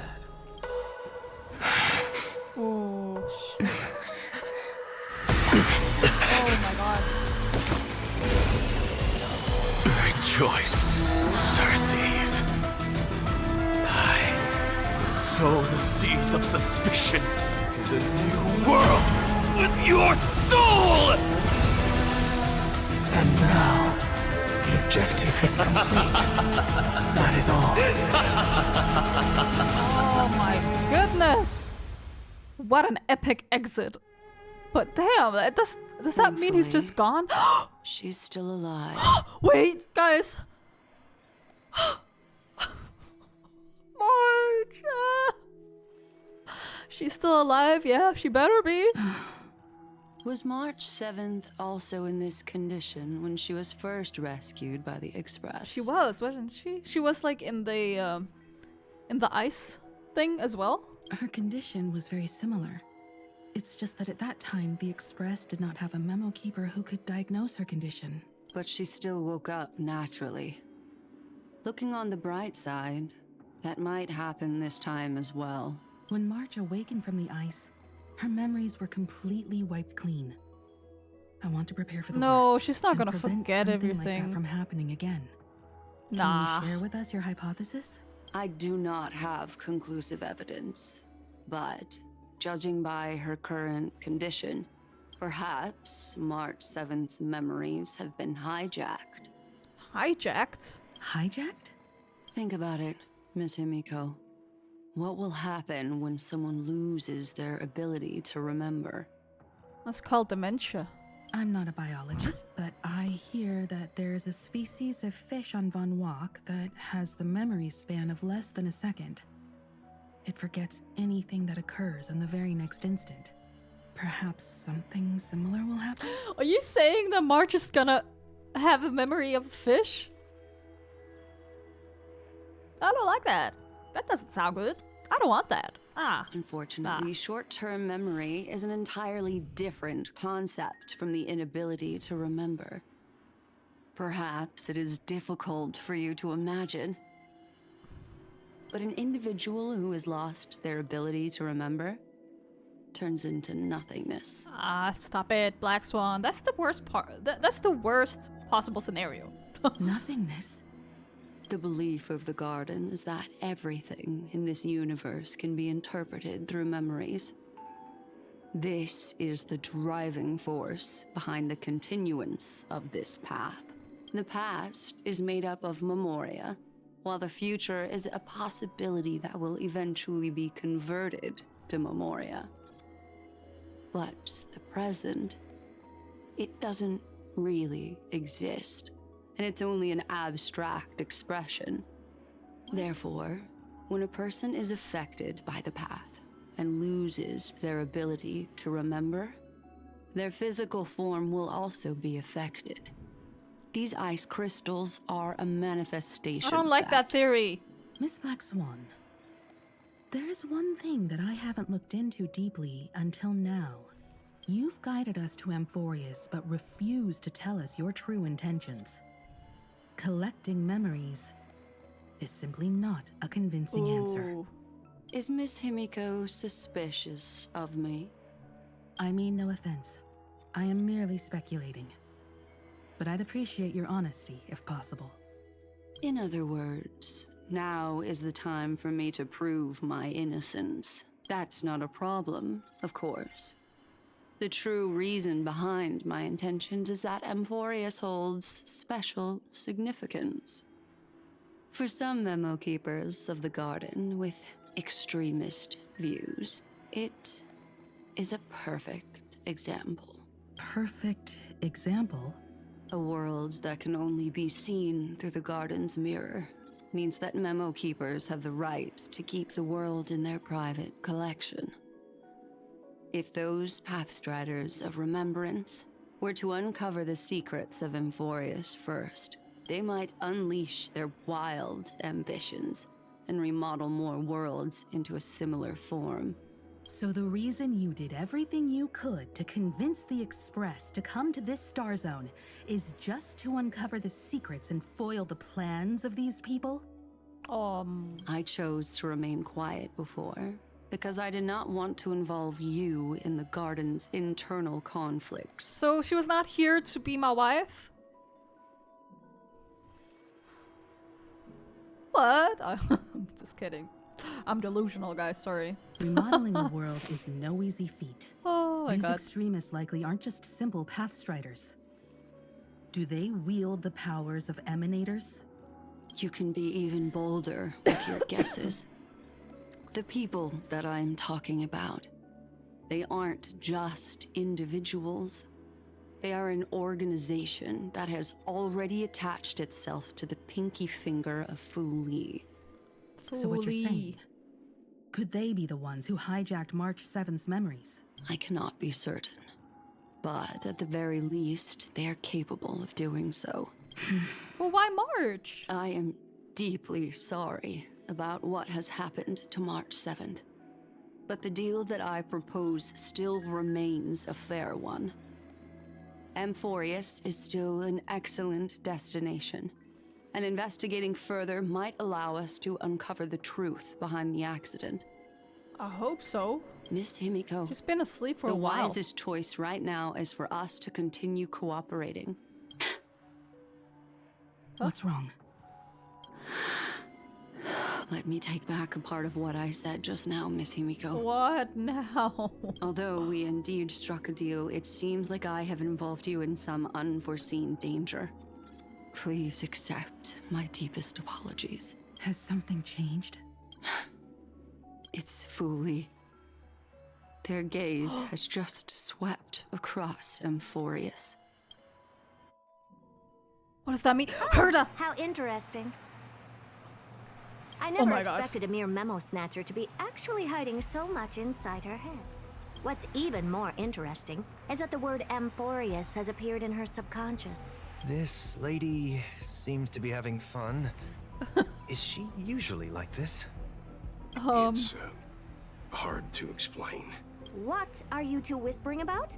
Has it not occurred to you that I can hear everything clearly? Please pardon me, Madam Herta. Would you mind sharing with us what you've discovered? The ones who need help are the Astral Express. You will have to put up with my methods, even if they are rather unconventional. True. I mean, yeah, she's helping us after all. Let's get back to the topic. By using the fourth mirror, I rummaged through the brain of this memo snatcher and learned a good deal. Not only does this person know of Amphorius, but there are also many memo keepers who are interested in the place. I searched through her consciousness and found the following terms: the Eternal Land, the Rejected Land, and the private collection of the Garden of Recollection. It seems like Miss Black Swan is indeed hiding some things from us. Since I'm not able to find any useful clues from the outside, why don't I personally visit this mysterious Amphorius? Sounds good. We need you. Planning to head to Amphorius yourself? Yes, but not in the flesh like you all foolishly did. See these Herta mirrors? With them, I can project my data spirit entity to any corner of the cosmos through spatial warps, without even needing to leave my room. Perfect. But Who of needs to course, leave their these room anyways? corners of the cosmos must be within the coverage zone of inter-astral peace communications. After all, this is collaborative technology. I see. You do seem like the more indoor type. Wow. Is that an insult? I think it is. Although that star zone is not within the network of the IPC, the Express itself can serve as a signal station. Come, give me the astral chart coordinates, then sit back and enjoy the show. Yes, ma'am. Wells shares the Astral Express coordinates with the Herta. Oh my god, this is picking up now. First mirror, input the coordinates. You'll be in charge of the spatial warp. As you command, Madam Herda. The preparations are complete. I wish you a pleasant journey ahead. Oh, the next one. Second mirror, prepare for the thought refraction. There's still some distance from the Astral Express to the Amphoria's celestial body. You're in charge of sending me over. This time, raise the power to the maximum. Don't be stingy.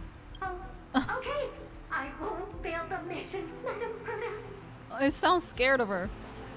Third mirror, you're in charge of generating the data spirit entity. I'm happy to help, Madam Herda. What kind of appearance are you planning to use this time? Oh. Good question. Let me think. Forget it. Just use my own appearance. There's no one there that'll recognize me anyway. As you wish. Good choice. Preparation of the data spirit entity complete. Thought refraction at max power. Excellent. The first mirror. Let's get going. Let's go. Have a safe trip, Madam Herta. May your journey yield good results. Yes! Oh my god. This is so important. Preparing to activate spatial warp. Destination: unknown celestial body. Amphorius. Let's go. Spatial warp countdown. I think we need her 5, over there. 4, 3, 2, 1. Warp activated. Oh! So that's Amphorius? Its appearance is, well, sure is unique. Second mirror. Prepare for thought refraction. It's time to send me in. Alright, please read the safety protocols carefully. Can't you hurry up? Yes, ma'am.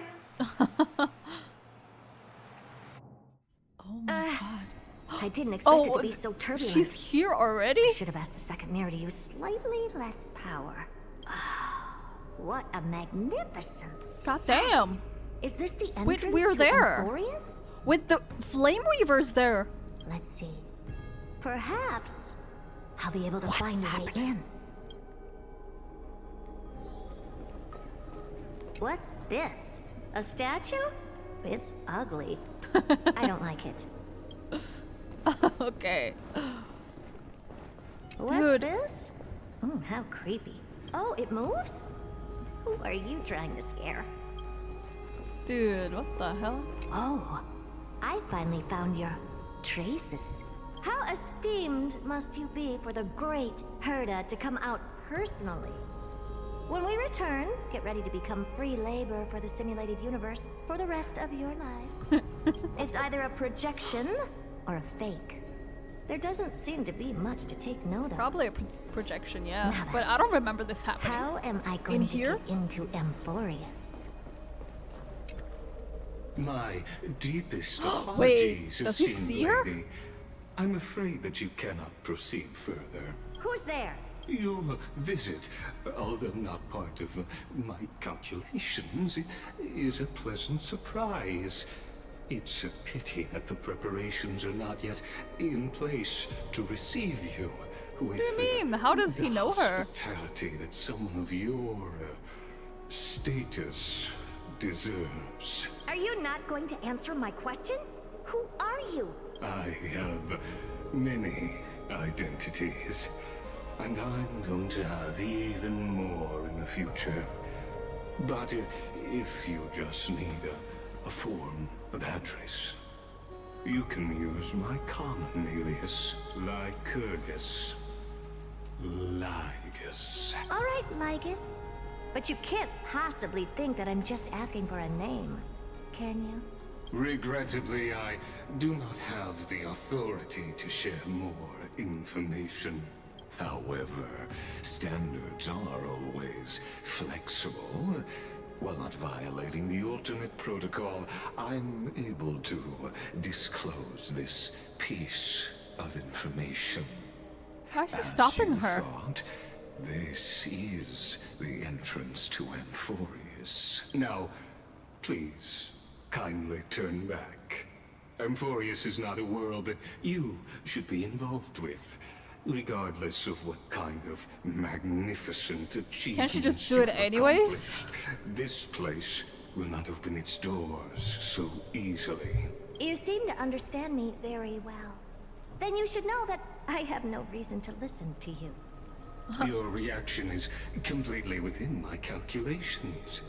Despite my long years as a watcher, it seems like my assessment of human nature still remains accurate. From you, I'm able to sense a beautiful desire for knowledge. But my answer remains unchanged. Madam, it is with the utmost goodwill What if she that I refuses? suggest you return to where you came from. Let's assume for a second that I'm not so well-mannered, and that I insist on uncovering the secrets hidden behind you, Mr. Lygus. How do you plan to dispel this notion of mine? Within the scope of the ultimate protocol, there are 178,244 logic chains at my disposal to convince you. I don't think it's gonna work on Herta. After filtering through them, I have determined that I only require 3 to attain the results that I desire. Oh? I'm all ears. First, for reasons that cannot be disclosed, Amphorius is a completely isolated celestial body. Apart from me, no one else will be able to help you enter. That's not a good argument. Second, if your plan is, as you've alluded to previously, to force me into cooperating by showing hostility, do know that, just like you, I have basked in the gaze of the erudition. I stake my honor and assure you that, in the worst-case scenario, our mutual destruction will be inevitable. Oh, that's a good argument. Oh, no wonder I couldn't find a back door. When I did a scan of our surroundings, the safety protocols on you are comparable to Screwy's. How interesting. Skrillum? I assume that you still wish to hear the third logic chain. Of course. Why wouldn't I? Third, even if you exhaust all your means and find a way to break through, you will surely give up once you understand the consequences of your actions. After Come on, let her go throughout through. your It'd be fun to have her life, there. As much as you Be more interesting as well. admit, your conscience has played a crucial role. What a brazen robot.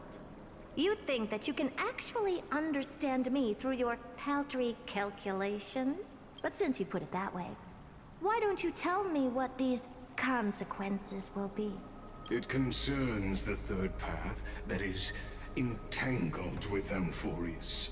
A path that you and your friends still very much lack understanding of. He's angry. The destruction. So, if you ignore what is that my supposed to mean? warnings and persist in your ways, you will break the shackles of a Lord Ravager. And when that happens, their Just because she fury goes will there? engulf the cosmos. That's a big consequence for her just to step on Amphorius. Why does that matter so much? I guess we won't find out right now. I don't know what to make of that. I'm actually really excited to see, like, why can't Herta enter, and why is the destruction even related to this place? I don't get it. But damn, guys, this quest, let me say, it has a lot of unnecessary dialogue, not gonna lie. There was a lot of it that's I'm probably gonna edit out because they're saying the same things, but other than that, it's very enjoyable. The cutscenes were incredible. Cass's story made me cry. I don't know. It just, there's something about it that just made me really emotional. I want to know what you guys think about this story. Thank you so much for watching. It's been fun, and I'll see you in the next video.